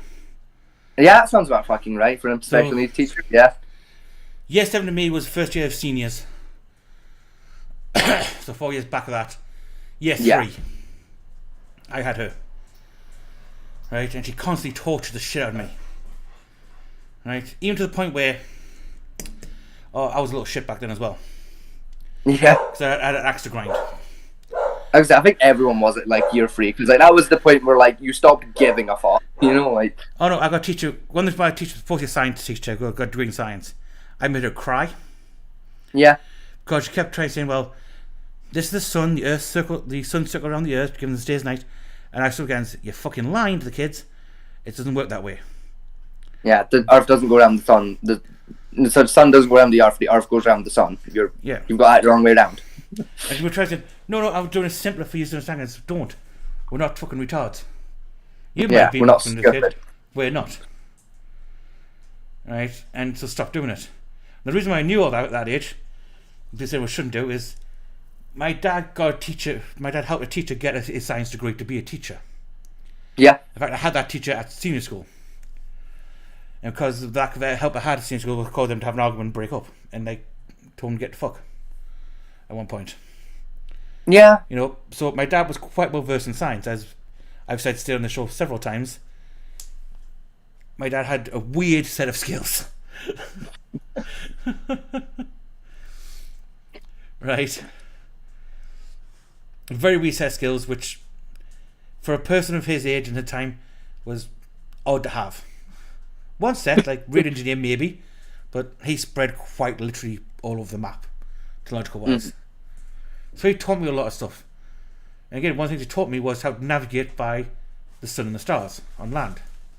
And one thing comprehension you know at that age, how to do it, is the sun goes around the earth. That's essential to understand how to do it for a start point. Oh, which brings me to mind. My sister has given me some more information on what we had. Oh? Yes, apparently he wasn't just making brass shells. Mm-hmm. He was also, the Berkeley munitions factory was also making and testing new types of bombs. Called it. Which he was involved in. And apparently the Germany trip was him going to Germany to take said over munitions to test. Fucking, yep. Still doesn't explain some of the shit he did, but explains some of the secrets he actually had signed. Yep. Called it, baby. Because I believe that time they were developing the Moab. Yeah, they probably would have been. Around about the 70s. Yeah, apparently you're going to quit the munitions factory when my older sister was born, which was 84. That's fair. So yeah, you probably would have been working on the Moab. Yeah. Still doesn't explain the rest of the shit he did, but explains some of it. Again, it doesn't explain the Black Forest trip or the SES training field. Yeah. Yeah, that's part of the six jack for the base for that one. Was he was doing some. Apparently, Matt told her, she didn't tell me. Was he was manufacturing some of the new explosive devices. Nice. So in that era, that would be the Gen 2 cluster shot. Yep. Which is banned now. Yeah, beautiful though.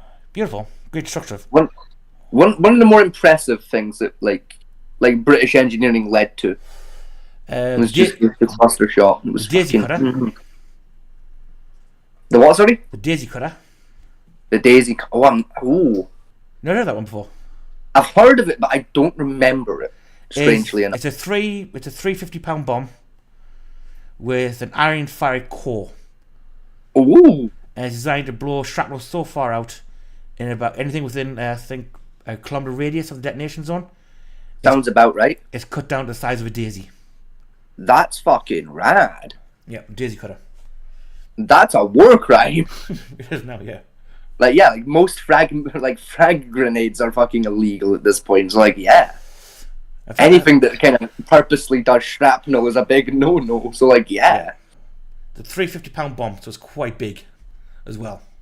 Oh yeah, that'd wipe out a small fucking I'd take out a small town. That's done. I've seen one in person actually. It's about a meter and a half long by 2 feet wide, give or take. That's enough to take out a village or two. It's definitely it's big in a B-52. It's like a 2-bomb load for one of those things. Yeah. And they're quite nasty. Gorgeous though. So the kind of thing, if I got to see that detonate, I'd be very happy. Oh, hang on. No, I don't mean seeing a picture, a video of that. I mean, with my own physical eyes, seeing that go bang would make me very, very happy. Now I'm just wondering if there is actually... Because there's other explosions on fucking YouTube.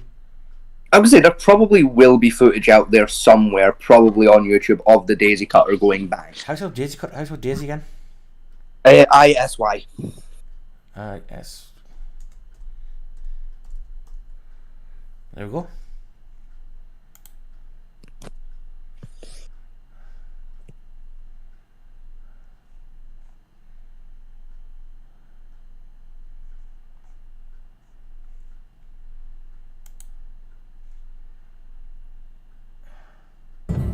Eventually, America developed a fast way to create landing zones for helicopters. These were the Daisy Cutter bombs.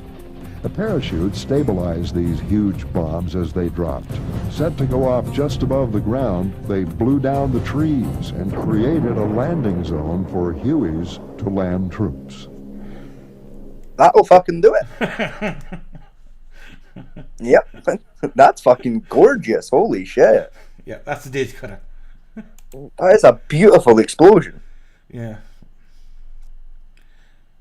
You know, they are... Oh, the ferrobaramic. Fucking, their barb bomb was beautiful. The vacuum bomb was fucking gorgeous. What a design. The fourth most powerful bomb next to a nuke. But it was was one up unique there, man. conventional Beautiful. bomb that was the climax of high explosives in Vietnam. Called Big Blue 82, it was a blockbuster that caused injuries for miles. At 15,000 pounds, a single bomb was the entire cargo for the journey into hostile airspace. Yeah, that's it. That's the one we're working on. Yep. So we built the Daisy Cutter for the Americans. We did, yes. We built it, and I'm pretty sure we designed it too. Delivered from the hold of a C-130 cargo plane, that's Ford the Mondeo. bomb was slowed by a parachute Yeah. and drifted to its target. Or Humvee. That genuinely is about the size of a Humvee. Yeah, you're not even fucking When wrong. it exploded, the crater was enormous, That. and the destruction total. There you go. It remains the single largest conventional bomb dropped on enemy forces. Everything within a 2 square mile radius is no bigger than Gone. a Daisy. It's just gone. Yeah. It was a beautiful device. Pretty much a war crime now. Oh yeah, no, it's a straight out war crime. Yeah. I mean, I don't think I think I might have dropped on one town in Vietnam. But can you imagine them use those in Iraq? Oh yeah, no, fucking. The States would have been pulled up in The Hague immediately. Whole towns vanish. That thing. There was a If town America sat there going, there was a town there? Ah, never heard of that town. Nah, It's a nice that wasn't on our map. It's Never a nice seen it flat before. ground now. But there might have been a town there. There's a town there? Not any fucking more, there's not. Yeah. I mean, hydrogen bomb Moabs are more powerful nowadays. You know? Yeah. Hang on. But the Daisy Cutter, Daisy Cutter. that was the original. That was the original. one that started it all. Yeah, that was the original A fuck you bomb. That was the original fuck you and everyone nearby. I mean, yeah, we already had nukes at that point, but again, you remember this is a didn't see the explosion on stream, which is a good thing. We'll get you down for that, but we'll explain it. Daisy Cutters are one of the largest non-nuclear bombs in existence. Even to this day, they are. Right, more like it goes nuke, hydrogen bomb, which is still a nuke, Moab, Daisy Cutter, thermobaric bombs. That's the list. Like real quick, right? I want to mention something just because we're on technology, like old technology stuff, right? I went to Edinburgh Museum a couple of days ago. Mm-hmm. Specifically the National Scottish Museum up in Edinburgh. I was up there, and I had what can only be described as an existential moment, because I saw an item in that museum that is the exact same age as me. It came out the same year I was born, and I nearly fucking died. Because Fat Man T, I'm no longer old. I'm no longer ancient. I'm fucking relic old now. I'm old enough that I'm the same age as a thing in a fucking museum. And you know what that item was? What was that? That item was the 2002 Jaguar Formula 1 car. Oh god. There's like a whole section like a whole wall basically, like in the museum. There's just like Formula 1 shit. So there's like old like Formula 1 parts and the tires and like a couple of like old Formula 1 cars. Mm-hmm. Like I was looking at those, I was going, those are fucking gorgeous. They're pretty. And I was like, oh, there's like a little display plaque, like with all like the information about the cars. Let's read. Biggest mistake I ever made in my fucking life reading that plaque. I think I feel. Fucking first line. This is the Jaguar F1 cars. Like I didn't know if Jaguar was an F1 from the year 2002. They stab you hard, isn't it?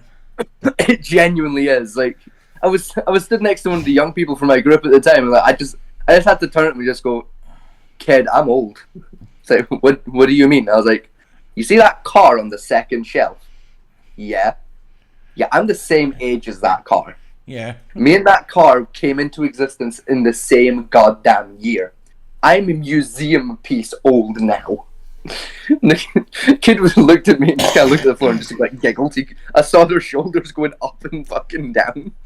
The urge to be like, "Don't fucking laugh at me, cunt." Slap. The urge to call them a cunt was very strong.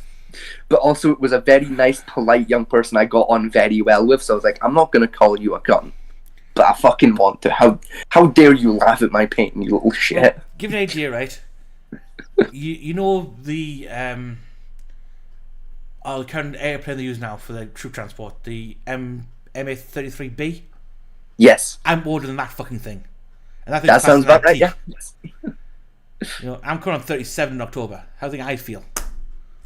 I mean, yeah, but like still. Like, at least that's still in active use. Like, it's not on display in a fucking here's one for you, museum. right? Chernobyl is classified now as a historical event. Yeah. In history books. I was born the same year it happened. Yeah. But, like, at least there's not a museum that's dedicated purely to Chernobyl happening. There is. I didn't know that. And it's probably near Chernobyl, in fairness. Bits of it is. There's one in Netherlands as well. Okay, fair. Netherlands, like, even still. If you want a weird museum, any weird museums you can think of, go to the Netherlands, you'll find it. Yeah, that sounds about right for the net. They're into their historical shit, or the Netherlands. They're like the place for all history the weird stuff. shit. I mean, they've got the Museum of Vaginas, the Museum of Penises, and that. It's just... I mean, I'm also pretty sure like the Netherlands holds one of the few pagan and witchcraft museums still left on planet Earth. It does, and they also have one of the only collections of ritual skin uses there. Yes. Such as infinite money trousers. Yeah. Made out of human skin. Skin-bound books, grimoires and stuff. They're there. And that's one of the few places that actually has those. We're going to show this video on stream because it's fun. Like I say, before we do, I need to go to the toilet very quickly, so I'll be back in 2 minutes. Alright, I'll play some music while you're gone.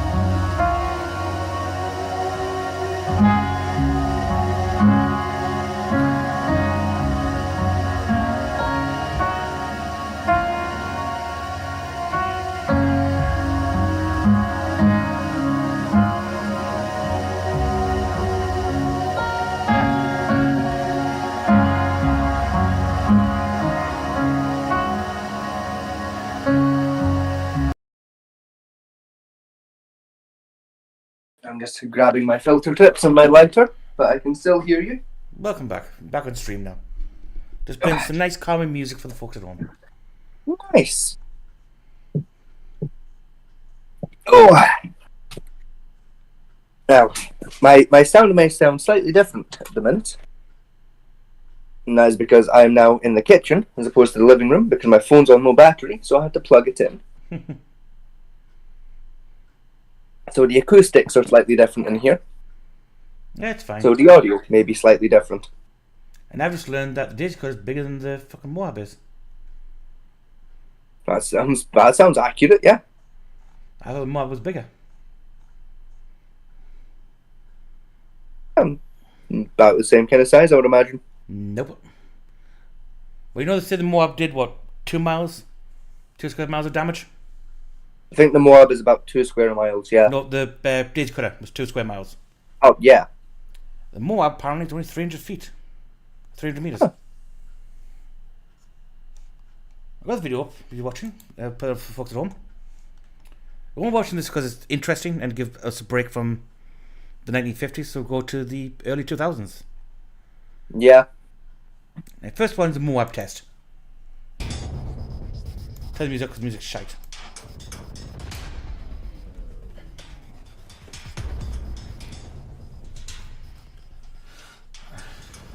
This is the Moab, the our American British.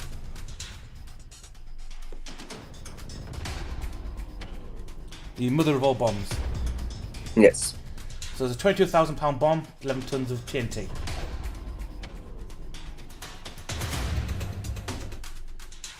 Alright. Dog. 150 meters. Like basically 500 feet. Yeah. So a football pitch. Yeah. So I thought it was bigger.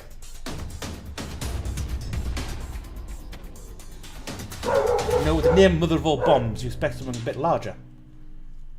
I mean, yeah. I would assume it's because a lot of people get like the blast radius between Moab and the Foab mixed up. Well, the Foab's not that great either. Even so, I'm pretty sure the Foab is still sizable though. That's still sizable, but it's not much bigger. That's what I believe with the Moab. If it detonates like in the air versus from impact, it does make a much larger explosion. The Foab is apparently Russian built. It is, yes. 7.1 tons. Or mass, I should say. This one's not really guided. It's like dropped. So it's an 88,000-pound bomb. So the equivalent is 4 times the size of the Moab. Twice the size. No, the Moab's only twice the size. And it has Moab is 900 22,000 feet.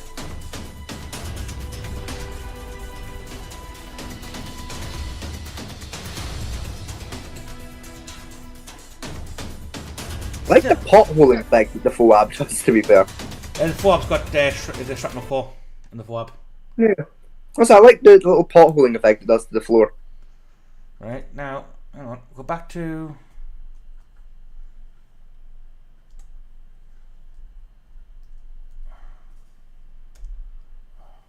Yeah, the Daisy Cutter was what, 5 square miles?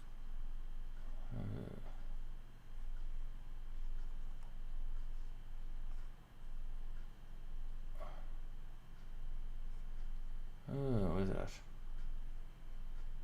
This is probably Daisy Cutter going off.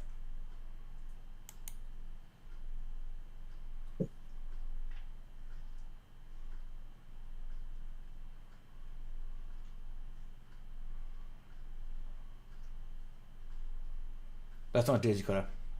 Yeah, no, that's a Moab. That's a Moab. That's a couple of Moabs by the looks of it, actually. Still a pretty impressive explosion. Yeah.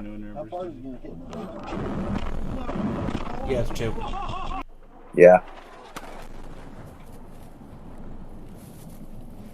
Right, big idea of that live explosion of the Daisy of the Moab.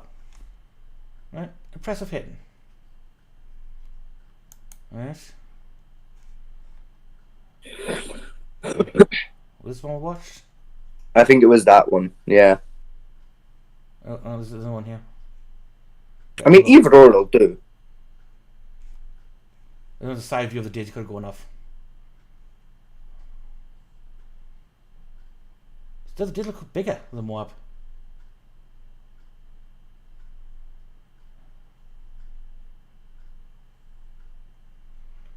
I'm sorry, that's a bigger explosion.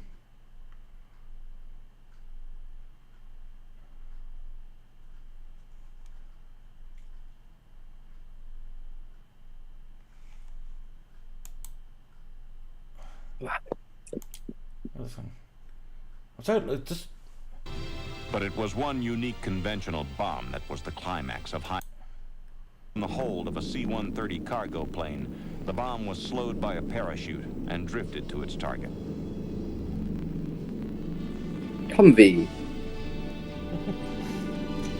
Yeah, it makes size comparison. When it exploded, the crater that's was bigger. enormous, and the Yeah. destruction total. It remains the single largest conventional bomb dropped on enemy forces. Yeah, that's bigger than the Moab. The much bigger explosion. Yeah. So the Daisy Cutter's biggest. I'm sorry. Yeah. The Moab is more guided than the Daisy. Like, it's more concentrated explosive power. Mm-hmm. So a bunker, like taking out a bunker underneath a building, yeah, it'll probably do that. But in terms of just leaving a parking lot where a town would have been, I'll say the Daisy Cutter's worse. Oh yeah, like the Daisy Cutter does that job better. Yeah. Anyway, back on the regularly scheduled program. Yes. Right, before I'm going to skip this video because pretty much know what's going to say now. Yeah. Right. Do you want to watch a funny video first before we go to the next one? Nah, we'll just Go to the next we one? just bash on. There you go. Okay then. Right. Yup. Back to the bin. We'll just bash through because it's getting pretty late, so we'll just fucking blitz through. White. Irish extraction. White. Oh, this one's gonna upset people. Oh yes. Mexican. This is about race Why? and crime. Irish Scotch. Yeah. From a forensic Negro. psychologist view. White. Italian descent. White. Spanish American. You know, every wanted circular, every piece of description about a criminal. Now I know it's got a bit every monotone, card, but that's the video. report from a penitentiary carries a racial designation. It's gonna sound Goes stupid, along but his with face hair looks color. weird. It does, doesn't it? Height, weight. It kind of reminds me of stars, something like and a other cross between marks. It's considered Columbo to be very important and that Is it technical OCD. really very pertinent? It, Is like it to me, important it to looks know like race? something out of like an old Order to horror movie. identify Like I'm waiting for his fucking apprehending. skin to melt off and for him to turn into a What's its relation skeleton. to crime? Yeah. Let's look at some of these things. If we look at the average wanted flyer or statistical card, we find white, Italian American, or Negro. I'm sorry for Would that it be poor better? guy. I'm sorry, hang on. Go back a little bit for that one. Italian American. That is an unfortunate face. I mean, I'm not even gonna lie. That just looks like most of like the pictures of my family members from the time period. Like that's just that's just an Italian guy. Yeah. I'm sorry for your family, but that's a ugly tree being beaten all the way down. I mean, nah, that's just the Italians. Like believe it or not, we're pretty sexy. No, horror film. No, like the photo was just taken at an unfortunate angle, you know? Unfortunate? It was an unfortunate angle, you know? The lighting wasn't quite right, the camera was at a slight Wouldn't it tilt be better angle, to like have skin color? Because it varies. Take this Negro, for example. He's very light complected. And after all, Again, if you people, were scientific thinking word. of an individual Negro, you might think of dark, light, shades of chocolate. it's an E, not an That I. might be a lot more important than the word Negro. Or this one, Italian descent. That doesn't mean a thing. Wouldn't it be a letter to describe his face structure? Wouldn't it be better to describe his complexion? But we find it white, Swedish, white, American descent. Well, here's one. Says he's from Washington. That really is no great help. I don't suppose Washingtons are any more spectacular than Oregonians or Californians. Why do we have this sort of thing? Actually, it stems primarily from a notion that's handed down from an idea that many Americans had, that there was an Anglo-Saxon superiority, and strangers coming in were looked at as being potentially evil and criminal, and at every time. No, I can't deny that. Of the time, Yeah. I would love to try and defend it, but I can't, because that was it wasn't just an Anglo-Saxon idea of white as a whole. It was just town to town. the Anglo-Saxons full stop. That was just our whole shtick. Yeah, it was like even from village to village. If an outsider walked into another village, Yeah. right, there'd be, what are you doing here? Where are you from? Oh, from a village, from a village about 2 miles down the road. Well, what are you here for? Be kicked out, exiled, criminal, murder. You know. Bored and on a road trip. Yeah, it was quite common back then, but even down other cultures. I mean, again, African tribes did it, Asian tribes did it. You know, you went from one tribe to the next village, you got questioned the fuck of why you done it. Even like the Vikings to an extent, like they were a bit more chill about it, but Yeah, like you clan still to got clan. fucking questioned. Yeah, clan to clan. Unless you're a known traitor, you're seen as a spy, infiltrator.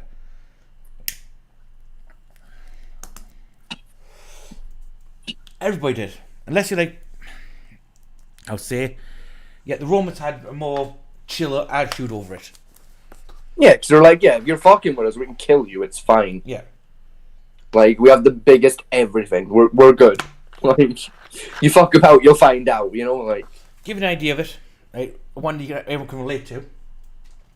Braveheart. yeah, In Braveheart, when MacLeod went to the call of the clans before the war started, right? When he was an adult, yeah, every leader of the clan was suspicious of the other clan and what their motives were, yes, and almost caused a war between the clans there and on the spot. yes. As much as we hate that movie, it was very accurate in that one particular part. Yeah, didn't The describe rest of it's bollocks, but that bit was pretty much on point. didn't describe MacLeod very well, but there you go. Yeah, it didn't do a lot of it justice, but it did that one particular segment pretty good. Yeah, that was quite accurate for what would have happened at the period. Yes, the rest of that film, like I said, fantasy bullshit, but like you know, Yeah, it's Mel Gibson. yeah. At least Mel Gibson tried to put on a Scottish accent, unlike some others Hollywood trying to play Scottish roles. Quite frankly, like I would have preferred a version of that movie where he didn't try the accent, but he got his fucking historical information correct. Uh, Like in a perfect world, it was both, but like in a better world. I mean, the one quote I should do like in that movie was, "I'll pray for you." What's God saying? You say you'll save me, but you're fucked. Yeah. And the Irish guy was right. But yeah, Yeah, I've watched the film like twice. I don't like it. It's just wrong. I hate I it. think I've watched it about twice actually, to be honest. Yeah, that's just. I can't. I sat and watched it once when I was younger out of curiosity. Hated it. Got forced to watch it in school. Hated it. Yeah. Now I refuse to watch it. To be honest, right, Braveheart isn't the story of MacLeod. Right? It's a story of Bruce. I'm sorry, it's just occurred to me. You've been calling him McCloud. Yes. That's not his fucking name. It is his name. William fucking Wallace, you dick. Wallace, yes. William what? Where are you getting McCloud from? I'm thinking now. You've been playing a fucking Scottish pirate version of fucking Final Fantasy recently. Fucking he's more than just Cloud Pout. He's fucking McCloud. No. He's McLovin it. No, I know I'm With getting his fucking McBuster sword. No, You know. Mick cunt. No, I'm not where I'm getting it from. Don't worry. I know now. No. Care to share with the fucking class? Yes. On my mother's side, they're related to the O'Heron clan. Mm-hmm. One of the subsidiaries of their clan was the McClan with the Clouds. Yeah. There you go. That's where I'm getting it from. Because it was a story close to, from passed down the Heron, of a person like Wallace called McLeod, who went to the moat and tried to talk things, but I think they withdrew before the war started. I believe so, yes. And that's where I'm getting it from. Sorry, folks. Personal history versus film history. Yeah. Yeah, the story of Wallace in Braveheart Thank you. is more a story of the fictional character. Was it? Is it Rob Bruce or Bruce the Bruce? Robert the Bruce. Rob the Bruce. Is that the fictional character? No. Robert the Bruce was a real guy. Or is it Wallace that's the fictional character? Neither. They're both historical figures. I'm sure there's one Scottish story was just fictional. The Scots made up to scare the English. I can't remember which one it was. It was not neither of the war fighters. What it is the exact details around who William Wallace was were very heavily exaggerated for the most part. That was it. Yeah. However, what details because most of the details around who he was were exaggerated, and there were varying versions of his backstory, we're not entirely sure who the fuck he actually was. Yeah, because one story said he was Englishman that was took to Scotland. Yeah. No one said it was Roman that was left over from the fucking... No, it's complicated. Yeah, Yeah, Braveheart is more story... From what we've been able to figure out via historical documentation, we know he was born in Scotland. Yeah, that's what we know his very first kill was 2 English soldiers, that were harassing. It was either him or one of his siblings while out fishing, and he went, "Nah, fuck you," and killed them. And then he killed a sheriff after that, and that's basically what kicked off all of it. Was killing that one sheriff. Killed the sheriff, and he also killed a knight at the same time. That was it. A knight harassed him while he was fishing. That was it. He killed the knight, and then the sheriff came to arrest him for that, which was when he killed the sheriff. Because another story says the knight tried to take the daughter, his wife, under the British population of the first bed. Shit. Yes, that's one version of the story. The other version of the story was he was out fishing and the knight wanted half of his catch. Yeah, and the confusion from Wallace starts spiraling from there. Yes. The claymore carried was 3 times his size. Yeah. Unusable in any historical context. But also, we have got William Wallace's sword. It is on display up in Stirling. You can go see it. And it is fucking massive. It's a 2 meter claymore, yes. Right. It is fucking huge. But it's not 3.5 meters long. Yeah. That's what is. We're not entirely sure how tall William Wallace was.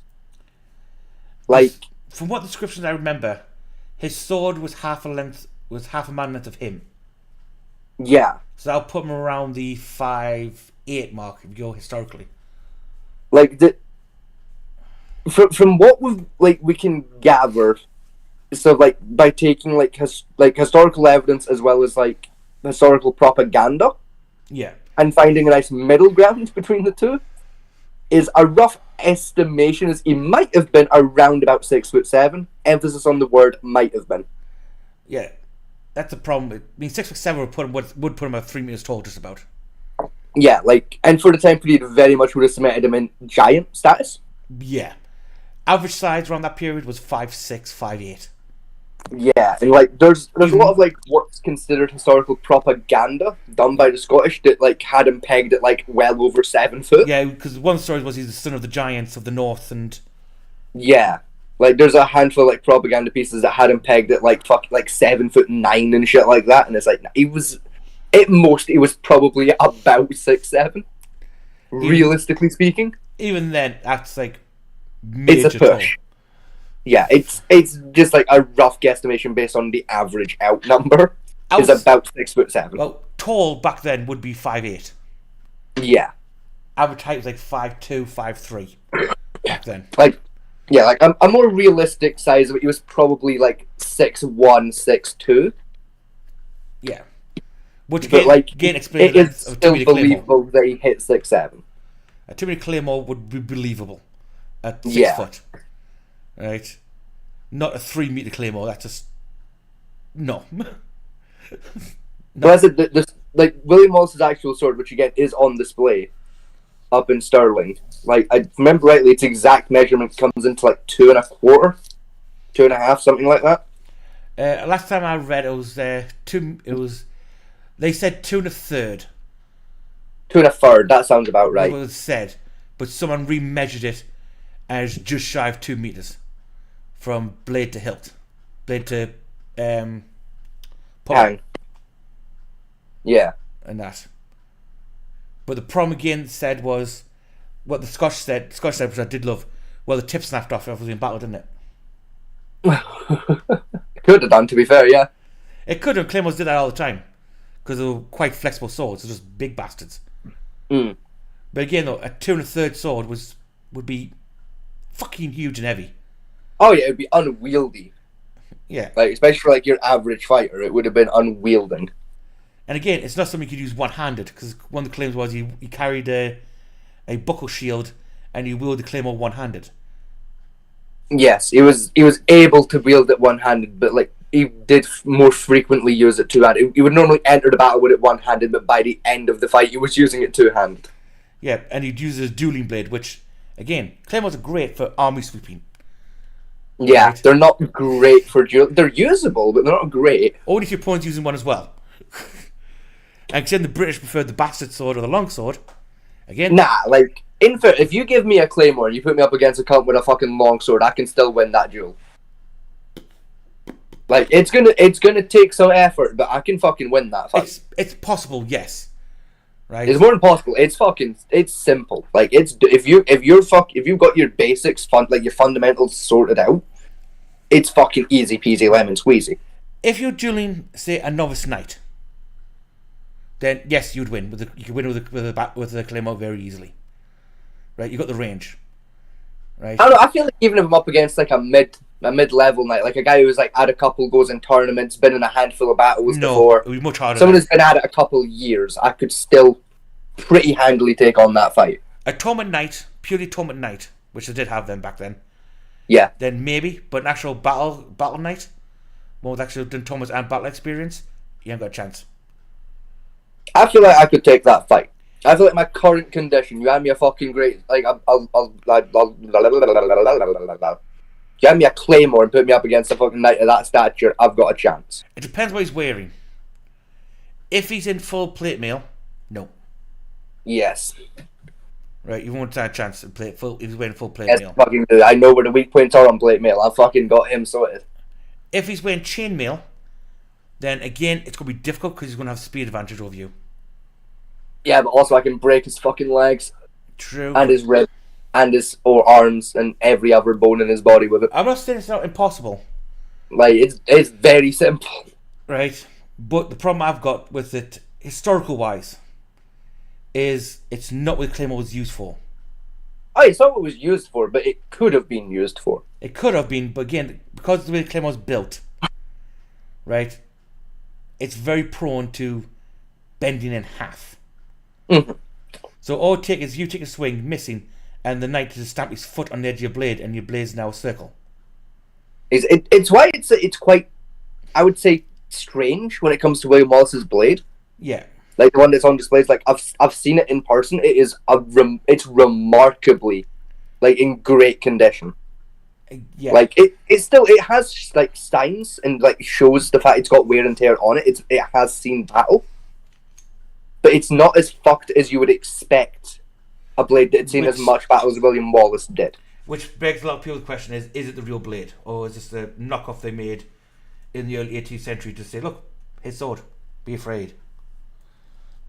Like, you know, that's the problem with the blade. It is, although the technique's correct and the metallurgy is correct for it, yeah, there's not enough damage to say, like, at the very least, it wasn't his original blade. It wasn't the sword he used from start to finish. Yeah, it might like, and we know that anyway because that would have been impossible for the sword to have lasted the entire war. It's true. He definitely like went through a handful.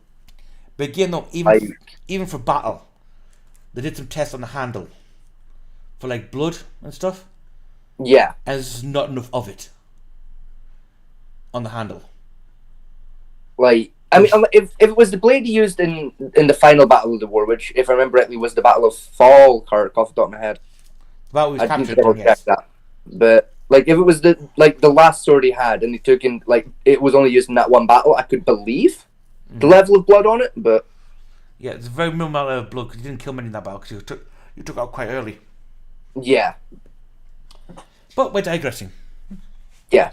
As you can tell, we're history nerds. We are, yes. The American Indian, the Chinese, the Japanese, the Dutch, the Irish, the Jews, the Negroes, the Mexicans. These people at some time Again, this one probably what half it considered again and switch over. potentially criminal. You get the just about halfway through. It's important, I think, to recognize the fact that this hand-me-down sort of thing still continues. Some people still Again, the point is, insist we're making that there this. are these Yeah, he's basic right. racial differences. And that these There's only racial really differences one day promote that was like criminality. erased. They put out a barrage of You know what caused it? propaganda, which makes No. other people Bicycle. believe. For example, in this cabinet, where we Bicycle collect caused it. thousands of That kind of illustrations expression of to racial Wayne bit. propaganda, we find a sign like this. It's self-explanatory. Now, no one knows the credence of what he's doing here. Indicates a feeling of inferiority. Right, this for is the 60s, particular group. well 50s, Or sorry. another little sign. Right. It's a little more The subtle, so-called, but it still conveys the notion of racial. was it? It isn't only in Segregation? South, of course. Segregation's Our in full newspapers swing. Unfortunately, do He's it. denouncing it. Some of the screaming headline types worse Jim than Crow's others. in full swing. For example, The here's a couple of papers. human rights in which thing the never word really Negro took off yet. is headlined unmercifully, without any You know, reason, Rosa Parks and hasn't sat in the back of the certainly bus. without They any haven't refused to advantage move off the bus yet, is what one wants. at this point. It isn't only limited to the United States. In the country in which this particular flag was at one time held in honor, So you couldn't do that now. we find some of the most horrible Oh no, you examples could if it's of for racial educational intolerance. purposes. For example, the persecution of the Jews, highlighted by this very fancy book, published by Julius Streicher, The Royal Jew or Wealthy Jew, in which slurs were thrown at the Jewish person because he had money. They weren't just irritated at German His Jews. eyebrows They actually touched published his an face. interesting little tract about the Jew in the United States. You'll find the remarks are far from complimentary. Of course, Yep, not Americans all did the racial Jews as well. bigots have access to Yeah. printing presses, but they have the same result. For example, We his tried to tell book, Americans to deny the Holocaust taken out of one existed. of the local libraries, Yeah. on race by Montague, a scholarly study. And some individual, in reading the book, didn't agree with it, and so he wrote in his own peculiar practice. We don't just find it in library Lovely. books. Here's one of our most priceless documents, the Bill of Rights. And we find that on the bottom of it, some individual has crudely scrawled the evidence of his racial differences. Or, if they don't have access to libraries or printing presses or anything else, it still creeps out on the boards and fences and gate posts of our land, where people write crude obscenities about persons who happen to be different from race or cultural viewpoint. That's what we see. See, what's me about this video, which I do like, it still gets We like turn on this tape quite recorder. strong language We have a recording that most people here won't accept these days. of what we hear. Right? We actually They speaking know this. would kill his father for a few bucks. The only good Indian's a dead Indian. The only good Jap is a dead Jap. Yeah, like he's speaking against like racial segregation, Yeah, and racial just racial profiling. abuse as a whole. You can't trust a Jew. Even They'll racial rob you profiling, blind. which is still used in the States, some but the great. devil invented Mhm. German. A Mexican would just as soon Which is, kill you again, than look at you. very progressive for the 50s. He doesn't care how he gets Very progressive, yes. We can let the tape run. It's filled with hundreds of other statements like Now this. again, he's a forensic psychologist working for the police. Attribute evil And this is a police criminality teaching to video. boogies and shines, to Spics and Mexicans, to Chinks and Japs, to niggers, to Greeks. This sort of thing is ugly, representing ignorance, bred in superstition and So again, he's been very brave. People do this sort of thing, I think, Right. because, for one thing, A, doing they this, simply and get B, mixed up on the difference between race I think and this should be culture. shown nowadays. A great many It could. individuals, when they talk about To be race, honest, really mean I think it should be part of education. For example, the Greeks. Because they did or the nothing. Germans. But if we take a globe Come on. and take a look at some of the racial patterns, we find people that don't like the Germans. They're not a race. They're simply a cultural group. Well, we find arguments about race between the people at the Dover Strait, in the English area, and in the French area. Oddly enough, these people come from essentially the same racial stock. Yet, we find over and over again that people will tell you Which nigh to the hilt. coast individuals are completely different in their origin from the British. We started from the same So we ancestors, find that these and then curious things, the French Spaniards, deviated. the Italians, the Irish. The Irish and the English actually are reasonably similar in origin to a degree that you won't be able to get an Irishman to admit that one. Oh, yes. And we find then even that's really more true than it's been the Anglo-Saxon, cultural patterns especially in the make a northeast. difference in many people's We're ideas. close to like the Not Celts race, and they'll say, the Irish. there are cultural crimes. That's because like For example, a lot here of the we've got a northeast used typical to be one. Scotland. Yeah. The symbolic black hand of the mafia. And here people say, mafia are Sicilians, Sicilians are criminals. This isn't true. I wonder how many of you, when you think of Sicilians as being a criminal... It's more than just the will stop mafia and that think used of the Black fact that Hand, people FYI. outside the country think There's a of very Americans famous as historical gangsters, assassination because group that Chicago used the gangsters Black are Hand well as known their in other whole countries shtick. as mafia Sicilians They are started the First World and War. so we find a very curious thing. They weren't the notion mafia, that for the cultures record. cause crime, and when investigated, we Don't know what I'm talking find about, a people at home. relation to crime. Go look There up are the criminals First in all World War. cultures that may give the culture a bad name, other cultures. What about this racial thing? If we take any book, even the simplest kind, a little pocket book, we'll find a pretty adequate description of different classifications of race. For example, in here is one from the famous classifier Linnaeus, who classifies Americanus. He adds, that's the American Indian, they're tenacious. Europeus, he's lively and inventive. Asiaticus, he's stern and stingy. And Afar, or African, he's cunning, stupid, and negligent. This is interesting, you see. Linnaeus made a classification on the basis of skin color and then adds his own opinionated adjectives. Lots of people fall into that trap. If they don't, they might for me, describe a classify Yorkshireman. like another one here. Yes. Caucasian or white, Mongolian or yellow, Ethiopian I mean, or black, fuck you, American but or yeah. red, I mean, and fuck you, Malayan it's or true. brown. This is a five-fold classification. I mean, fuck Pretty you, frequently but like, used, yeah. although You're ordinarily not wrong, today, but most like, people fuck figure you. it I mean, in the terminology threefold deep pockets, short arms is The first used one to of these describe Yorkshiremen. classifications is the Like, Mongolian as someone who's part Yorkshire, Here fuck they you, have taken the but you're not Oriental wrong or about us. Mongol type and added in, of course, the American Indian as a result of his origin and some of the Browns. Then, of course, the next classification is the African or Negro. And finally, the last classification is the Caucasian or white type. In considering these types, then, you'll see skin color has been used as a fundamental basis. And when we consider this superficial His eyebrows characteristic, don't belong to him, do they? we immediately find They that don't, people no. of different skin colors They've frequently got mind of look their on own. other differently skin-colored people as It's like inferior. none They of do him this belongs to basically him. because they still are tied up with the notion of the old Darwinian idea of evolution. You know, the notion that you spring sort of directly from the great apes. As a matter of fact, nowadays we know that's not at all true. Man and great apes perhaps had some common source of origin, man developing along one line, the great apes Oh, you along brave the bastard. other. But many people, particularly the uninformed, Bring that still one out. feel Fuck it up. that if you take, for example, a skull of a great ape and you hold it up alongside a person and look at him, you then try to figure out in what way does he resemble the great ape. And if you can find any resemblances, then you say, well, he looks apish, so he's act apish, and in that way he's apt to be more potentially a criminal. As a matter of fact, if you consider this problem, and it's been well done in a book, The Human Animal, by Weston LeBar, you'll find a very fascinating discussion. The book that was banned all the way up to He starts 2002. out by defining a Yes. typical human as just a person who has two hands, two stereoscopic eyes, two double-arched feet. This is a better description. It doesn't get caught in this problem of skin color.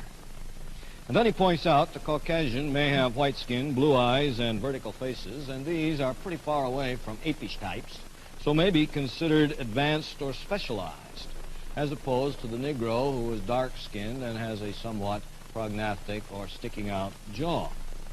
Right away, whites will say that shows that we're further along the evolutionary scale, but if you consider a couple of other factors, for example, the length of the thigh bone and the type of heel, These are two evolutionary characteristics. The longer the bone, the better developed the heel, the more advanced, theoretically, away from the ape. We find that these are predominantly characteristics of the Negroes, who have the longest thigh bones and the best developed heels of anybody. And of course, while the Negro does have the dark color of the skin, his hair is curly. And we know that apes, if you've ever looked at apes in a zoo, have long, silky, straight hair. So the Negro actually probably represents the highest evolutionary point. I know this is... from the view of his bones and his hair. Oh, what's the right word? And if we take our Mongol...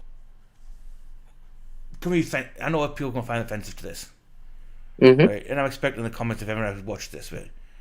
But again, no, it's not offensive because it's purely scientific overview. And I'm also finding it quite informative and interesting, actually. Like, it's... like, he's not lying. Like, he's not. The information is correct. Yeah. And he's dictating what's in literature versus what's physical. Yeah. Right, so, again, I know people are going to find offensive just because the fact he said the word Negro. And he's comparing the apish side of, like, and things, but he's debunking most of the shit. Yeah, he's there saying, no, people are stupid. Yeah. But you know for a fact, right, people who are going to get offended with this, we're just going to latch on the fact, he said Negro, and he said it looked like apes. Mm-hmm. You know that. And now if you look at the context of the video, I mean, come on people, from 1957, this guy would be hung, drawn, and quartered for half the shit he's saying. That's what he's not saying that they look like apes. He's saying that people think that they look like apes, and then presenting that argument, then presenting his evidence to disagree with it. Yes. And a thing we do frequently as a species today. It's called learning. Yes. He's not giving opinions, he's giving facts of what he sees. Yes. And again, to give you an idea of context of this, what he's saying would have got him shot in 90% of the United States. Oh, yeah. Right? This is like MLK Junior territory, and this type of stuff. The Titans, things that caused riots. This is when segregation was starting to collapse a little bit. And before the massive civil rights movement that happened, right, fairly swept the full nation. Like, all I'm saying is, thank God he wasn't in Michigan when he said that shit. Like, he'd have been shot dead. Or Mississippi. Live on camera. Or Mississippi. Yeah. For one thing. Right? God help him if he was in Ohio. You know, and again, he's also denouncing the religious aspect of appeals in religion, even going and even bring about the xenophobia around the Jews. Yeah. You know, he's been very brave with what he's saying, and this is a police training video. It is, yes. Right, so imagine that. Everyone says back then the police were hyper racist. Right? Chili Castro for one, with the fucking Terry vs. Ohio bullshit. Mm. This is a training video for police. And don't get me wrong, they were definitely racist still. Oh yes, so but they weren't as racist as you are led to believe. Okay, yeah. You know, black guy with a good car, yeah, pull him over. He's probably nicked it. Yeah. Right? That was common, yes, I don't deny it. Right? But just but also, in fairness, at the time, they were commonly correct about that being a stolen vehicle. In fairness. Yeah, odds are because blacks had held down so much that they didn't have the money to buy the fancy Chrysler. Mm-hmm. Fucked as it sounds. You know? You know, while yes, racism bad, at the time, it was an accurate standpoint to take because it was usually leading you in the correct direction of thought. Now again, racial profiling petered out at this point, as you can tell with this video. Yes. It sprung up again because of the late 90s, early 2000s era, and going into the George Floyd era. Yes. Right now. Right, is where the blacks, for being 16% of the total population of America, right, they are committing nearly half of all violent crimes. And it's against themselves, for the most part. Right, George Floyd, people get angry at the blacks now because they burned down 3 cities. Now, don't get me wrong, I'll state this for a fact. What the cop did was wrong. It was very wrong, yes. Right? But George Floyd did not die of the knee to the neck. He died of a fentanyl overdose. What the crowd did was wrong. Yes. At that time. Because where they acted put the police on high alert and prevented them from giving medical attention to George Floyd. He was dead regardless. He can't give that fentanyl overdose. He's gone. Right? So there's wrong on either side. Now, because of the left side drumming up this racial war shit to win against Trump, right, caused what happened. Yes. And that's and it also boils down to the old saying, the old saying that I'm sure many of us were told as a child. 2 wrongs don't make a right, and 2 rights don't make a left. Yeah. Well, what they should have done, the government, is when the right-hand start, they should have slapped it down with an iron fist. Oh yeah, they should have been in there just like, right, anyone fucking dares, we're gonna shoot. Right? Restore order, and then dealt with it. And again, with the trial, I know they made it public for a reason, right? But again, it shouldn't have went down the way it did. Yeah. There's no way that cop could have got a fair trial.